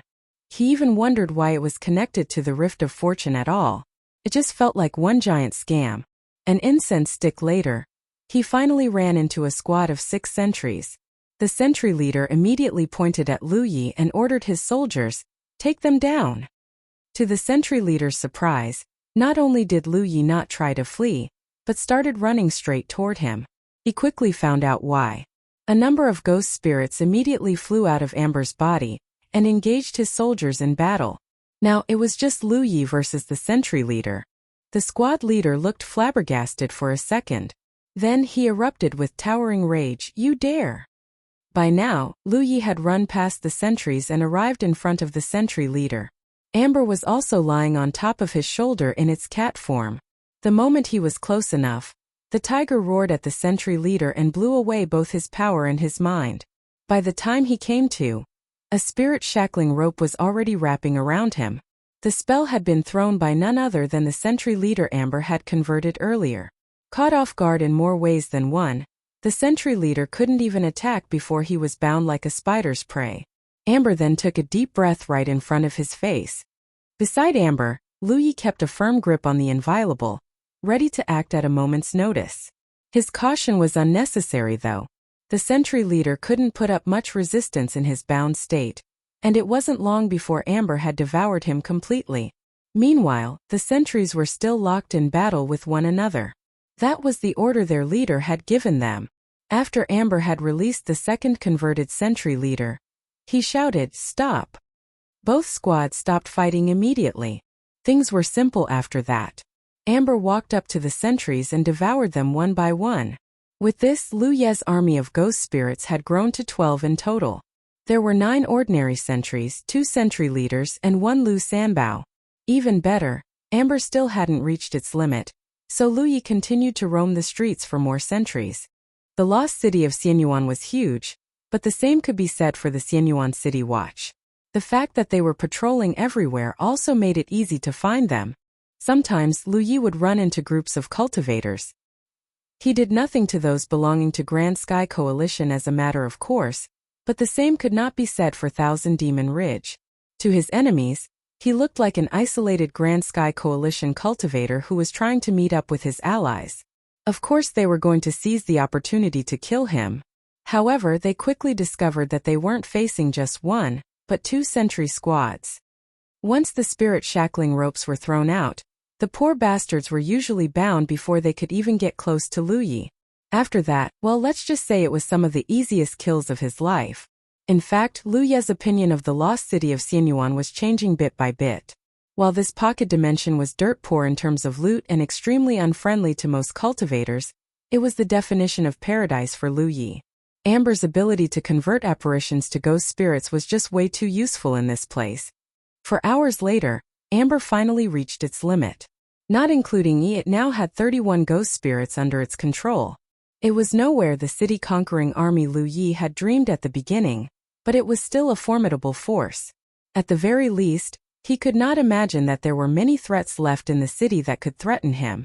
Moreover, Lu Yi was able to confirm through repeated experiments that Amber could not produce a ghost spirit that was stronger than 9th order. It was because of its low cultivation level. Moreover, the more ghost spirits it released at once, the faster Amber's energy ran out. The tiger had visibly shriveled in just a short time when they had fought a big battle against their enemies. Its energy was the source of the ghost spirit's power, after all. They also consumed its energy when recovering from their injuries. Yi was the same as them in the past. Back then she had to return to Amber's body whenever she got hurt or used up too much strength. Of course she had broken free from this crutch some time ago. She could now cultivate on her own and partake in the joy of growing stronger. In fact, her joy was double that of other cultivators because Amber could consume spirit pills to cultivate as well. Thanks to this, Amber and Yi were able to grow at an accelerated rate. Both of them benefited when one of them grew stronger. Unfortunately, the same could not be said for the other ghost spirits. They did not possess a mind of their own and could only act according to Amber's orders. Amber had to give up its own energy to recover their strength or injuries as well. This was why it wasn't a bad thing that Amber's ability had a limit. Otherwise, the tiger would drain itself into a husk trying to sustain its ghost spirits. Lu Yi was no longer actively searching for the Xianyuan City Watch. He did his best to avoid them just like the other cultivators because he could no longer benefit from fighting them. It would only waste his time and his energy. He kept his gaze low as he strode through a street.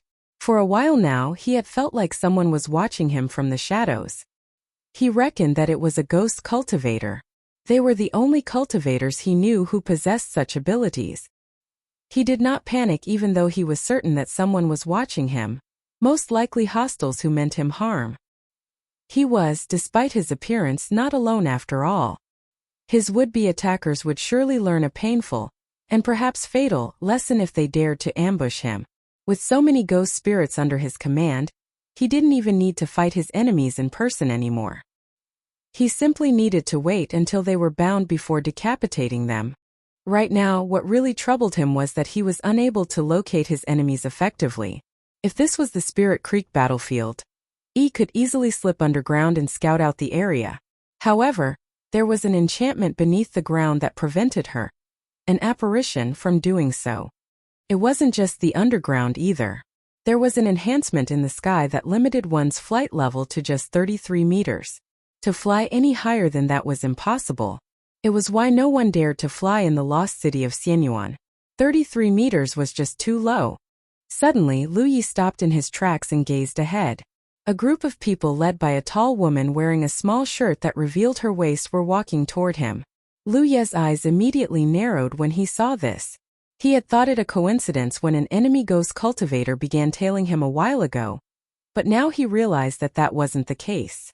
These people had come specifically for him because of that woman. He had seen her once on the other side of the valley. Unless he was mistaken, she was a member of the House of Wintry Blossoms. Did she recognize me? Is she here to take revenge for her fallen comrade? It made sense. Thousands of people had seen his face during the Battle of Golden Tip. It was unsurprising that some of his enemies would recognize him. That wasn't all. Waves of spiritual power suddenly emanated from every direction, and the sound of rustling clothes entered his ears. Lu Yi looked up and found that all the rooftops around him were surrounded by cultivators. Not a single one of them looked friendly.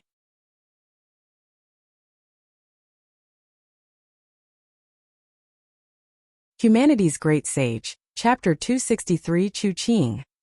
Lu Yi had been completely surrounded before he realized it. He counted at least 20 of them. The House of Wintry Blossoms must have been looking for him since they came through the Rift of Fortune. Otherwise, there was no way they could have gathered this many people and formed an encirclement in such a short time. If he was any other cultivator, this situation would have been a complete dead end. The tall woman standing 30 or so meters away from him was staring at him with anger and a hint of satisfaction. It was because her vengeance was soon to be fulfilled. She was also flanked by 2 cultivators. The first one was an extremely fat woman. Her fatness could not be natural because even her thick clothes could not conceal the massive layers of fat within. But unlike a normal fat person, her skin was incredibly smooth and fair. It made her look like the chrysalis of a silkworm. The other cultivator was a petite woman who didn't seem to care much about her appearance. She had fairly short hair that was pulled into a short ponytail, and she was carrying a massive blade on her shoulders. Seriously, the blade was longer than she was tall by at least half her height. It painted quite the contrasting appearance. Is that the one, Sister Chu? The petite woman asked while looking Lu Yi up and down. She wasn't admiring his figure though. She was searching for the right spots to sink her blade into, just like how Lu Yi normally did to his enemies. The tall woman nodded, and the fat woman said with a smile, "He doesn't look too bad. Feels ashamed to kill him here. Any chance you might reconsider your decision, Sister Chu?" The tall woman uttered coldly, "Why not? I wasn't planning to give him a quick death anyway." The fat woman giggled behind her palm. "Thank you for your kindness, Sister Chu." When she looked at him again, her gaze was a little more lustful than before. "Do you know who I am, Lu Yi?" The tall woman barked at him. Lu Yi tossed a spirit pill into his mouth and chewed slowly. "Nope. Who are you?" She replied in a chilly voice. "Do you remember Chu Shui at the Golden Tip? You mean that immoral woman who tried to seduce me before I killed her dead? Sure. How could he forget? She was the second person to challenge him during the Battle of Golden Tip. Not to mention he was on his way to visit the House of Wintry Blossoms before he got sidetracked by the Rift of Fortune. My name is Chu Qing." Chu Shui, Chu Qing. It could not be any more obvious that they were sisters. In fact, Chu Shui had brought Chu Qing to the Golden Tip that fateful day, meaning that the woman had witnessed her sister's death with her own eyes. If they hadn't sworn a heavenly oath, and the battle hadn't been witnessed by cultivators from both factions, she would have jumped in and torn him to shreds already. Before this, Chu Qing thought she would never have the chance to take revenge against Lu Yi. Imagine how surprised and livid she had felt when she saw him on the other side of the valley. She was careful not to stare at him so long that he would notice her though. Why alert him of her murderous intent then when she could get her revenge in the Rift of Fortune later? And that was exactly what she did. She gathered her people and searched for him as soon as she set foot in the lost city of Xianyuan. Luck was on her side, it seemed. It wasn't long before she found him and immediately moved to encircle him. "So how do you want to die?" Chu Qing asked. She could not see how she could lose this. She had him surrounded tighter than a rat's ass, and they outnumbered him more than 20 to 1. He could sprout wings this instant, and he still wouldn't be able to get away from this. Lu Yi swallowed the spirit pill he was chewing and lowered his gaze. He then gripped the hilt of his saber and said, "That's my question, silly girl." Windwalk flashed on his legs in an instant, and he rushed toward Chu Qing so fast he was a blur. At the same time, two flying weapons shot toward the fat and the petite women beside her respectively. "You dare!" Chu Qing raged at his gall before ordering, "Capture him." She wasn't kidding when she promised the fat woman to keep him alive, at least for now. For the longest time, the horrible images of Chu Shui's death had haunted her dreams. There was no way she was going to kill him until she had tortured him to her heart's content. They outnumbered Lu Yi over 20-1, so Chu Qing was confident that they could handle him however they liked. Their flying weapons alone were beyond his ability to handle. Suddenly, cries of alarm erupted from all around them. It was because the cultivators of House of Wintry Blossoms found themselves struck by multiple spirit shackling ropes right as they were about to attack Lu Yi. Those who were too slow to react were immediately bound and dropped to the ground. Even those who managed to dodge out of the way quickly found themselves fighting against multiple enemies at once. "It's the Xianyuan City Watch," someone shouted in surprise. At least 20 sentries had ambushed them from behind, something they had never encountered until now. It completely nullified their numbers advantage to say the least. Their group had run into multiple sentry squads before this, but never more than one squad at a time. Moreover, the only one that possessed a modicum of intelligence within a squad was the sentry leader. Therefore, it took very little effort to take them out. If the sentry squads were their only opponents, then they still could have turned this around. After all, the sentry squads generally did not harm them unless they struggled too much or something. They also did not take a cultivator's life after immobilizing them with the spirit shackling rope. The problem was that there was a strange fat apparition wearing a landlord's outfit among the sentries. He wielded a dice cup that fired 3 shiny dice, and he kept targeting the cultivators who were shackled by the spirit shackling ropes. 3 people had died to his attack in the blink of an eye. Somehow, their ambush had transformed into a counter-ambush by the Xianyuan City Watch. It was so unbelievable that the cultivators themselves doubted this was actually happening. This was the work of Amber, of course. When Lu Yi realized that he was being followed, he did not send Yi to scout the area like he normally would because the underground was sealed by an enhancement, and it was too dangerous. Instead, he sent Amber to look for his stalker. Imagine his surprise when Yi came back and told him that only one ghost cultivator was stalking him, but dozens more cultivators were sneaking toward them from every direction. Knowing that these people were planning to ambush him, he did the only thing he could. Heavy Yi and Amber counterambushed them. The ghost spirits usually hid within Amber's body until it released them, so there was little chance they would be discovered before they were ready. The reason he spoke with Chu Qing at all was to buy time for Yi to set up everything. Otherwise, not even protection would keep him safe from so many enemies. The current situation was much more manageable. His would-be ambushers were busy tangoing with the Xianyuan City Watch and Lu Sanbao, so they could not lift a hand against him. This meant that his only opponents were Chu Qing and the 2 women beside her. They were all 9th order, sure, but so what? Clang! His 2 flying weapons were sent flying by the petite woman wielding the large blade. Holding her weapon with 2 hands, she weaved an impenetrable wall of steel that repelled everything within 10 meters from her person. Nothing and no one could get close to her unless they broke her dance, and she was surprisingly nimble despite the blade's powerful style.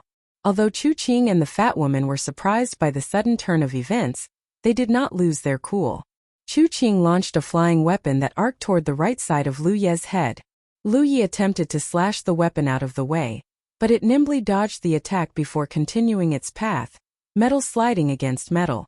Lu Yi just barely managed to flick it away at the last possible moment.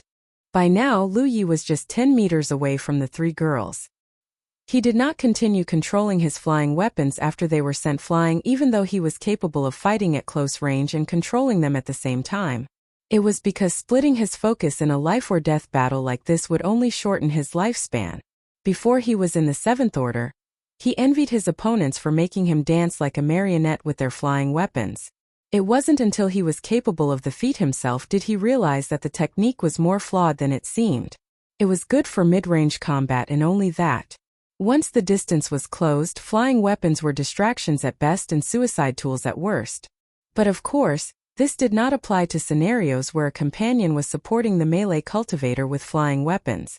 In the end, any method that could kill the enemy was a viable one. It was up to the user to make it a good one. Lu Yi swung slowly yet fast at his enemy, but a blade sailed toward his face as soon as he made the move. He had no choice but to cancel his attack and block the blade. A series of metallic clangs erupted through the streets. Sparks flew everywhere as spirit artifacts clashed against spirit artifacts. Chu Qing and the fat woman were just about to assist their comrade when suddenly, they felt a flare of spiritual power behind them. They looked behind just in time to see a sentry squad appearing behind them and launching their spirit-shackling ropes. They were beyond shocked as a matter of course. Amber was currently in control of 31 ghost spirits, and it had split them into 6 squads, as they were before they were captured. 5 of the squads were currently engaging the other ambushers, while the last one was pit against Chu Qing and her 2 friends. Although Lu Yi was capable of fighting above his cultivation level, not even he could battle 3 ninth-order cultivators at once and win. However, it was a different story if he had the support of a sentry squad. The sneak attack was so surprising that even Chu Qing and the fat woman were unable to react in time. At the last moment, the fat woman moved in front of Chu Qing with a speed that did not match her appearance and blocked all the spirit-shackling ropes. For a moment, it looked like the ropes would cut into the woman's flesh and turn this fight into a horror show. Then she gritted her teeth, roared, and let loose a shockwave of vitality so thick that it was almost tangible. Behind her, Chu Qing dashed out while holding a pair of swords in each hand. Although she was a woman, she fearlessly charged toward a sentry and danced the dance of murder with her spirit artifacts.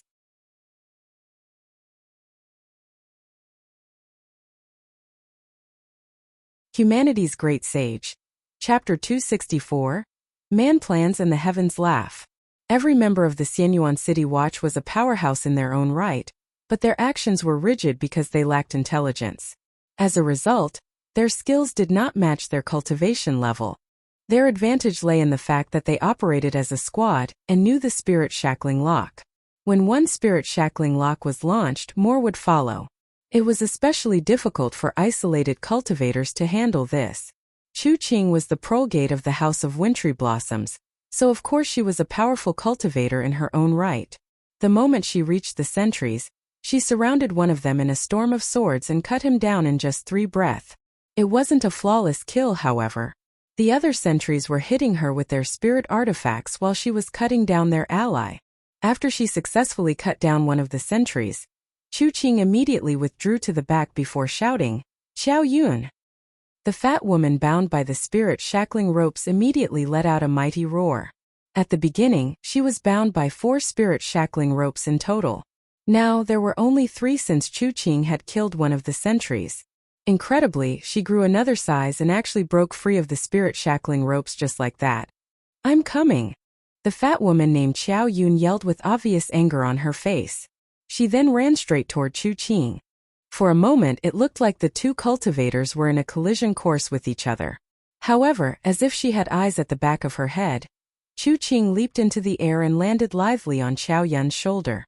The 4 spectral sentries attacking her had no such luck. They were bowled over by the fat woman and suffered great damage as a result. "I'll hold them back," Xiao Yun declared. She wasn't afraid even though she was fighting 1 against 4 because she was a body-tempering cultivator. Her offensive repertoire might be lacking compared to cultivators of other cultivator factions, but the opposite was equally true. No one was harder to kill than a body-tempering cultivator. "Be careful," Chu Qing warned before rushing back toward Lu Yi. They had gathered here to kill Lu Yi and take revenge for Chu Shui, not to do battle against the Xianyuan City Watch. Even if their numbers weren't literally infinite within the city, killing the Xianyuan City Watch wouldn't help further their objective one bit. That was why they weren't going to waste time with the Xianyuan City Watch. They could retreat after killing Lu Yi. Chu Qing pushed off the ground with both feet and rushed toward Lu Yi at high speed. However, her pupils contracted when Lu Yi abruptly sent the petite woman flying toward her. She even spat out a mouthful of blood in mid-air. Chu Qing hurriedly put away her swords and caught the petite woman with both hands. They rolled across the ground for a bit before catching themselves. Quack! The petite woman spat out another mouthful of fresh blood while pushing herself to her feet. Ruyen! Chu Qing cried out in alarm. I'll live! Her companion answered with a light cough before heaving her massive blade over her shoulders once more. She stared cautiously to the front. There, Lu Yi was slowly walking toward them with his saber pointed toward the ground. Blood was dripping off the blade, and his eyes were narrowed into half-slits. His hair cast a shadow on his face and hid his expression from view. He was just an 8th order cultivator, and yet he was giving off an inconceivable amount of pressure. Be careful, senior sister. Something's not right about that man, Ruyen warned as she recalled her brief clash against Lu Yi. Even now, she had no idea how he had defeated her so quickly. She wasn't so arrogant as to think she would be able to toy with Lu Yi as she pleased, but she did believe that she would have the upper hand fighting against a cultivator who was one minor realm below her. It wasn't until they actually clashed that she found out that Lu Yi possessed some bizarre abilities that were nigh impossible to defend against without prior knowledge. For starters, he seemed to possess the ability that instantly increased the weight of his attacks by a literal ton. The hit that had sent her flying had appeared so abruptly, and without warning that she had almost failed to react to it. If her intuition wasn't as sharp as it was, she would be lying on the ground in 2 halves already. Chu Qing's expression turned grim as she stared at the incoming young man. The Battle of Golden Tip began replaying itself in her mind. That day, the 5th order young man had accepted the challenge of 43 6th order opponents, defeated them all, and killed at least 30 of them. The battlefield had run red with his enemy's blood that day. Since then, Chu Qing realized that there existed people whose strength defied all common sense in this world. Killing enemies higher than their cultivation realm was as easy as breathing to them. That was why she hadn't underestimated him one bit when she saw Lu Yi in the valley. The guy had been able to defeat 43 6th order cultivators when he was just at 5th order. It was not inconceivable that he would be able to kill 9th order cultivators with the same ease as an 8th order cultivator. This was why she had gathered over 20 people to kill him, and for a time, she was sure that nothing could stop her from obtaining her vengeance. That was until the Xianyuan City Watch appeared at the worst moment and ruined her plan completely. It was bad enough that her people couldn't assist her. Even Xiao Yun was busy keeping 4 sentries off their backs. Retreat was not an option though. Ruyen was hurt, but her injuries weren't so severe that she had to cancel the mission altogether. No matter how you looked at it, the upper hand was still in their hands. Let's go, Chu Qing declared before leading the charge. The petite woman named Ruyen moved behind Chu Qing and concealed herself perfectly from Lu Ye's view. The two of them had begun their cultivation journey together, so their teamwork had been perfected a long time ago. More often than not, they didn't even need to speak to understand each other's intent. At the same time, Lu Yi radically shortened the distance between himself and the two women in one step. Fiery red spiritual power ran along the edge of the inviolable as he brought it straight down at Chu Qing. The swordswoman immediately raised one of her swords in response. Her plan was to block Lu Ye's with one sword while striking him down with the other, but she quickly realized that she was being naive when their spirit artifacts met. The force being transmitted to her hand was so massive that she nearly lost her grip. Chu Qing's eyes contracted into pins. Was it even possible for an 8th order cultivator to possess such strength? Even Xiao Yun was only this strong. Realizing she had erred, she hurriedly withdrew her other sword and blocked the attack with both weapons. She would have cut herself if she had not done so. However, Lu Ye's second attack came much quicker than she had anticipated, forcing her to block it in a panic. The third attack had nearly run right through her chest. How is he so fast? There wasn't a day or night where she didn't dream of killing Lu Yi and taking revenge for her younger sister. But it was only after she actually engaged him in battle that she realized just how terrifying he was. It was bad enough that his attacks were powerful beyond imagination. They also came almost too fast for her to react. In fact, she almost certainly could not block his fourth attack. As expected, Chu Qing was unable to defend herself when Lu Yi swung his saber at her pale neck. Luckily for her, she wasn't alone. At the critical moment, a massive blade abruptly appeared beside her neck and struck the inviolable's blade. It was Ruyen finally making a move. Sparks flew everywhere as the attack that would have hit Chu Qing was blocked.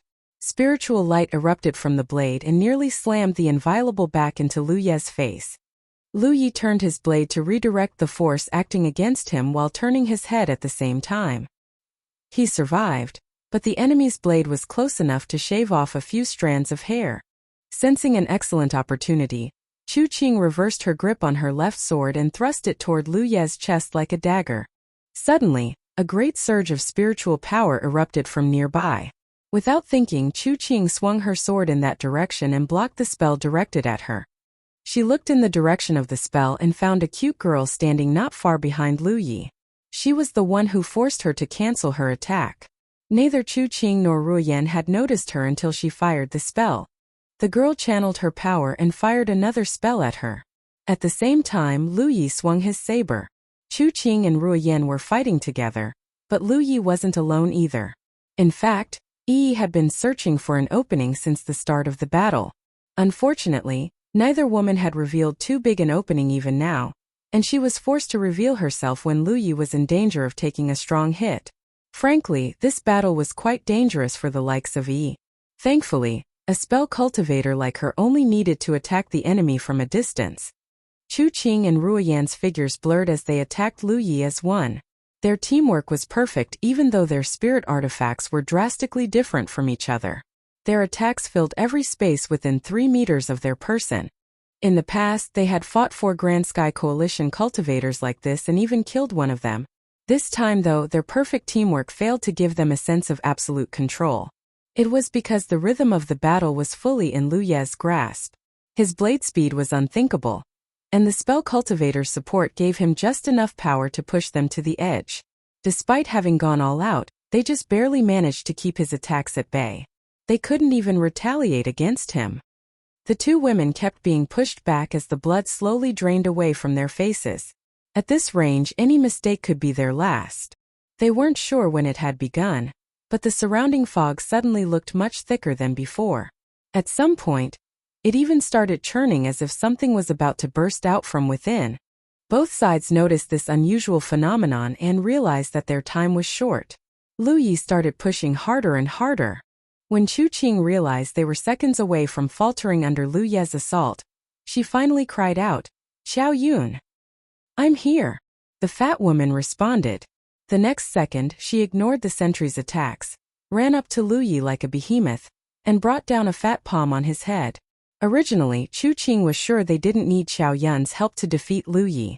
She had imagined herself and Ruoyan taking down the bastard in the shortest time possible, while the body-tempering cultivator kept the Xianyuan City Watch at bay. The remaining sentries weren't a problem as long as they were able to complete their primary objective. Unfortunately, man plans and the heavens laugh. Chu Qing thought she had already given Lu Yi the highest amount of respect, but reality still gave her a slap to the face.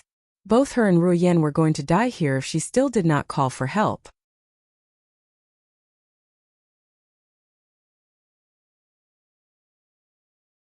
Humanity's Great Sage, Chapter 265. Why didn't the Xianyuan City Watch arrest you? Considering the amount of pressure Lu Yi was putting out right now, one death would quickly lead to the other if either one of them was killed. Chu Qing swapped places with Xiao Yun as soon as she arrived. It was a body-tempering cultivator's natural responsibility to fight at the forefront and endure the most amount of damage for their allies. The fat palm flying toward Lu Ye's head wasn't particularly quick. Lu Yi was able to change his trajectory and slash her in the arm. However, the inviolable only left a bloody gash on her skin instead of lopping off her whole arm. He felt as if he had struck an extremely flexible piece of rubber instead of human flesh. The wriggling flesh and blood surrounding the blade had minimized the force behind his slash. Xiao Yun brought down another palm at him. Lu Yi tried to send her flying with a kick to the stomach, but he felt as if his foot had sunk into a mud pool. Not only was his counterattack completely nullified, the wriggling fat abruptly clamped around his leg and held it in place. He was actually unable to pull it out on the first attempt. By now, Xiao Yun's palm had made contact with protection. The glyph shattered into bits, and he saw stars as if he had just taken a hammer blow to the head. If the attack was this powerful even after it was partially nullified by protection, he was certain that a perfect hit would turn his head into paste. "I've come to show you some love, you flirt." Xiao Yun's words were sweet, but the look in her eyes was anything but. As she stretched her arms wide as if she was about to give him a hug, vitality gushed out of her body and boosted her speed to an unbelievable level. This was bad. If she managed to catch him, it would be worse than being fully bound by the spirit-shackling ropes. He would completely be at his enemy's mercy. As if this wasn't bad enough, his leg was still stuck in her stomach. He couldn't escape even if he wanted to. Lu Ye's eyes remained clear despite the fact that he was a moment away from defeat. His concentration climbing to peak levels, he wreathed Inviolable in flames and aimed a stab at Xiao Yun's chest. At the same time, Inviolable's aura flashed. If one sharp edge isn't enough, how about two? As the tip of his blade sank into Xiao Yun's flesh, he could feel it wriggling and trying to nullify his attack like last time. However, it was way harder to nullify a stab than a slash, not to mention that it was empowered by two sharp edges. Xiao Yun cried out in pain as the blood drained away from her face. Instead of hugging Lu Yi, she hit him in both shoulders and pushed him away from her. The attack was so powerful that Lu Yi was pushed almost 10 meters to the back, his feet dragging across the surface and leaving deep gorges on the ground. Xiao Yun stared at her bleeding chest with lingering fear on her face. She felt as if she had one foot in the grave just now. A short distance away, Lu Yi caught himself and rolled his shoulder blades a little. They were a bit numb from Xiao Yun's attack, but it wasn't going to affect performance. At the same time, he lamented the missed opportunity. If Xiao Yun had hesitated even half a second just now, he could have activated Burster and given her a taste of internal flowering. Yi was throwing spell after spell at Xiao Yun this whole time, but the fat woman didn't even bother defending herself against them. The mixture of vitality and spiritual power surrounding her body was more than enough to stop them all. Lu Yi stared at the fat woman with a serious expression. He had to admit that she was a formidable opponent. Even if this was a 1-versus-1 fight, he still needed a bit of time to kill her, and right now time was something neither of them possessed. By now, the surrounding fog had thickened to the point where it almost seemed solid. The unnatural churning was growing more and more intense as well. Behind Xiao Yun, Chu Qing and Ruoyan had taken out all the sentries that were keeping her busy, leaving only the sentry leader. This was the reason they hadn't participated in the battle earlier. Someone had to keep the Xianyuan City Watch at bay, or it would be nigh impossible to continue the operation. Now that the pressure had alleviated somewhat, Chu Qing took a moment to survey the other side of the battlefield. She was stunned by what she saw. Half of her people had already perished in battle, and the other half wasn't doing well either. The Xianyuan City Watch was immobilizing them with the spirit-shackling ropes, and the odd apparition was killing them all with his dice. Their teamwork was pretty much perfect. Chu Qing could not help but feel saddened by this sight. She had assembled over 20 people to deal with Lu Yi, and yet the Xianyuan City Watch had appeared out of nowhere, foiled what should have been a flawless assassination. Just why had it turned out like this? Despite her reluctance, Chu Qing had no choice but to accept that they had been beaten for now. Eyes bloodshot, she ordered retreat. The House of Wintry Blossom's cultivators were unwilling to engage the Xianyuan City Watch in the first place, so they did not hesitate to retreat when she gave the order. The sentries gave chase until both parties were out of sight. Meanwhile, Lu Yi rushed toward the trio the second Chu Qing gave the retreat order. He had been planning to take revenge against the House of Wintry Blossoms, so why would he let them escape, especially since they were kind enough to deliver themselves to his doorstep? Besides that, he recognized that these three women were his greatest enemies in this city, that fat woman named Xiao Yun especially so because of her strange constitution. If he couldn't kill her now, her presence was going to make it that much more difficult for him to kill the others. Luckily for him, Chu Qing's latest order was a mistake. Now was the time to take out the biggest obstacle in his path. Lu Yi stabbed toward Xiao Yun as soon as he got in range, much more cautious after the earlier brush with death, so the fat woman attempted to bat his weapon away with her palm.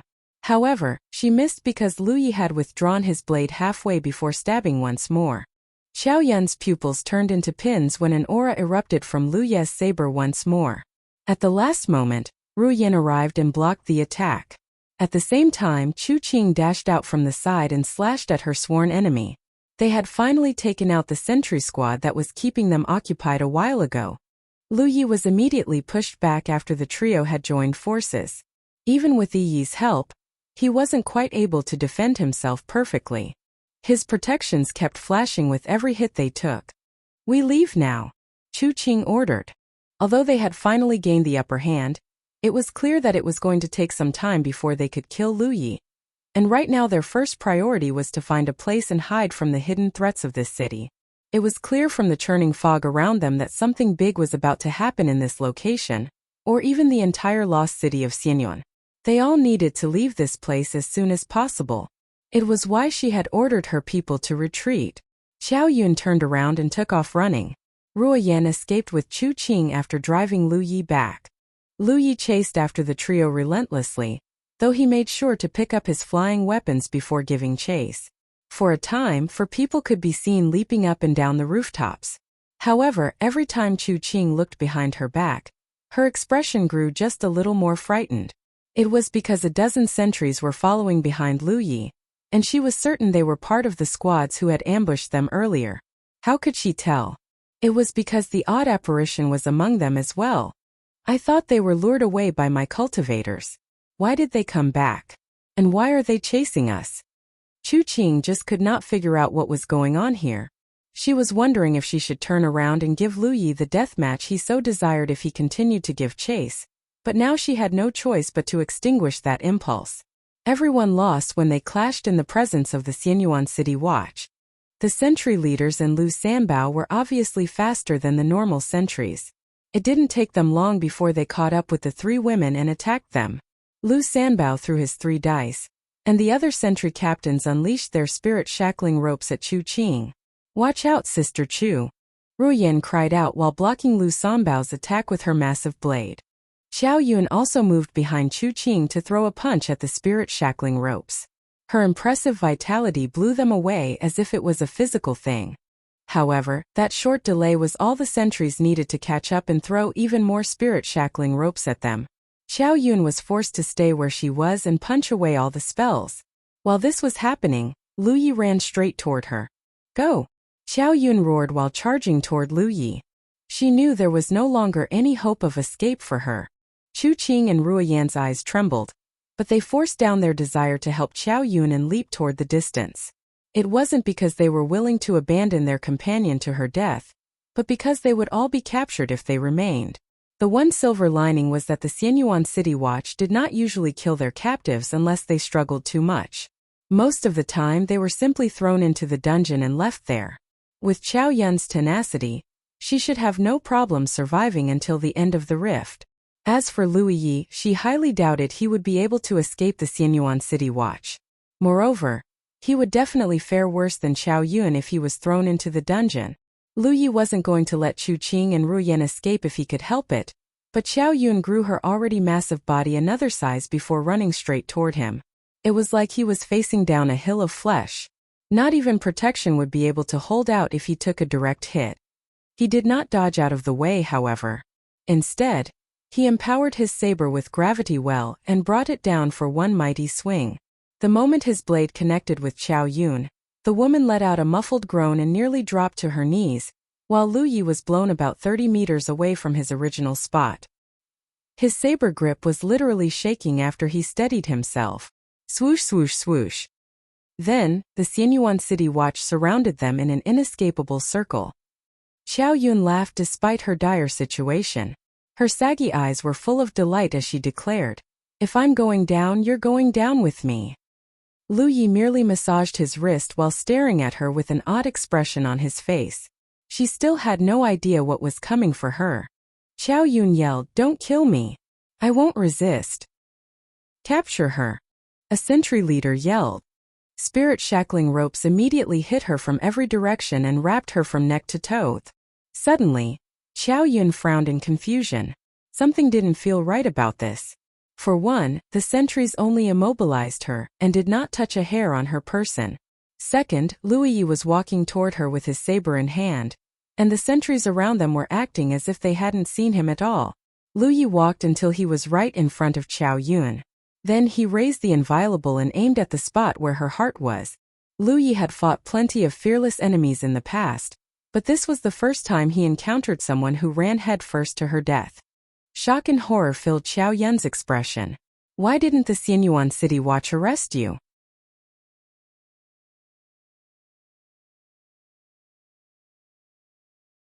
Humanity's Great Sage. Chapter 266, Concealment Bracelet. Despite Xiao Yun's desperate struggles, she was unable to stop the double-sharp edge inviolable from piercing right through her heart.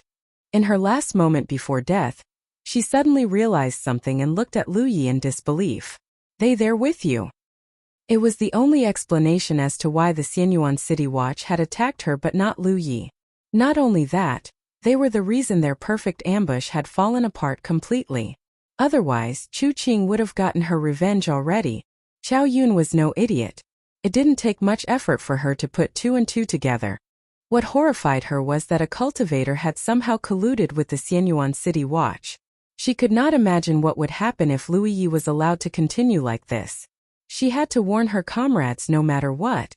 She raised her hand and tried to send a message through her battlefield imprint, but inviolable flashed once in her heart before blooming into a ball of energy spikes. Burster instantly turned her insides into mush. Xiao Yun's entire body trembled a little. The light in her eyes faded rapidly after that. Amber appeared out of seemingly nowhere and leaped onto Lu Ye's shoulder. The reason it hadn't made an appearance throughout the battle was because it was controlling the ghost spirits from the shadows. Unfortunately, even simple orders required a certain degree of control. The surrounding sentries dissipated into spiritual light before returning to Amber's body. The only ghost spirit still standing in the open was Yi. Without the spirit shackling rope to keep her up, Xiao Yun's massive body hit the ground like a landslide. Lu Yi grabbed her storage bag before running toward the distance. Right now, both the streets and the rooftops were covered in thick fog. Some sort of strange aura was seeping out of the fog as well. Lu Yi barely took a couple of steps when a humanoid creature suddenly burst out of the fog and attacked him. In fact, Lu Yi was incredibly familiar with this scenario. Every time he fought inside the Rift of Illusions, his opponents, cultivators that seemed to be covered in fog, would rush out from the fog and attack him. Every time he killed one of them, a stronger foe would take their place. They wouldn't stop coming until he was dead. The humanoid creature attacking him right now was completely covered in fog, making it impossible to determine their appearance or even their gender. They looked exactly the same as the fog creatures inside the Rift of Illusions. This discovery strengthened his belief that his mystic fruit was connected to the lost city of Xianyuan. For now, he still didn't know what that connection was. Just in case, he turned around and swung at the humanoid creature. Since the enemy was only a 7th-order cultivator, he easily cleaved them in half and returned them into fog. However, another enemy rushed out of the churning fog to engage him, and their aura was a tad stronger than the one he just killed. This time, Lu Yi did not hesitate to run like hell. He was now absolutely certain that these humanoid creatures were the same as the ones he fought in the Rift of Illusions. Their numbers were endless, and they would only grow stronger each time he defeated them, so there was no point remaining at this place for even a second longer. He tried rushing into the nearest building and closed the door, but the fog passed right through it as if it didn't exist. Lu Yi cursed under his breath when he saw this. He already knew from the information he bought that only houses with lanterns on the entrances could function as a shelter, but it was still annoying considering his current circumstances. He cut down the humanoid creature blocking his way and ran back out to the streets. Every once in a while, he would run into a stretch where one or both sides of the street was covered in fog, and every time he passed by these stretches, humanoid creatures would emerge from the fog and chase after him. It wasn't long before he had a tail of dozens of fog creatures. He knew he couldn't keep running like this. At this rate, he would have an entire army of fog creatures breathing down his neck. If they caught up with him, he was going to die even with the help of his Xianyuan City Watch. Lu Yi yelled and reached out toward her. The girl immediately caught his meaning and passed him all the loot she had recovered from the battlefield. She then plunged head first into Amber's body. Next, Lu Yi retrieved what looked like a wooden bracelet from his storage bag. A spirit artifact. He then injected it with spiritual power. As he rounded a corner, he abruptly stopped in his tracks and pulled the bracelet down his wrist. Something incredible happened. A circular ripple spread out from the bracelet and covered Lu Ye's entire body. Then his entire figure distorted for a second before disappearing completely. Not a moment too soon, his pursuers burst out of the corner and tried to continue the chase. However, Lu Yi was nowhere to be seen. After running circles around the area like headless flies for a bit, they finally went away as if they had given up the chase. Lu Yi did not move a muscle, however. In fact, he was doing everything he could to slow his breathing and suppress the circulation of his spiritual power to the max. It would be terrible if he was discovered at the last moment. Lady Yun was the one who gave him the miraculous spirit artifact. When she learned that Lu Yi was going to enter the inner circle, Lady Yun had given him 2 objects. The first one was the 9 Realms Scroll, a spirit artifact made to trap or kill enemies. The second one was the Concealment Bracelet, a self-preservation spirit artifact. The 9 Realms Scroll was a spirit treasure, and Lu Yi currently wasn't strong enough to utilize its full power. That was why Lady Yun sealed off 90% of its power to make it usable. The Concealment Bracelet wasn't a spirit treasure. In fact, its grade was subject to debate. There was no denying it was a very special spirit artifact, however. For example, it could turn its user invisible. Lady Yun had forged it using an incredibly rare spirit wood core as the body, a concealment glyph as the core, and a few more glyphs as the support. The result was a spirit artifact that was borderline priceless. If the 9 Realm Scroll was an offensive spirit treasure, then the Concealment Bracelet was a defensive spirit artifact. It was clear from this that Lady Yun truly cared for his safety. She wasn't planning for her successor to die, now or ever. While it wasn't difficult to achieve total concealment, all high-level ghost cultivators could turn themselves invisible. The ability was almost unique to ghost cultivators, or more accurately, those who had communed with the Nether. Every other cultivation faction had a much harder time achieving the same effect. One method every cultivation faction had access to was a spirit talisman paper called the Concealment Talisman Paper, but it was both expensive and incredibly rare. Not even the Vault of Providence had any in stock right now. Of course, invisibility was hardly an unbeatable skill. All cultivators possessed enhanced perception, and the stronger they were, the greater their perception. While ghost cultivators were experts in concealment and assassinations, a cultivator with sufficiently powerful perception could still detect them. Still, Lady Yun had basically granted him a ghost cultivator's special ability with the Concealment Bracelet. Its only flaw was that he could not move after activating the spirit artifact. It was also why Lu Yi hadn't used it until now, and he still wouldn't have used it if he wasn't being chased by an endless horde of fog creatures. The lack of mobility meant that a single wide-range spell was all it took to expose him. Luckily, his pursuers were mindless creatures just like the normal sentries of the Xianyuan City Watch. After he was sure they were completely gone, Lu Yi finally moved and resumed his escape. Unfortunately, it wasn't long before he was being chased by the humanoid creatures once more. The only silver lining was that the Xianyuan City Watch that should be patrolling the city were nowhere to be seen. It looked like they were avoiding the humanoid creatures as well. After he had run far enough, Lu Yi used the Concealment Bracelet and turned invisible once more. He was able to ditch his pursuers just like the last time before continuing forward. This situation repeated a couple of times until finally, he found a building with a lantern on its entrance. Lu Yi ran straight to the building and pushed open the door without hesitation. As he stepped in though, a massive shadow suddenly loomed over him and attacked him. Lu Yi immediately lifted his saber and struck his attacker. However, he heard a clang that sounded like metal, and saw literal sparks flying across his vision when the attack connected. He looked up just in time to see a giant of a man bringing down a paper fan-sized palm toward his head. The attack wasn't quick, but the air pressure alone told him how powerful it was. Lu Yi's eyes twitched. Today was turning out to be a ridiculously unlucky day. First, the Rift of Fortune he entered did not really fit its name. Second, the only 2 body-tempering cultivators he fought today were abnormally strong. Xiao Yun was already an annoyance because her layers of fat were thick enough that his saber couldn't cut through them. But this guy was even worse. His sharp edge-empowered slash had only left a white mark across his chest. At least Xiao Yun relied on her fat to reduce the force of the enemy's attack to the utmost degree. This guy was just a goddamn walking hunk of metal. It was completely unfair. Right as the palm was about to hit his protection, Amber suddenly let out a cute cry. The palm stopped just above Lu Ye's head. the wind strong enough to blow up his hair for a moment. The inviolable also stopped just inches away from the man's face. The massive man glanced back and forth between Amber and Lu Yi. Then he withdrew his palm and scratched his head. Suddenly, a spell erupted from Lu Ye's side. He was just about to dodge out of the way when the hulking man moved his hand in the path of the spell. The fireball was at least the size of a wash basin, but it dispersed into nothing the second it made contact with his palm.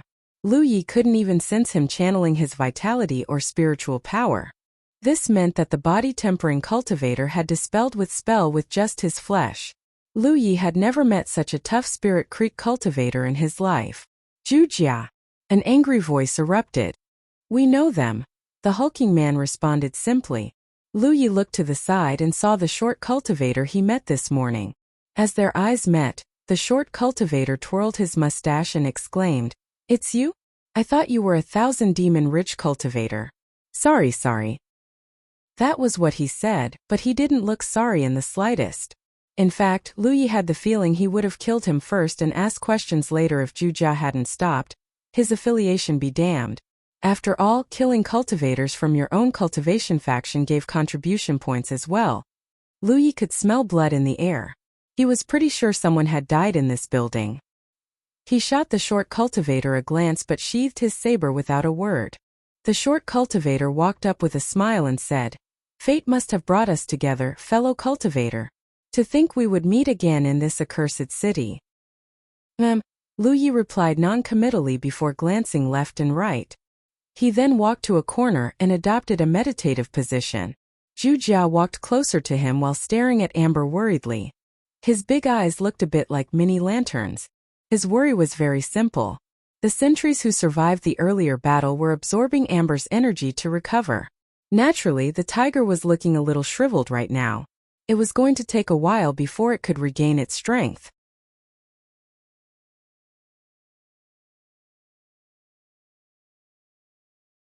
Humanity's Great Sage.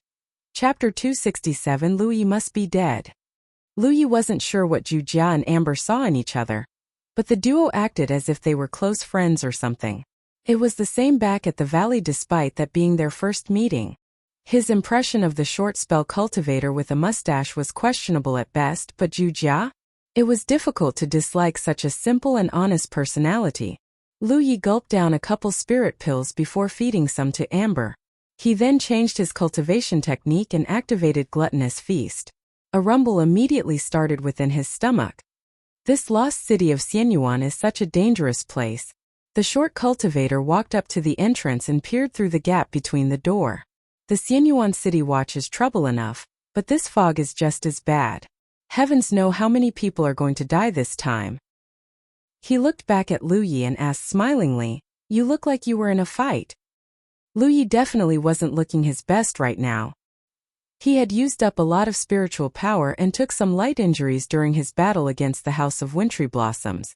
It is a bit difficult to explore such a place being just 8th order and alone. Would you like to join my party, fellow cultivator? I promise you won't regret it. No thanks.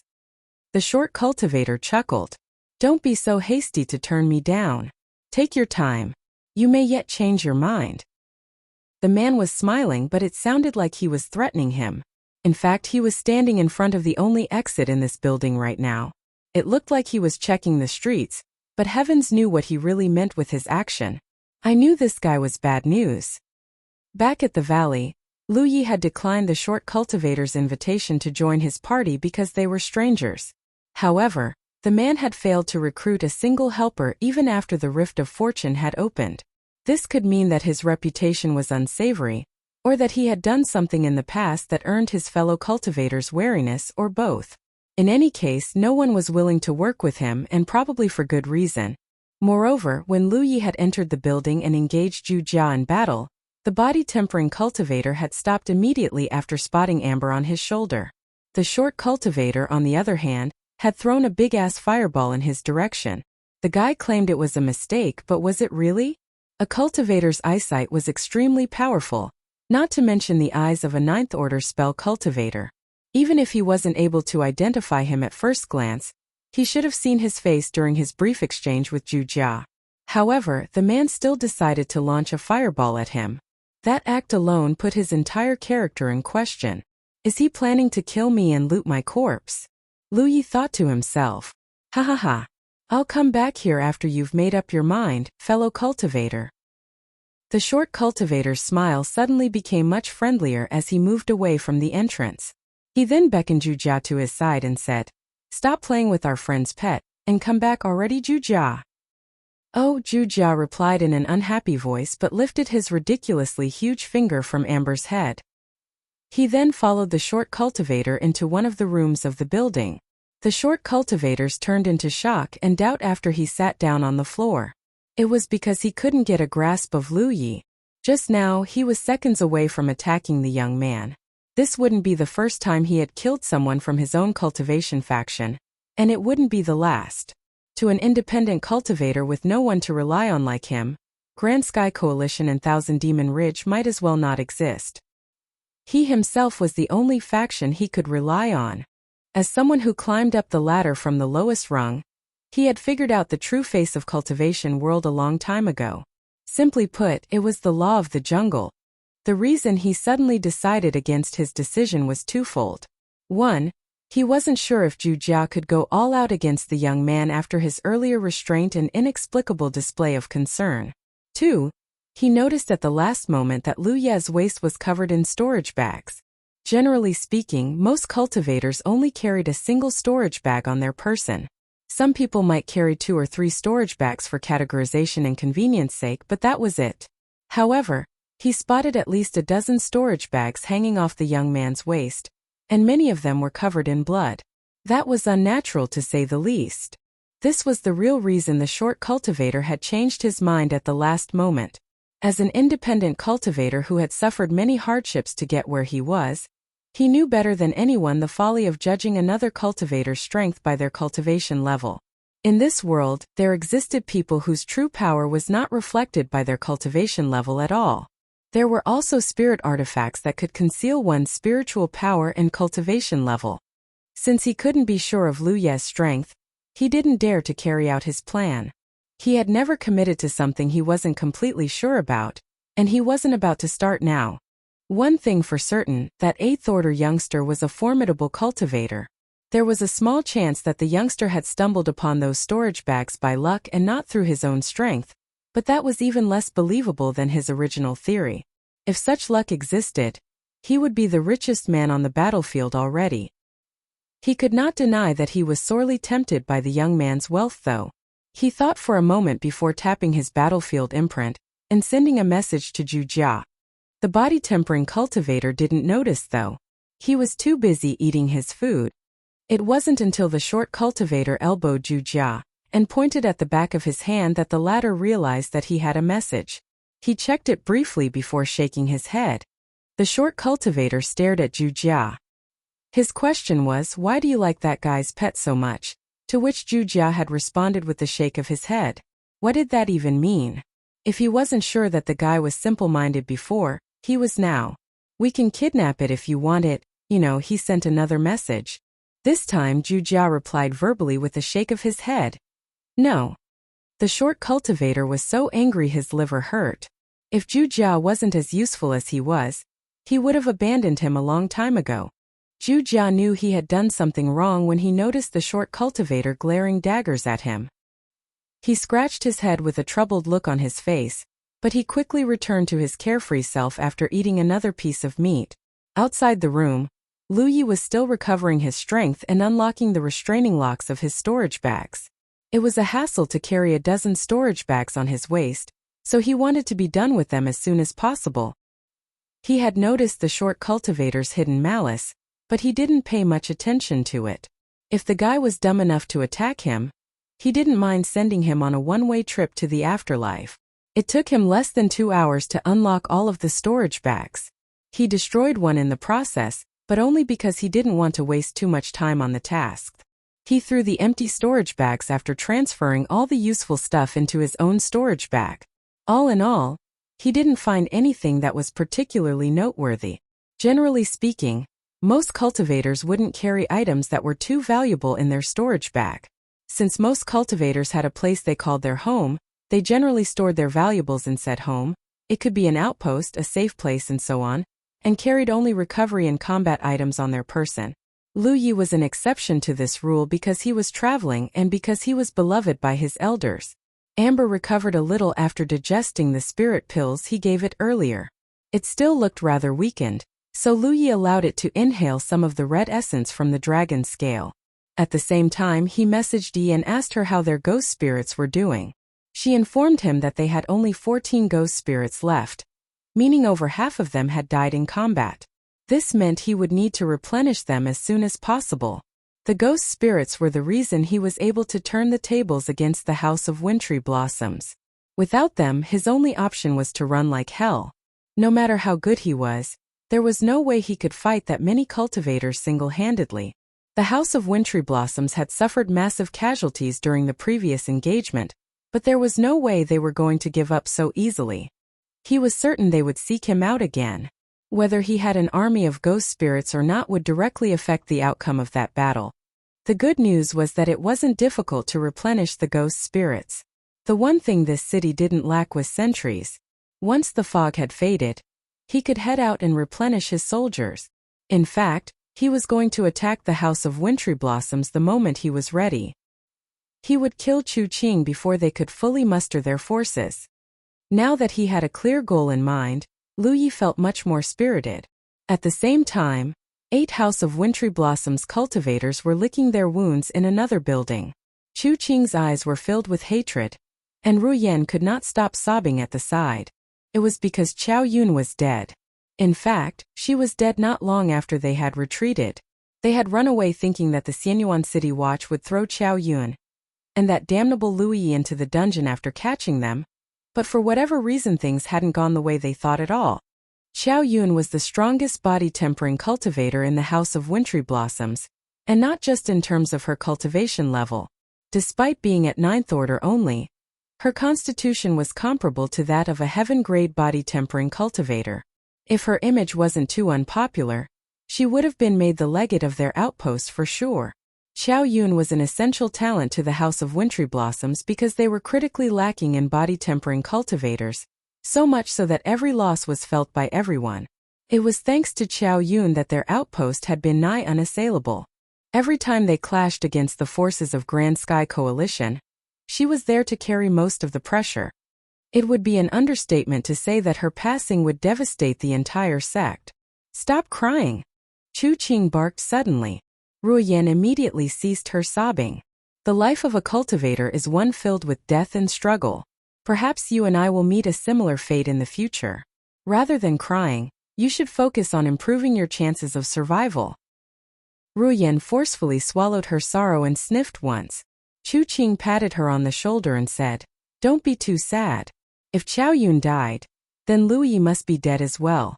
If nothing else, we were able to complete our primary objective. When the fog has faded, we will retrieve Qiao Yu's body and put our dead brothers and sisters at peace with Lu Ye's head." Ru Yan nodded strongly. Chu Qing turned away after consoling Ru Yan. No one saw the tears sliding down her cheek. In another building, Ji Yan of Hidden Light Sanctuary was massaging his forehead with a terrible frown on his face. His problem was very simple. Gu Kanyang had been captured by the Xianyuan City Watch, and he was languishing in the dungeon right now.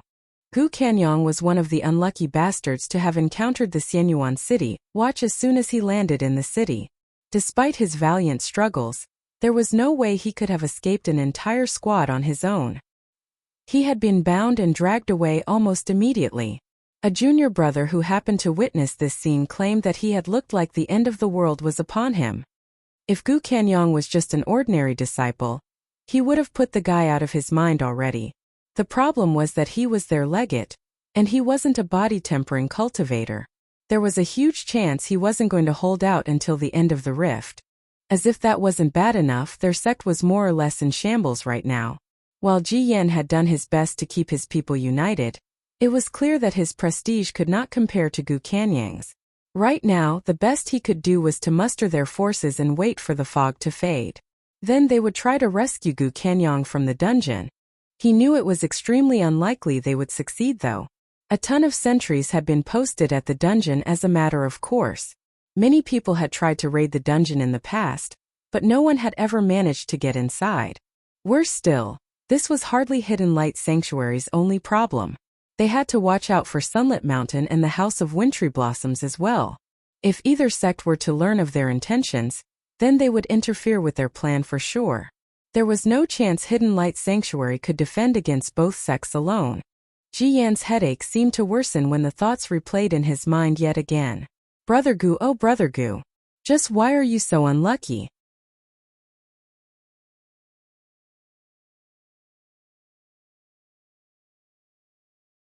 Humanity's Great Sage Chapter 268 I Know How to Kill.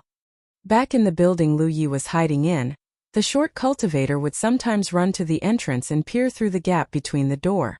He was probably checking if the fog had faded away. Lu Yi paid him no attention and continued to recover his strength. According to the jade slip he bought from the Divine Trade Association, it was uncertain how long the fog would last. Sometimes it could be as little as 2 hours. Sometimes it could last around 1 or even 2 days. Half a day passed like this. The short cultivator was peering through the door again when he shouted, "Ju Jia." The broad-bodied tempering cultivator stepped out from the room. He was bare-chested and wearing a tattered hemp garment.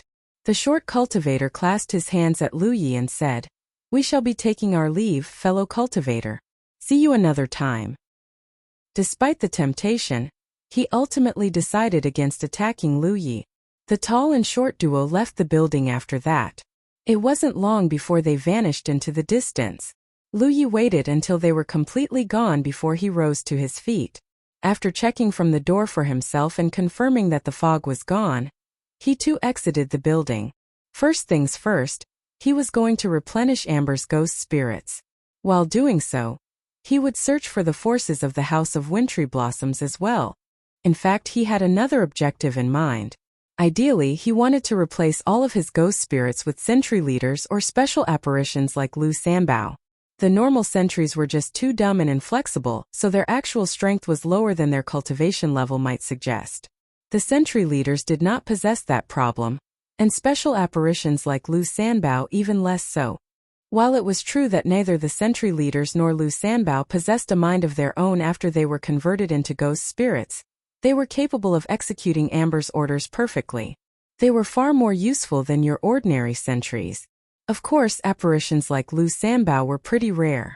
Realistically, his army of ghost spirits would consist mostly of sentry leaders. Both the Xianyuan City Watch and the cultivators had emerged from their hidey holes after the fog had faded completely. Every once in a while, Lu Ye's senses would pick up a nearby fight or two. It wasn't long before he encountered his first squad of sentries.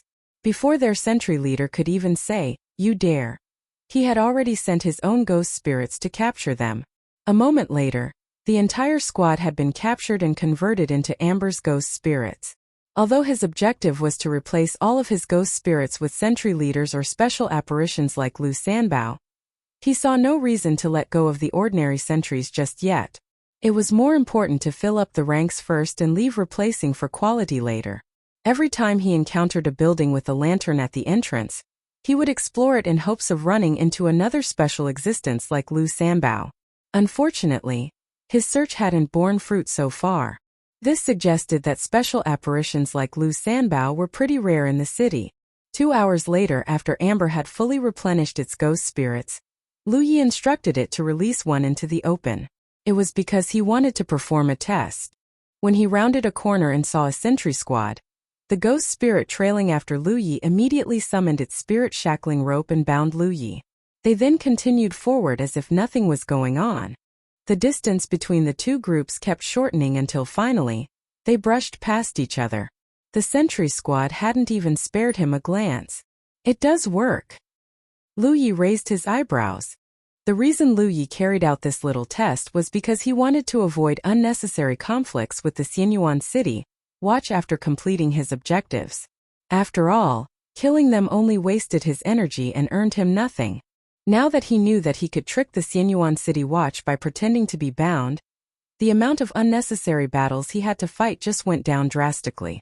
Of course, he wasn't done hunting the Xianyuan City Watch just yet.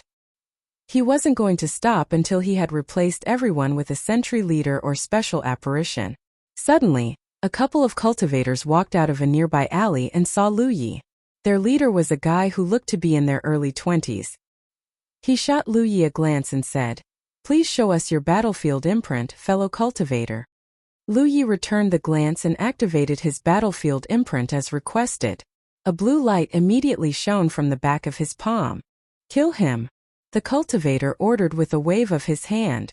The group immediately assumed combat stances.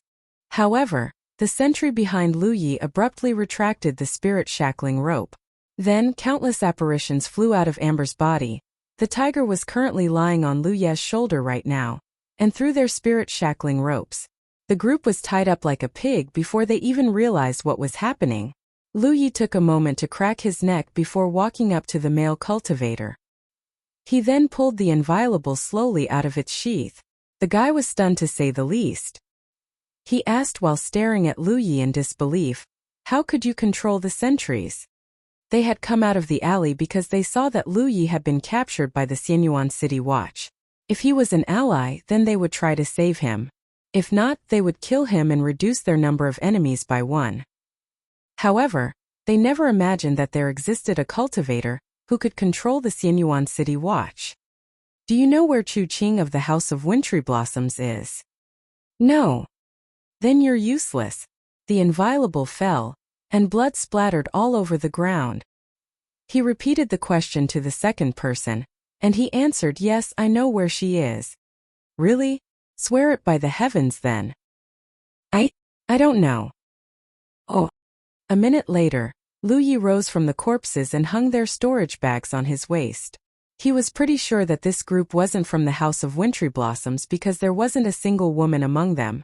Either they were Thousand Demon Ridge independent cultivators, or they were members of Sunlit Mountain. Naturally, they had no idea where Chu Qing was. Still, this minor incident had turned out to be more useful than he initially thought.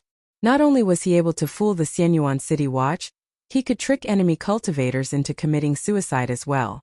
He was tempted to repeat this trick ad infinitum, but in the end he decided against it.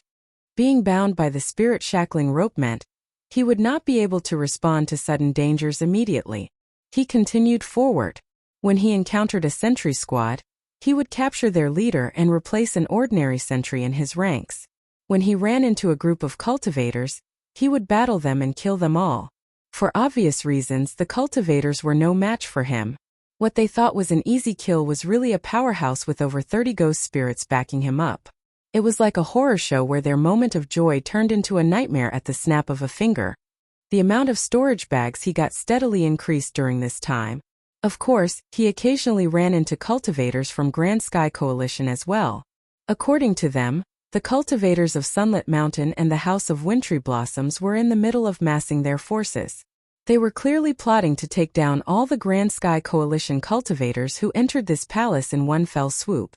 After all, Thousand Demon Ridge outnumbered Grand Sky Coalition by at least 100 people this time. It was because Lofty Plume Court wasn't able to arrive in time. As a result, Hidden Light Sanctuary was in a dire position right now. Even the independent cultivators on Grand Sky Coalition's side were forced to join forces with Hidden Light Sanctuary for survival. It could be foreseen that the two factions would clash in the very near future. The outcome of this clash would directly decide the fates of all cultivators in the lost city of Xianyuan as well. If Thousand Demon Ridge emerged victorious in this clash, they would surely press their advantage and slaughter all Grand Sky Coalition cultivators. There were supposed to be 2 Grand Sky Coalition factions versus 2,000 Demon Ridge factions in this pocket dimension. Unfortunately, the Grand Sky Coalition faction named Lofty Plume Court were unable to arrive before the Rift of Fortune was closed. Naturally, every Grand Sky Coalition cultivator Lu Yi ran into had tried to persuade him to join them. He turned them all down though. He could not deny that it would be safer if he met up with his allies, but it would also be too late for everyone if they waited until Thousand Demon Ridge was ready. Plus, he only looked like he was alone. He really had an army of 31 ghost spirits in his command. He should be able to handle any threat as long as he didn't run into too many enemies at once. Traveling alone also afforded him the freedom to take any course of action he wanted and the opportunity to weaken Thousand Demon Ridge. In fact, He had already killed many thousand Demon Ridge cultivators while he was searching for the House of Wintry Blossoms, not to mention that he hadn't replaced all of his ordinary sentries with sentry leaders yet. Some time later, Lu Yi came to a stop at a 3-story building. It had caught his interest because it had not one, but an entire row of lanterns hanging at the front. There was also a horizontal board on top of the entrance, although it was tattered to the point where all but the first word was unrecognizable, house. Lu Yi pushed open the doors. The stench of decay immediately washed over him. It was impossible to tell how the room was originally arranged. It looked as if a hurricane had passed through the place. There was also an old staircase leading toward the second floor. Lu Yi looked around the first floor for a bit and found nothing. When he entered the second floor, though, his eyes immediately lit up with delight.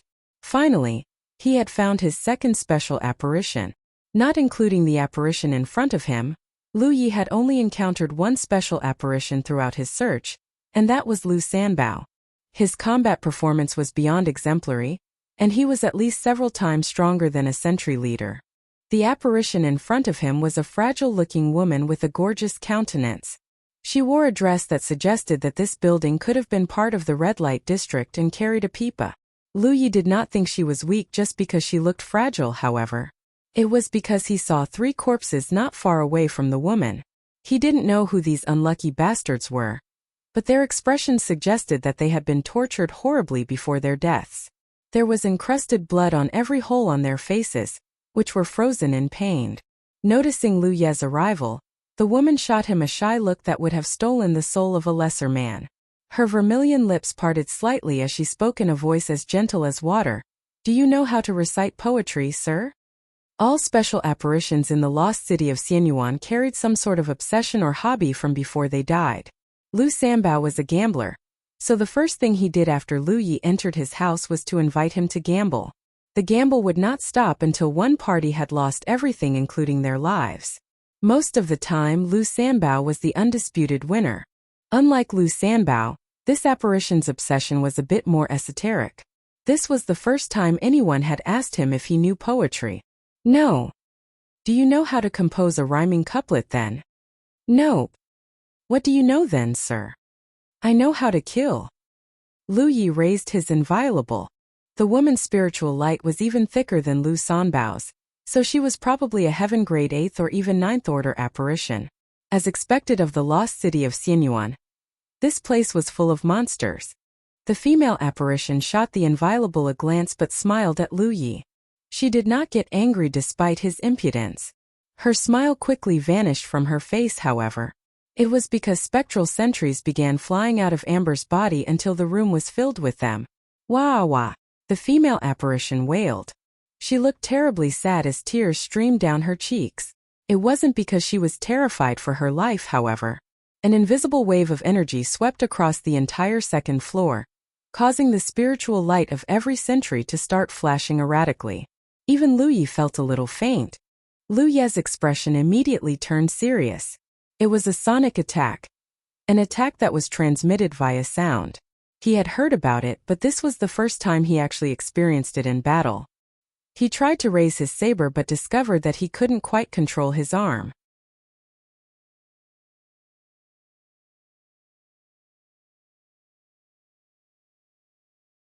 Humanity's Great Sage, Chapter 269. Wah wah.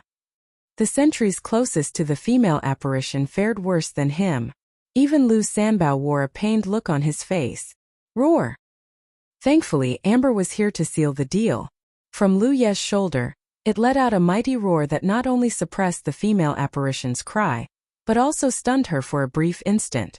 When she came to, she realized that the tiger was not an ordinary one and watched it warily. Amber pounced toward the female apparition and inhaled at her.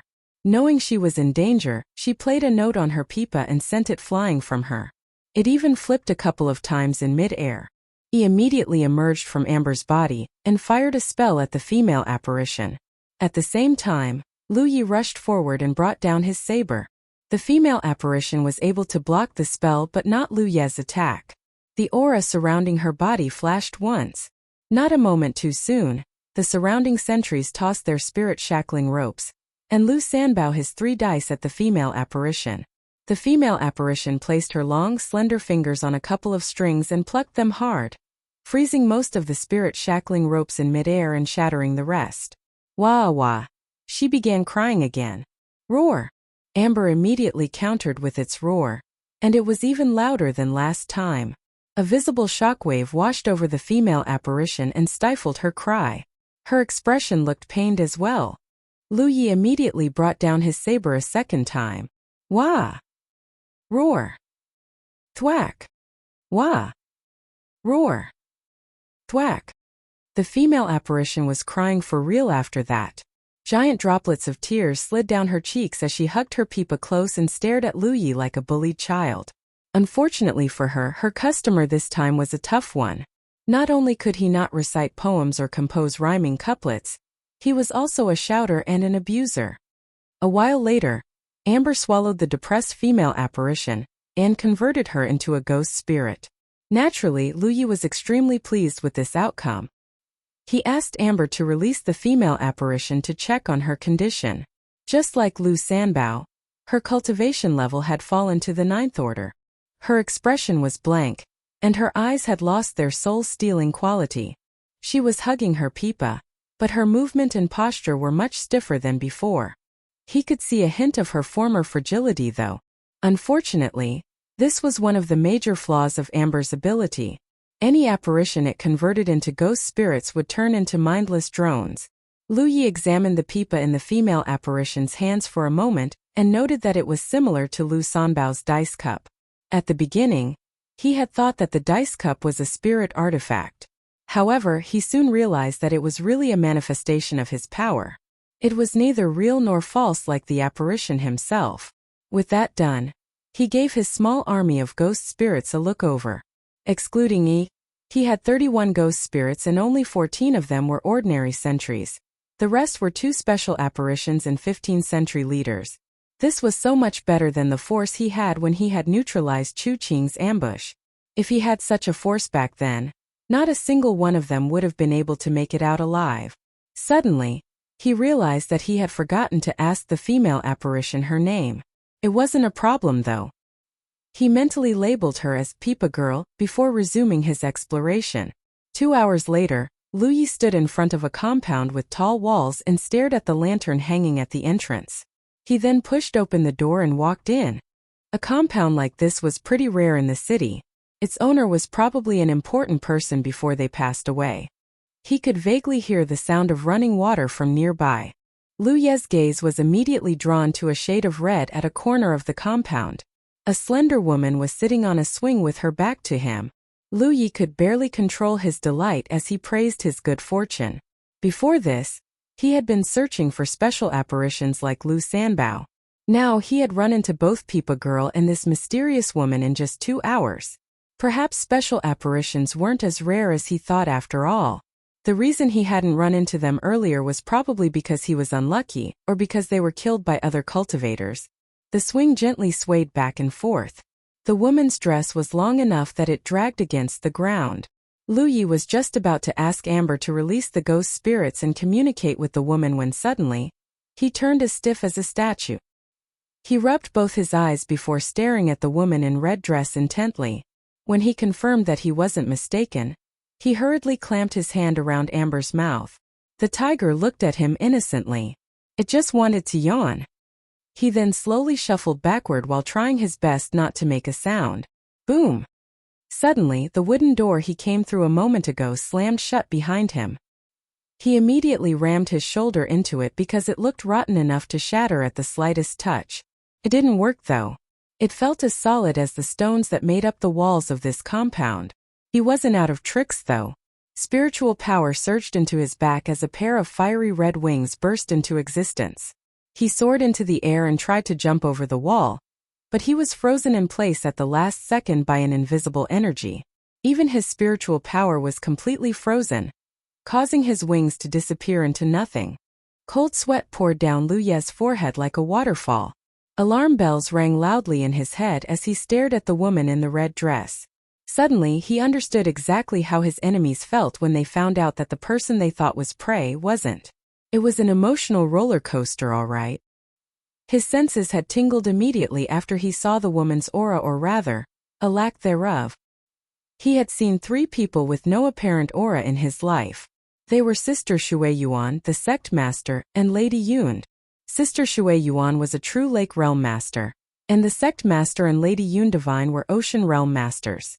The reason he couldn't see their auras was because they were way beyond his level. This was also why Lu Yi had wanted to escape the moment he realized this.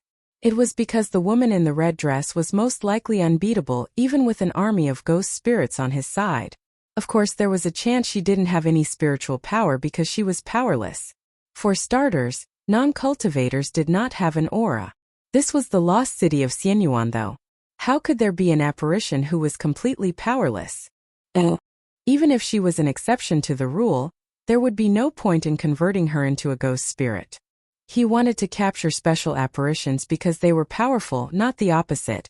In any case, avoiding the woman was his only option. Unfortunately, he was too late. The door was closed, and his spiritual power was sealed. The worst part was that the woman in the red dress had done all this without lifting a finger. She had not moved an inch from her swing.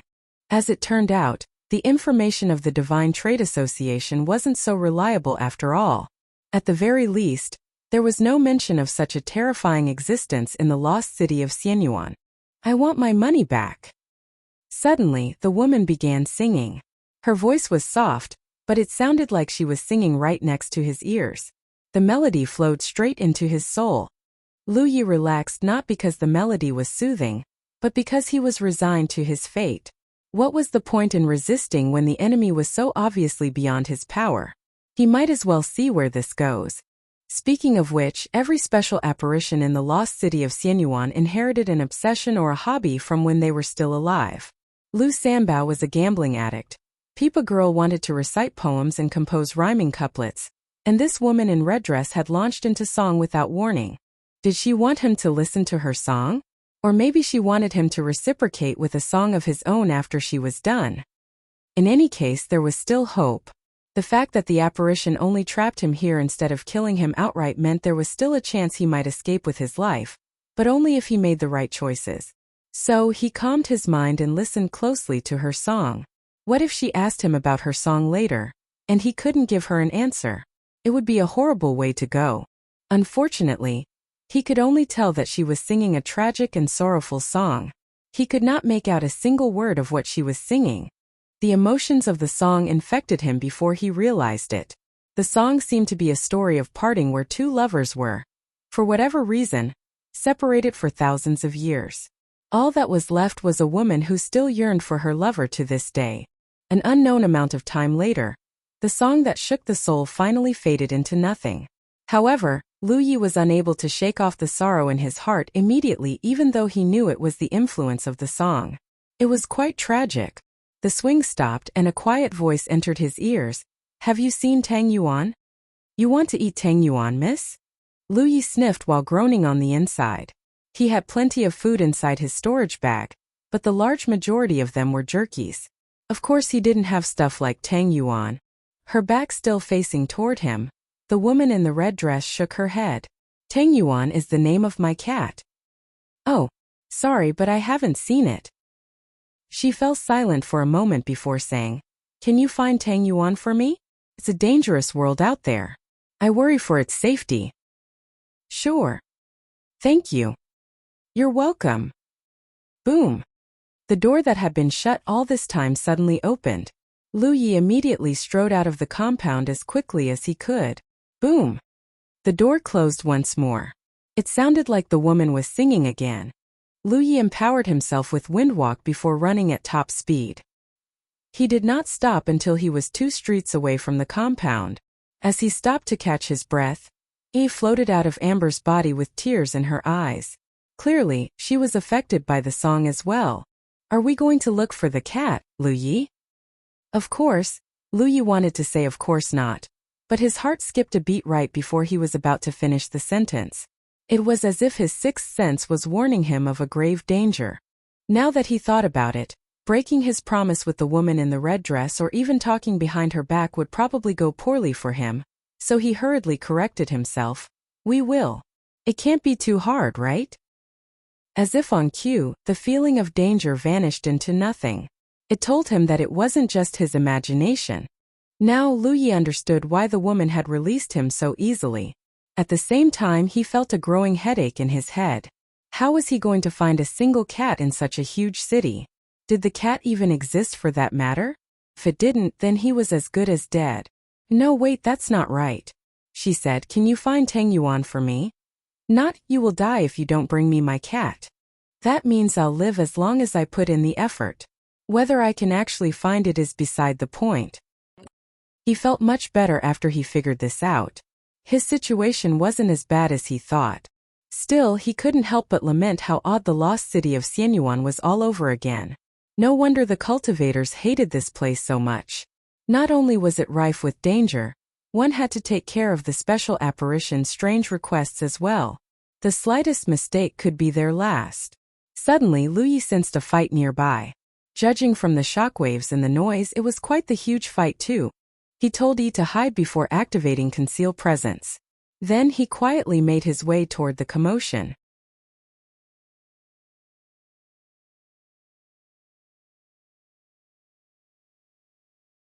Humanity's Great Sage.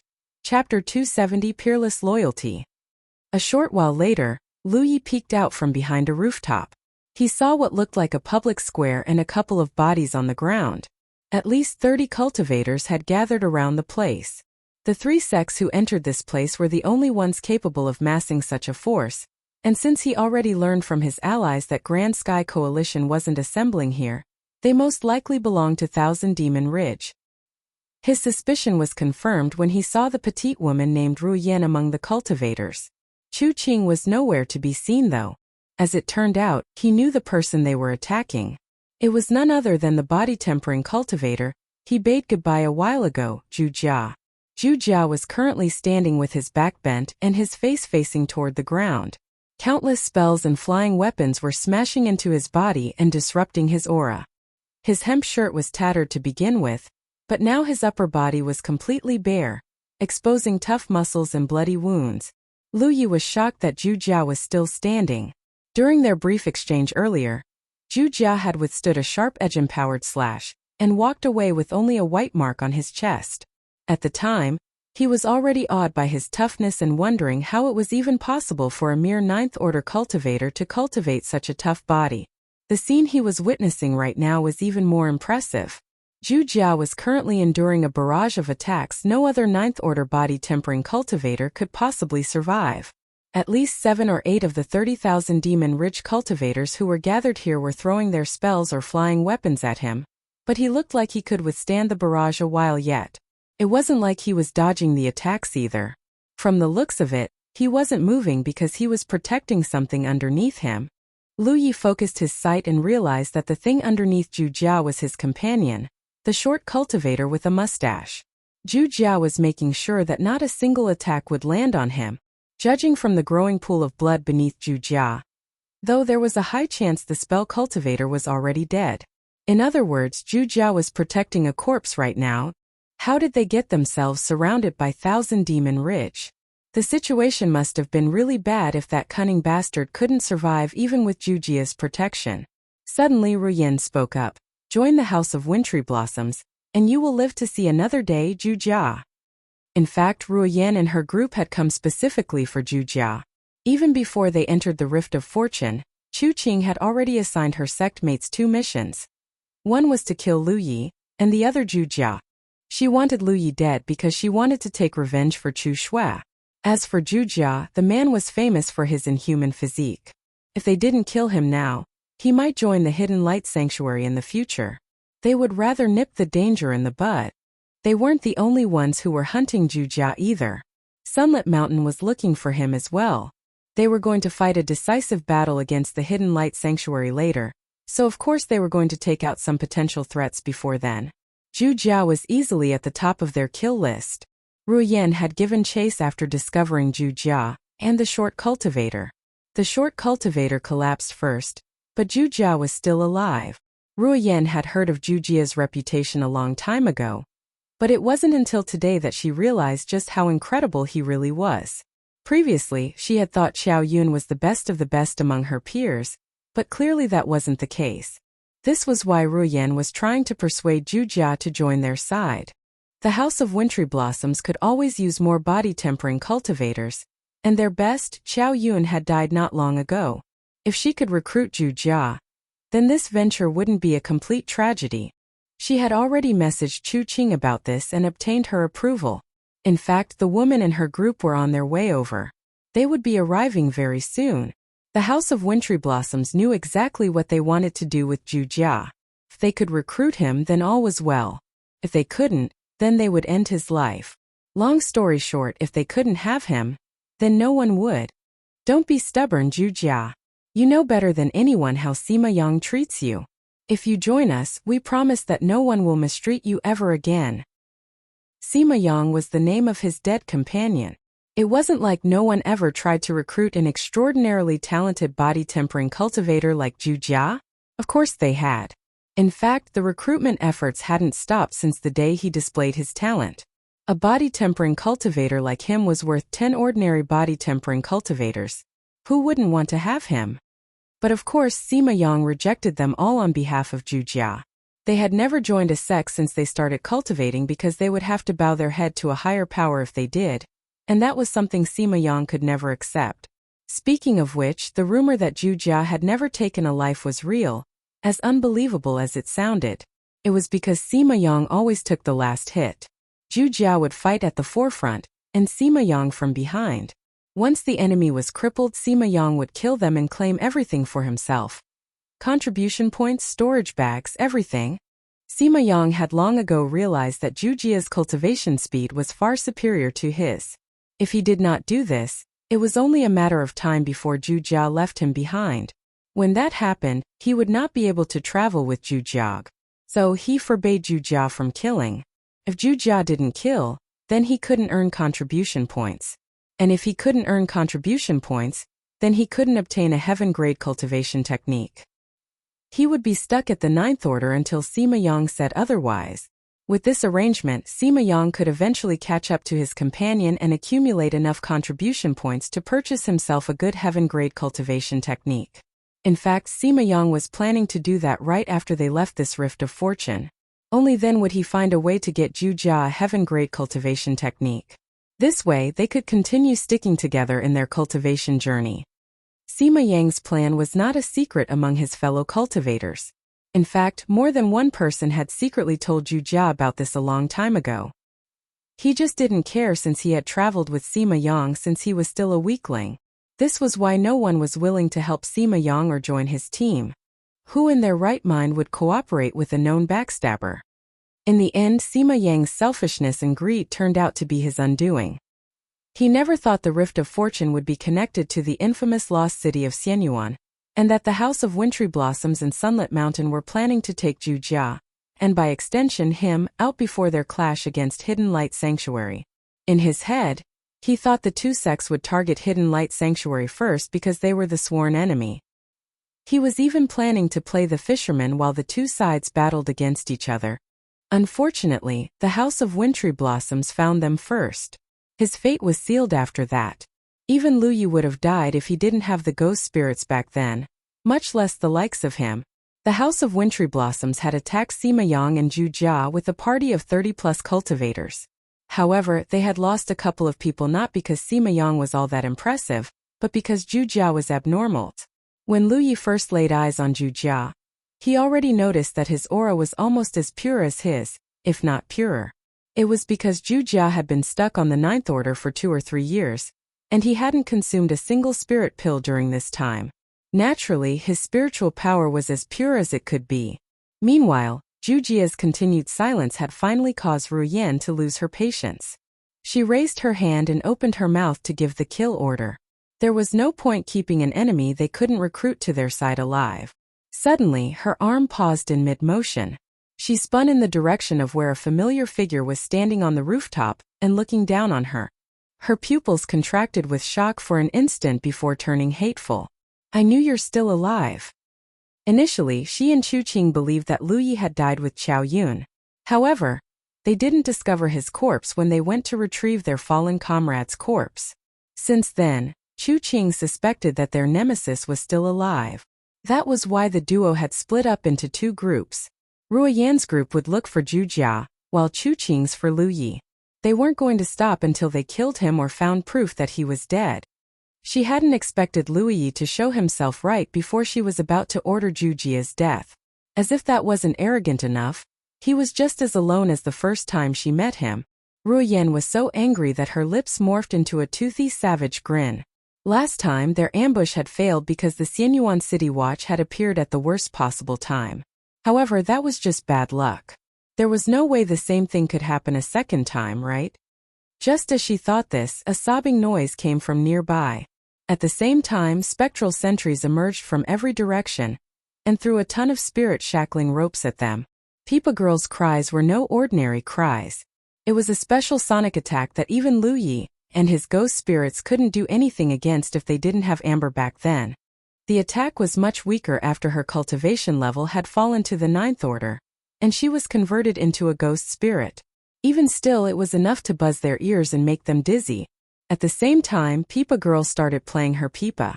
It was like a scene straight out of a horror show. Many thousand demon-rich cultivators swayed on their feet as if they were drunk. Thanks to her power, many spirit-shackling ropes successfully landed on their target. A single spirit-shackling rope was hardly inescapable, but it was a different story if they were hit by more than one. Beside Peepa Girl, Lu Sambao threw his 3 dice and killed everyone the sentries immobilized. That wasn't all.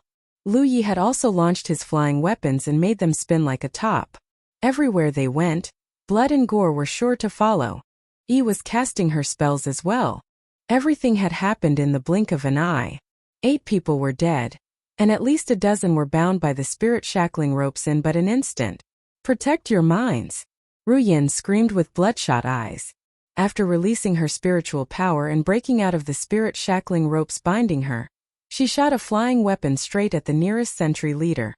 The rest of her companions finally reacted and did everything they could to save themselves. Blood-curdling screams erupted all over the place. A couple more people were killed in just a matter of seconds. They were so busy fighting that they did not notice that Amber had leaped off of Lu Ye's shoulder. It ran toward the crouching Zhu Jia and stopped in front of him.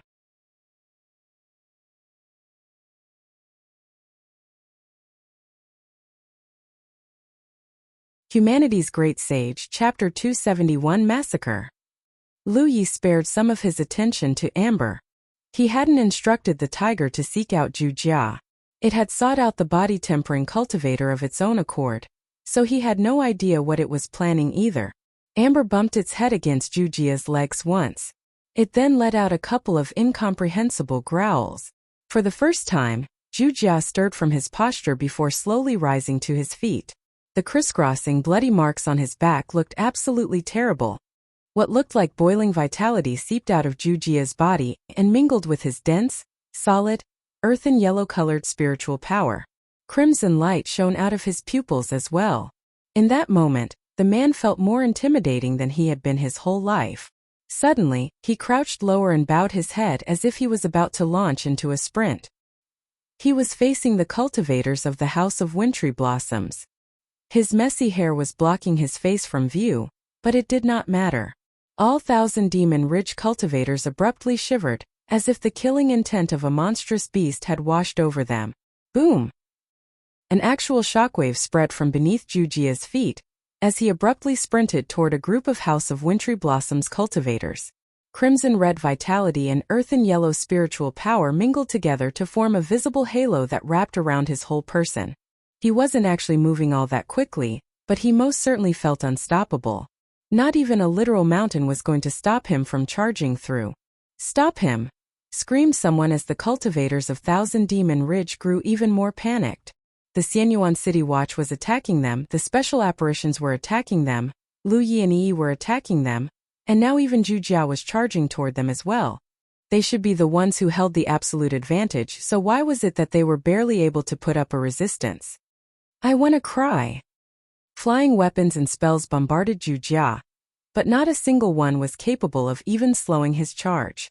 They were all blocked by the halo made up of vitality and spiritual power.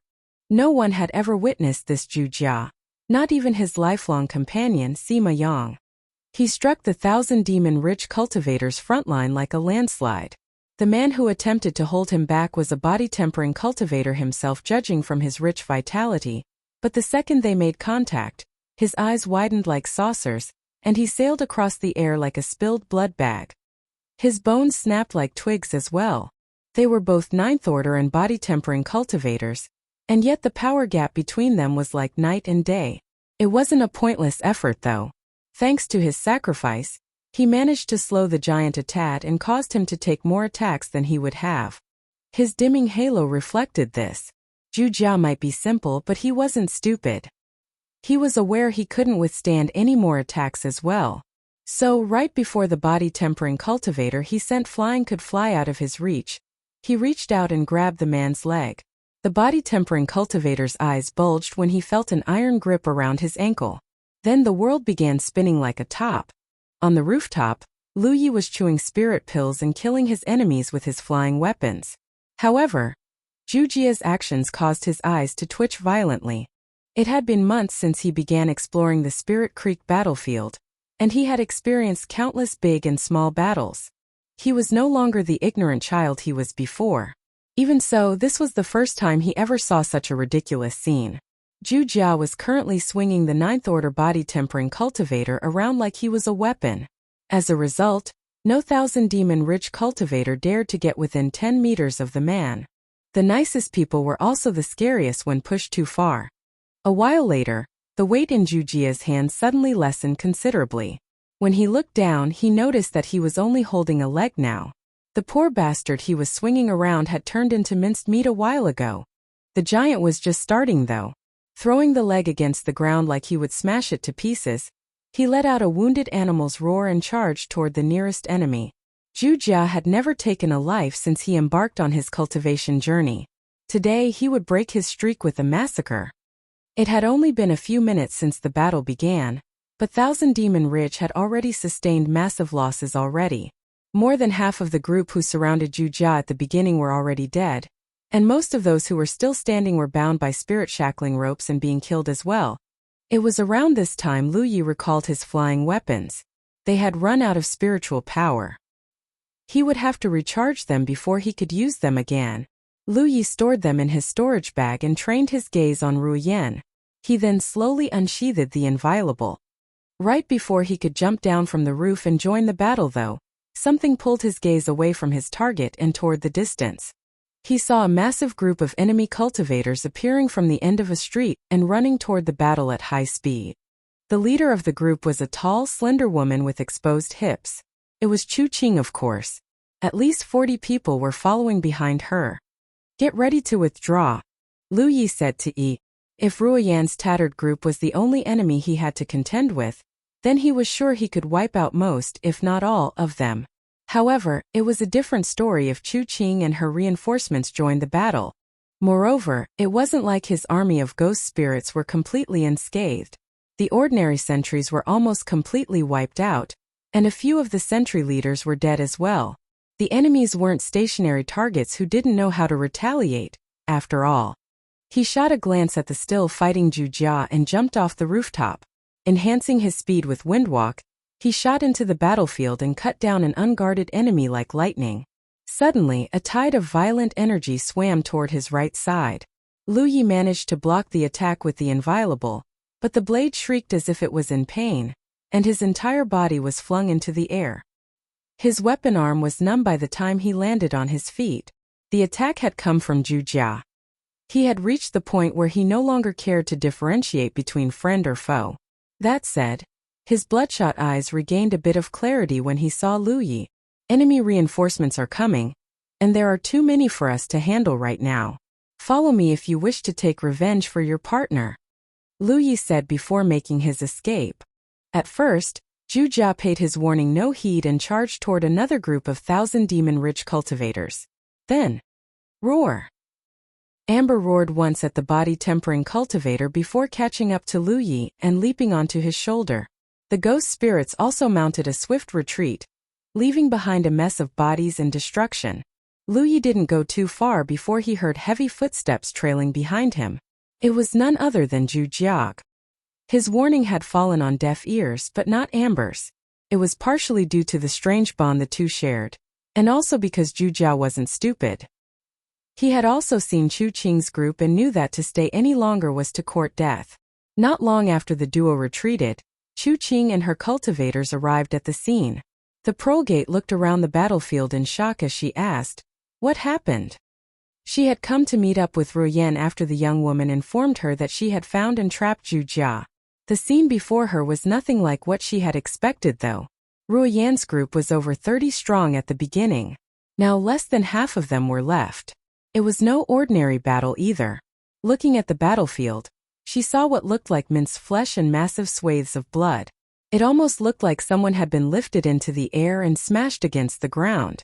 She could hardly imagine what the hell had happened here. Ruoyan looked shell-shocked and afraid, her body still trembling even though she was safe now. Zhu Jia going crazy had left that deep of an impression on her. That wasn't the real reason they had lost though. No matter how powerful Zhu Jia was, the amount of damage he could have done on his own was limited. Just like the last time, it was Lu Yi and those sentries who had fucked everything up. Lu Yi is still alive, Sister Chu. Not only that, I think he can control the Xianyuan City Watch. Chu Qing shot her junior sister a dubious glance and wondered if she had lost her mind. She knew that Lu Yi was capable of many things, but controlling the Xianyuan City Watch? That was a stretch too far, wasn't it? I'm telling you the truth. Ruoyan hurriedly gave her senior sister a brief summary of the battle just now. It had taken her a while to accept this as well. This was the second time the Xianyuan City Watch had appeared at the worst possible time, and just like the last time they ignored Lu Yi and attacked Thousand Demon Ridge. Not only that, they actually withdrew together with Lu Yi. Chu Qing's skepticism faded as she listened to Ruoyan's story. In fact, she realized that everything that puzzled her before would make sense if she assumed that Lu Yi could control the Xianyuan City Watch.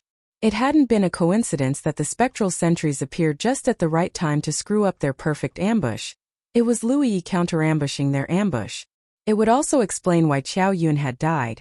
But Lu Yi had survived when they were both supposed to be thrown into the dungeon. On the other hand, was Lu Yi really that powerful? If he was, then why didn't he just command the Xianyuan City Watch to hunt down all Thousand Demon Ridge cultivators from the start? In fact, why did he run away just now when he firmly held the upper hand? Chase them! Chu Qing ordered immediately when she realized what was going on. Lu Yi might possess the ability to control the Xianyuan City Watch, but the fact that he was escaping meant that he currently did not have the power to throw down against all of them. Otherwise, he would have just stayed and killed them all. In other words, this was their best chance to take out Lu Yi and the heavily injured Zhu Jia at the same time. Once they were rid of these nuisances, they could devote their full attention to cooperating with Sunlit Mountain and take out Hidden Light Sanctuary. And so they hurriedly swept the battlefield before chasing after Lu Yi and Zhu Jia. While doing so, Chu Qing sent out a message and caused all House of Wintry Blossoms cultivators in other locations to move in this direction as well. While the enemy had a head start, they also left behind an incredibly obvious trail to follow. The massive, bloody footprints on the ground could only belong to Zhu Jia. Meanwhile, Lu Yi was several streets away from the battlefield with Zhu Jia behind him. However, the big fellow was looking pretty bad right now. His aura was weaker than normal, and his entire body was covered in wounds. He also looked like he had just crawled out of a pool of blood. His entire body was covered in the blood of his enemies and his own.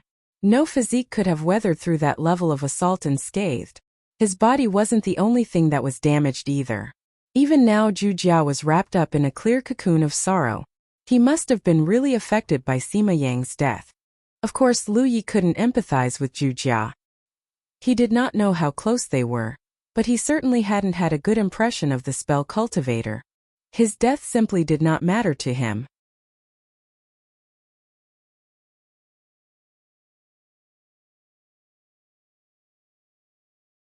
Humanity's Great Sage.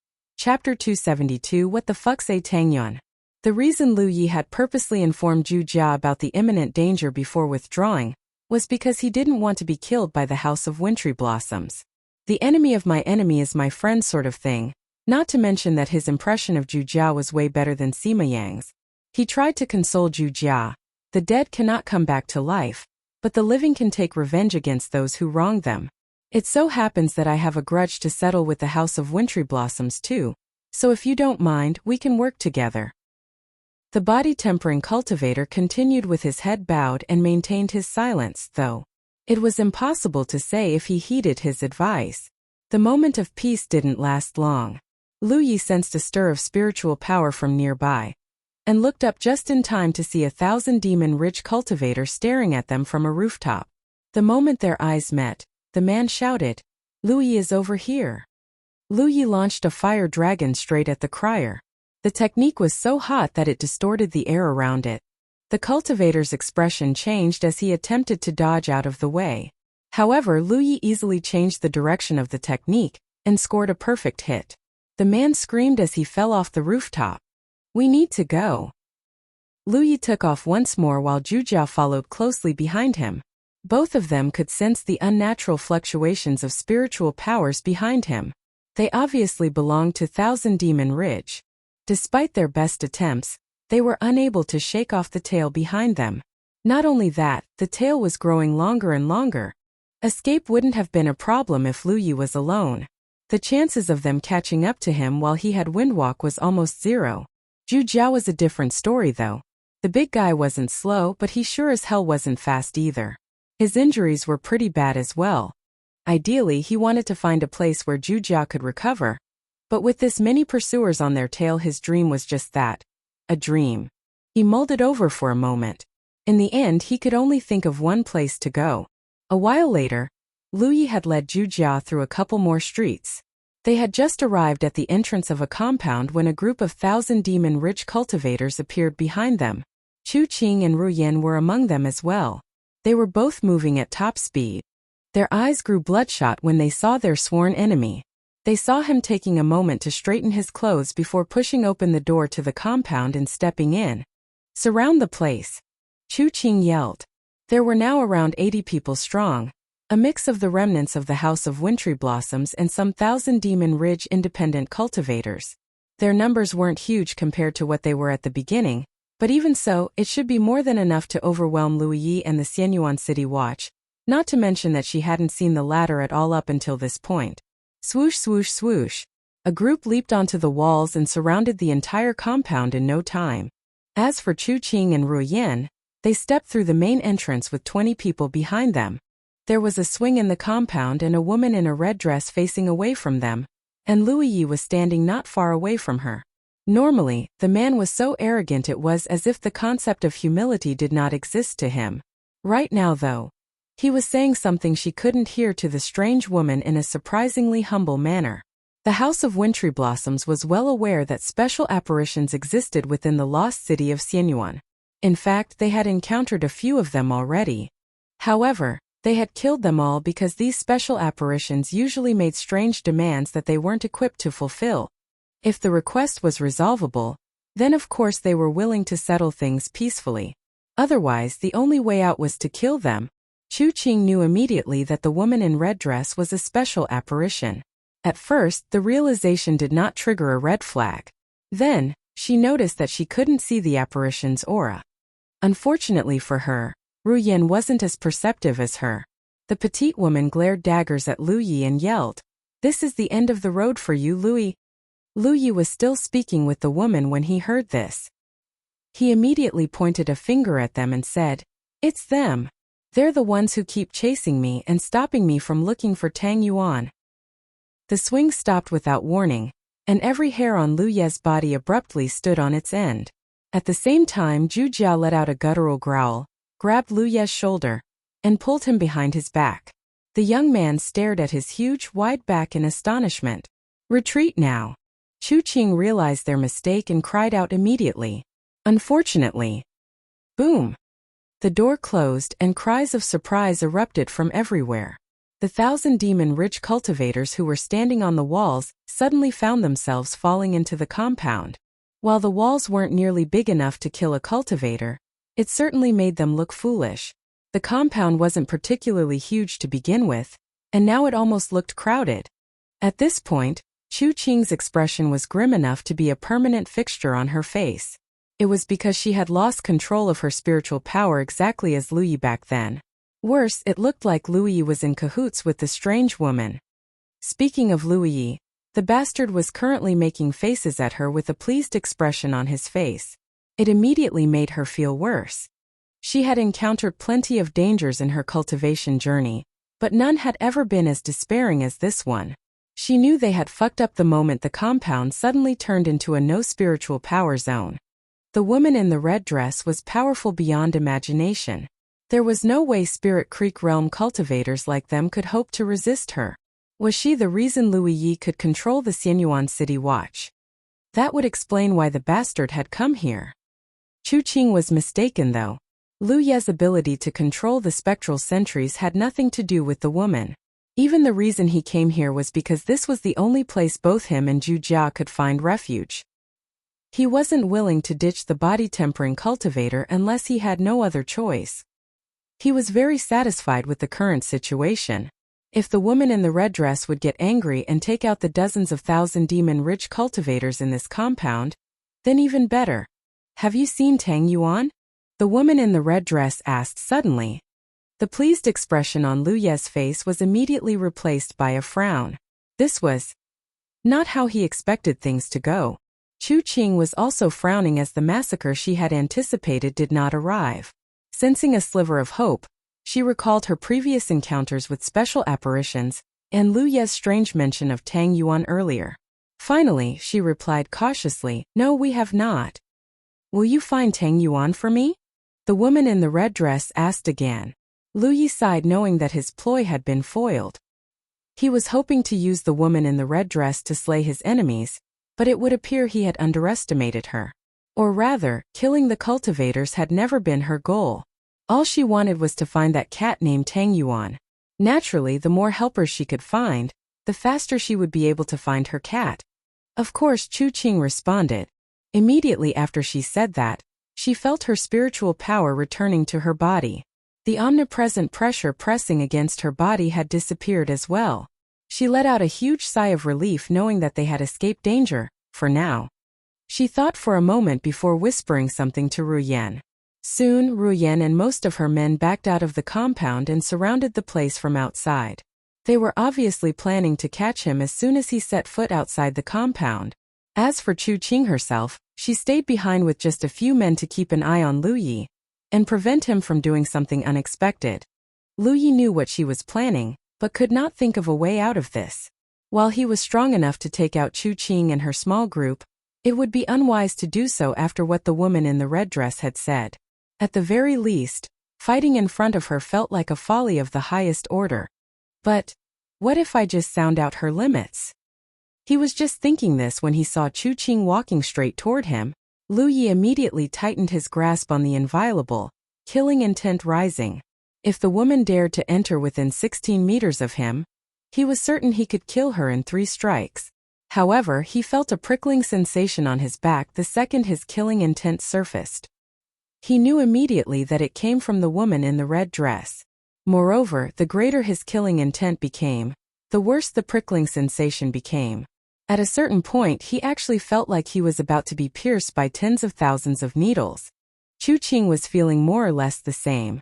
Her footsteps grew slower and slower until finally, she could not take a single step toward Lu Yi. Her forehead became covered in cold sweat. In fact, she had arrived at the same thought as Lu Yi. She too wanted to sound out the apparition's limits. The next moment, Lu Yi let go of his weapon and put away his killing intent. The feeling immediately subsided. He then strode toward Chu Qing and caused her to flinch in fright. "What are you doing?" Chu Qing couldn't stop herself from backing away from Lu Yi. Those who didn't know better might think that she was a fragile woman being pressured by the local bully. This continued until her back was literally against the wall. Then Lu Yi raised his hand and slapped it on top of her head. He then rubbed it vigorously until it was a complete mess. He said expressionlessly, "Do your best to find Tang Yuan, you hear? Tang Yuan is very important. You won't be eating dinner tonight if you don't find it." The few thousand demon-rich cultivators accompanying the woman could only stare at this in shock. They looked like they wanted to laugh but didn't dare to. In fact, they had tried to stop Lu Yi from approaching Chu Qing multiple times. Every time they tried to take action though, an inexplicable sense of crisis would befall them and prevent them from acting. Lu Yi turned away and left after that. leaving behind a stunned and messy-haired Chu Qing. Lu Yi hadn't attacked her, nor had she suffered any physical harm during that interaction. However, she felt worse than if he had just killed her. Her sister's killer was standing right in front of her, but not only couldn't she lift a finger against him, the bastard had made a fool out of her by messing up her hair. Tang Yuan. What the fuck's a Tang Yuan? She forced herself to take a couple of deep breaths. It was only after a while that she succeeded in pushing down the boiling anger and murderous intent inside her heart. Meanwhile, Lu Yi had strode to the middle of the compound where Zhu Jia was sitting cross-legged. The body-tempering cultivator had left the apparition's side even sooner than Lu Yi. He might be extraordinarily tough, but even he didn't feel safe beside her. Right now he was staring at Chu Qing with bloodshot eyes. Although there was no killing intent behind them, Lu Yi hadn't illuminated him on the mysteries of this compound, but he didn't need to. He had figured it out faster than Lu Yi had the first time he came here. Simple-minded, pure-hearted people like Zhu Jia generally possessed a kind of animalistic instinct. He might not know what was going on here, but he knew how best to act to avoid danger. Lu Yi gulped down a couple of spirit pills before sitting down on a jagged piece of rock beside Zhu Jia. Then he passed the body-tempering cultivator a bottle of spirit-restoring pills and healing pills. Lu Yi noticed from the start that Zhu Jia did not have a storage bag. Naturally, he did not have spirit pills he might consume to recover his strength. Zhu Jia did not turn down Lu Ye's kindness. He accepted the first bottle and swallowed all the spirit pills in it in one gulp. He did the same with the second bottle. You're tuning into the Li Mei's Wuxia Whispers YouTube channel.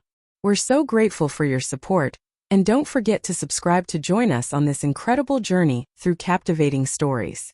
Your generosity through donations truly makes a world of difference, as it's the primary source of revenue that allows me to expand and enhance this channel for you. Thank you from the bottom of my heart for being a part of this adventure.